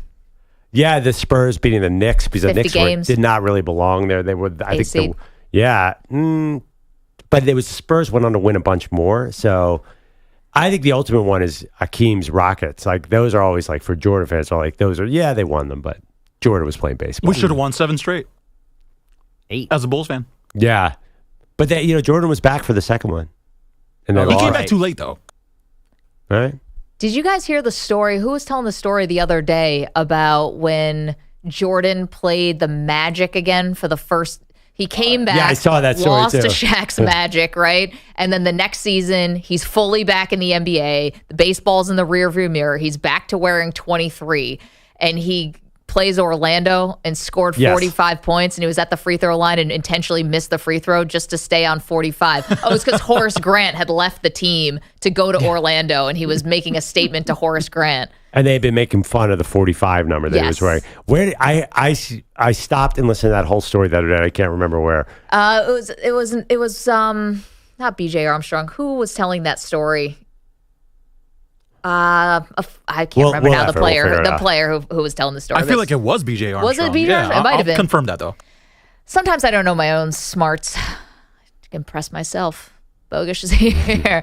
That's a lie. Bogusch, what's up? Panthers captain and center Alexander Barkov couldn't finish Game 2 of the Stanley Cup Final after taking an elbow to the cheek. We were unsure of his status for Game 3 last night in Edmonton, but he played and he played well. Pass out of the zone. Panthers on the move. It's Barkov to Rodriguez. Barkov in front. A lone shot. And he scores! Barkov makes it 4-1 Panthers with 4:29 to go in the second. The captain streaks in alone, and the Panthers lead by a trio. Doug Plagans on Panthers Radio. Florida took that 4-1 lead into the third, gave up 2, but got the 4-3 win and the 3-0 series lead. They can win the Cup for the first time tomorrow night in Edmonton. Barkov also had an assist last night. His head coach, Paul Maurice. He's a unique personality, but his consistency with that game and the number of nights that he's not on the score sheet necessarily, that everybody on the bench is going, oh my God, that guy's a player. But last night he was definitely on the score sheet. Now, 4 teams have blown 3-0 leads in hockey history. It has happened once in the Stanley Cup Final. It has not happened in any round in NBA history. That is what the Mavs are facing, starting with Game 4 in their building tonight. Luka trying to believe. I think we lost 5-6 in a row, and then from there we just went up. I think we went 17-2. To get in the playoffs. I know that's regular season, but it was a kind of point we all came together. The chemistry from there went to the top, and we're just going to believe. Game 5 would be in Boston on Monday night if the Mavs can beat the Celtics this evening. Rory McIlroy not having a good Friday so far at the U.S. Open at Pinehurst. He is 2 over through 6 holes, dropping to -3 for the tournament. Now 2 shots off the lead. He shared overnight with Patrick Cantlay. He does not tee off until this afternoon. Neither does Tiger Woods. Scotty Scheffler is 1 over through 6 today. He is +2 for the tournament as Pete smiles. Baseball last night, the Rangers took their rubber game at Dodger Stadium 3-1. The Red Sox took their rubber game with the Phillies 9-3. And the Rays rallied for a 3-2 win over the Cubs, who have now dropped 14 of 20. The Miami Dolphins are signing veteran defensive end Calais Campbell. Caitlin Clark scored just 7 points. Her Fever led by 18 in the first half, then trailed by 1 in the fourth. Then they beat the Dream 91-84. The Aces snapping their 3-game skid, 103-99 in Phoenix, thanks to a career-high 34 from Jackie Young. U.S. women's soccer is number 5 in the new FIFA World Rankings, their lowest rank since 2003. And finally back on ice, the new/old NHL team in Utah will be known as Utah Hockey Club for the coming season at least. Public voting on the permanent nickname continues. Utah Hockey Club could win that vote, but there's also Mammoth, Yeti, Outlaws, Blizzard, and Venom. The uniforms for next season, by the way, will be rock black, salt white, and mountain blue. They're really dragging this thing out, aren't Yeah, they? they're making kind of this milking a it. thing. It's named Jeez. the Jazz, too. Come on. I did have the thought when they started this that normally this is like an 18-month process for teams to find a name or change a name and come up with logos and uniforms. So this seemed kind of rushed. Well, the whole move was insanely rushed. It's like one day Bogusch came in and said, this team is moving to Utah. Right. Tomorrow. It was like a Tuesday. Yeah. It's like on Monday they said, hey, you know what? This is Arizona, right? We're stuck in a mall out here in Glendale. Let's go to Utah. Yeah. The folks who work for them knew basically like we did. They had 72 hours to decide they wanted to go to Arizona, from Arizona to Utah. Man, Utah Hockey Club, what a bunch of hipsters. By the time they pick a name, they'll be moving again.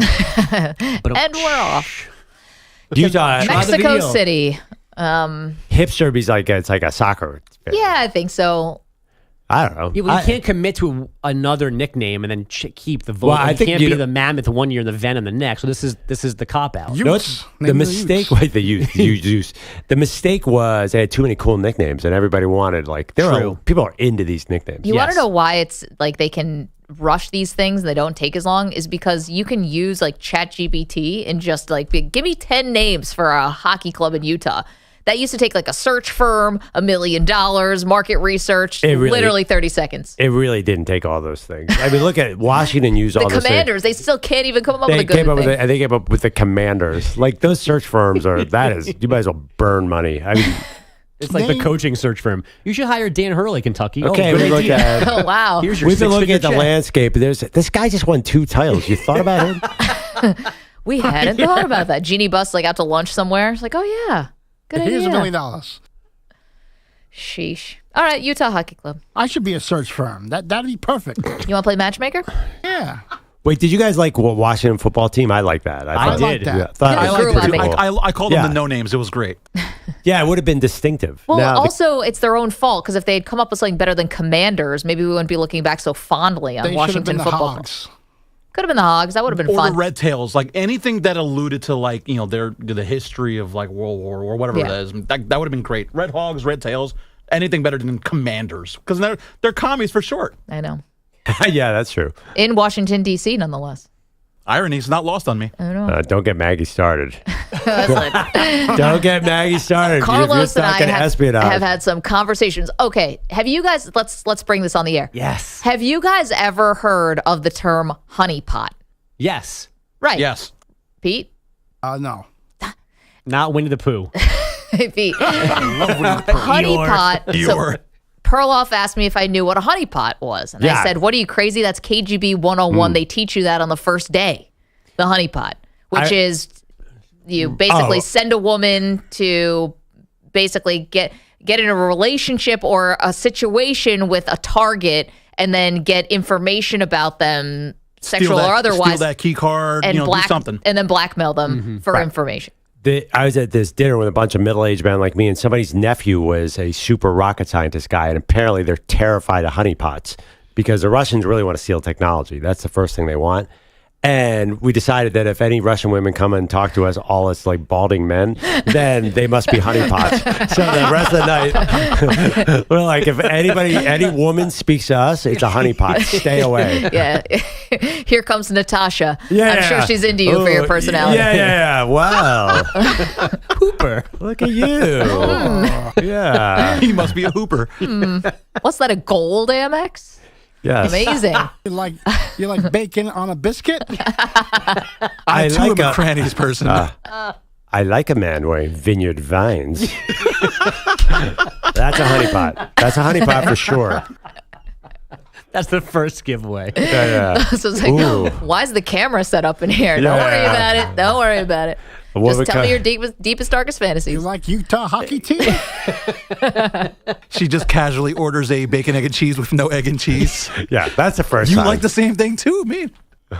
What a coincidence. What are the nuclear codes? Yeah, are there honeypots going after Pete Bellotti for his Infinity Sports Radio Network secrets? You like cash on Father's Day? Yeah.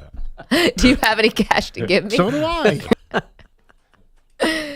Yeah. We have yours. Beware the honeypot, guys. I laugh, but I would believe it in a second. I'm What? an easy mark. Don't give me a secret. Just Bogusch is like, you'll never guess. Veronica, I just met. Really into Fordham hoops. What's the train on the board? Come on. I'll cut tape on a Wednesday night, no problem. Thanksgiving night, I'm there. What can I tell you? I mean, I've had situations. Not honeypot, but I've been at all right, it's Friday, right? I can share this. Sure, go ahead. What's that? Your name's on the show. Go We ahead. have dumb buttons. It's cool. I've been sitting playing blackjack at a certain casino in Las Vegas, and an unusually attractive woman has sat next to me and talked me up. And it dawned on me about 5 minutes in this conversation that something is afoot. Something's amiss. She sees you only betting $5 bets and by the way, quickly and then gets up. she was like, listen, not usually 10 sit up and talk to me at blackjack tables. I wonder if there's some transaction that might be requested later in the evening. Just sticking around to see whether you're hitting on 18. Yeah. So you know what I'm talking about, Maggie. I think we saw a little of that when we were in Vegas for the Super Bowl. Yeah. Yes. Not they don't even come after me anymore. They know I'm not a big spender. Yeah. Like our it's crew. It's your Jarrett Allen wardrobe. Yeah, it's funny. There's less honey from the hotel room. Yeah, there's less honeypots hanging around us when we go to a restaurant than I don't know. Maybe Carlos though. I could see you attracting a honeypot or two. You know some things. Yeah, I mean, probably is the only person in this room with a top secret clearance. I'm sure a honeypot would try to get at me. That's what true. about a prostitute like me? They also might be looking for information. Could they be in it for your wallet? He does have nice clothes. And Carlos knows the nuclear codes. Right. So there you go. Wow. I see you're holding on 16 with that $5 bet you got there. Your $3,000 sneakers. No, I hit the red button. Now they know I don't have any money because they see what I wear. I spend it all on that. The honeypot. Guys, beware. Look out there. And the good old-fashioned prostitute. Hide your keys. Beware of that, too. Yeah, strippers don't like you either. Listen, we all have the advice to give out on this fine Friday. Yeah, when I go into a strip joint and order a ginger ale, they're like, get out of here. This is what you want on Father's Day. It's like, Happy Father's Day, guys. They warn their friends about you. Not only does P want cash, he wants singles. Oh, yes, I'll have a Dr. Pepper, an extra doctor, please.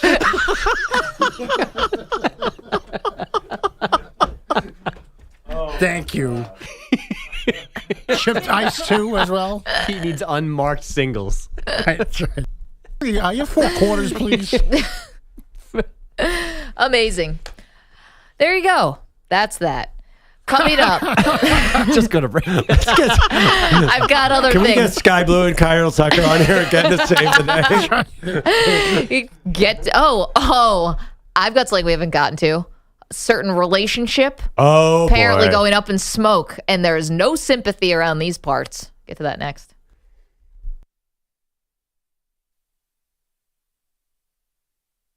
You're in a 5-minute break.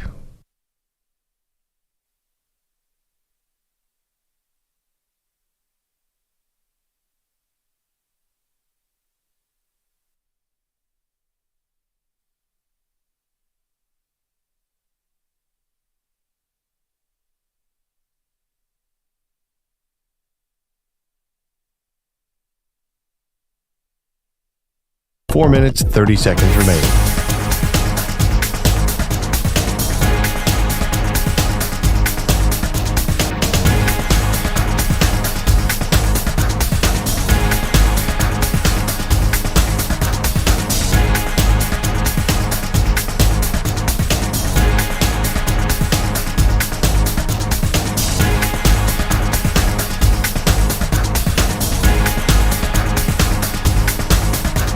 Four minutes remaining.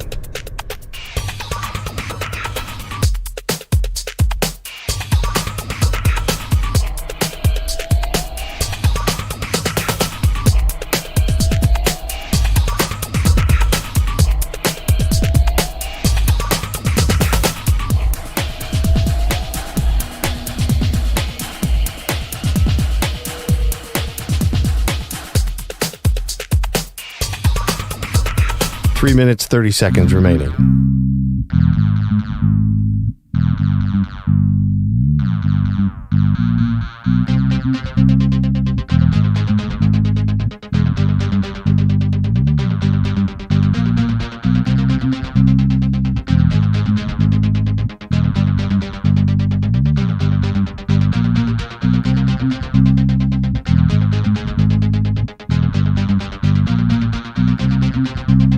Three minutes remaining.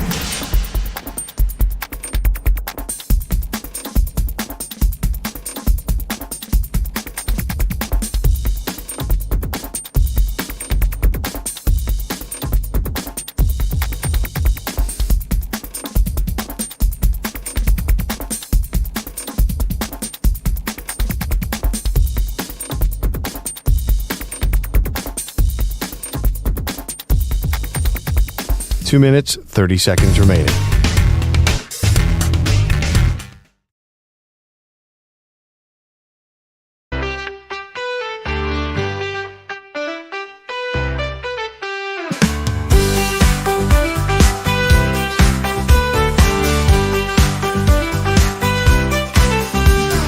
Peter Bellotti, a sharp-dressed guy, spied a smile from a Russian spy. She had eyes like sapphires, a lip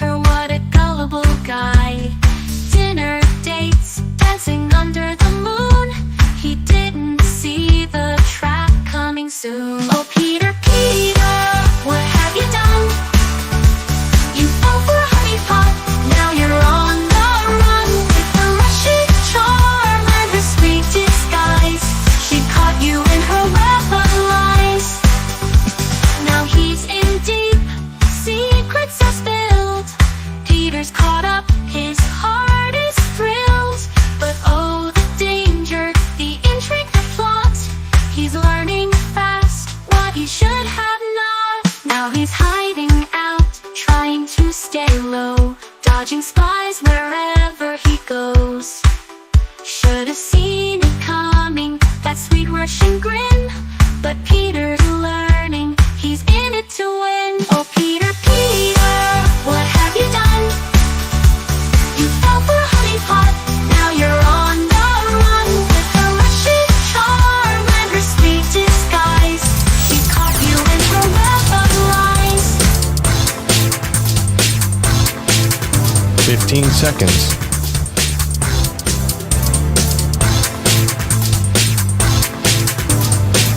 Break ends in 5 seconds.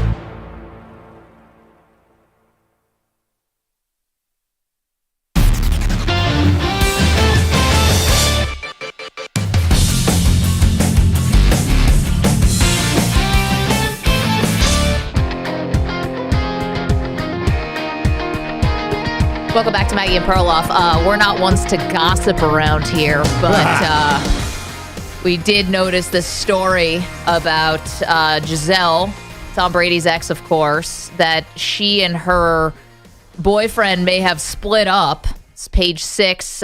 Joaquin Valente, I believe his name is, the jiu-jitsu instructor who was basically the butt of half of the jokes from the Tom Brady roast. They may have had a fallen out because the spotlight, Perloff, was too much for Valente and the roast was just too much to overcome. Yeah, I mean, let's give credit where credit is due. That was an In Touch Weekly feature. They had the reporting on this. So this is a heavy media. This basically the Washington Post is what you're saying. I watched the roast and I was like, oh my God, is Tom just doing this whole thing to get back at Giselle? And if that was his goal, he got it. But isn't that so passive aggressive to do it this way? He would have put himself in the line of fire too, which he did. So well, yeah, but honestly, I'm trying to remember any of the jokes that were about him. They were more like about him deflating footballs, not about cheating on his wife. No, she got a lot of the brunt of it, which is why Pete was disgusted with what happened because it is the mother of his children, and she definitely was in the line of fire for all those comedians. And the only time Tom Brady looked uncomfortable was when they told a Robert Kraft joke, not when they were taking where out. you draw the line. Not when they're taking out Giselle every other second because of this relationship with the jiu-jitsu guy. But one thing about this I don't really buy, the quote from the article, by agreeing to do the roast, he basically put a target on Joaquin's back. That's from a source close to Giselle, a made-up source close to Giselle. So, but Page 6 has it too, Pearl. We know, really, Page 6 is pretty buttoned up. I got to be honest, Giselle is worth, like, I would take the heat. If you were the jiu-jitsu guy. Yeah, like, is that, so who cares? You got a bunch of jokes, but you're dating Giselle. Like he gets the last laugh, is what you're saying. Why bother yourself? Right? I have pictures of him, and he looks like, he looks like he's lucky to be dating Giselle. I know he knows jiu-jitsu, which is pretty cool, but most jiu-jitsu instructors are not dating supermodels. Supermodel, not just a supermodel. He outkicked his coverage a little bit here. It's not an excuse. Would you break up with somebody just because they were the target of a roast? I don't know. Maybe he's embarrassed. Maybe his pride is wounded. Maybe this is some kind of macho thing. I have no idea. But he looks cool. Why is he embarrassed? Oh, I don't know. I'm just saying it seems like he is. And he said something like, according to this, that he's a regular guy, not used to all the attention. You can understand that. Okay. Whether it's Giselle or not, you might just not want to be in the spotlight. He's dating Tom Brady's ex-wife. What do you think was going to happen? Yeah, what do you think was going to happen? Well, she's the most famous model of her generation. No, I get it. It's like the woman in Edmonton who showed her what's. Like, you can't now pretend to be bashful. Wow, yeah. She's boobs. She's doing a pretty good job. Like, she's capitalizing on her. But like, yeah, you're right. You date Giselle. What do you think's going to happen? But at the same time, maybe you're not used to celebrity and it blindsides you. And not just date Giselle, like wedged his way into their not completely over relationship either. Yeah, I think the timeline on that is murky, but point made. Okay. Also, the guy knows jiu-jitsu. Like, what's he afraid of? Yeah, that's the other thing. Couldn't you just kick everybody's butt? Yeah, it doesn't work like that. No, you overthink it when you get into a street fight. You do not bring the jiu-jitsu stuff like in a real regular fight. Is that right? You don't think that if you take martial arts that it's not going to kick in if you're in a bar fight? It helps, but you overthink things. Well, he doesn't need to get a fight. I would actually think Giselle would break up with him because of the heat on the kids. I mean, that's the real problem. Like, does she really, she can't continue this relationship because it's always going to be known as the affair. So she's marrying the mistress. Wait, I'm back to Carlos here on the. So you're trained, obviously. Carlos serves in our military. Thank you for your service. For another month. And then you're scot-free. Free man, baby. What the training you got is to what level for hand-to-hand combat? So the combatives level number 2. So I can't certify anybody, technically, but I know a little more than the basics. Not as good as everybody else, 3 and 4. How many moves do you know that could end someone's life? When we go to kickball, I can show you some holds. All right. Thank you, Carlos Ortiz. Thank you to Pete Pilati. Thank you to Andrew Bogusch, Andrew Kaplan, Guido's Coffee Drinkers. You guys know who you are. Oh, man. Have a good weekend and a happy Father's Day to all you out there. Thanks, Dads.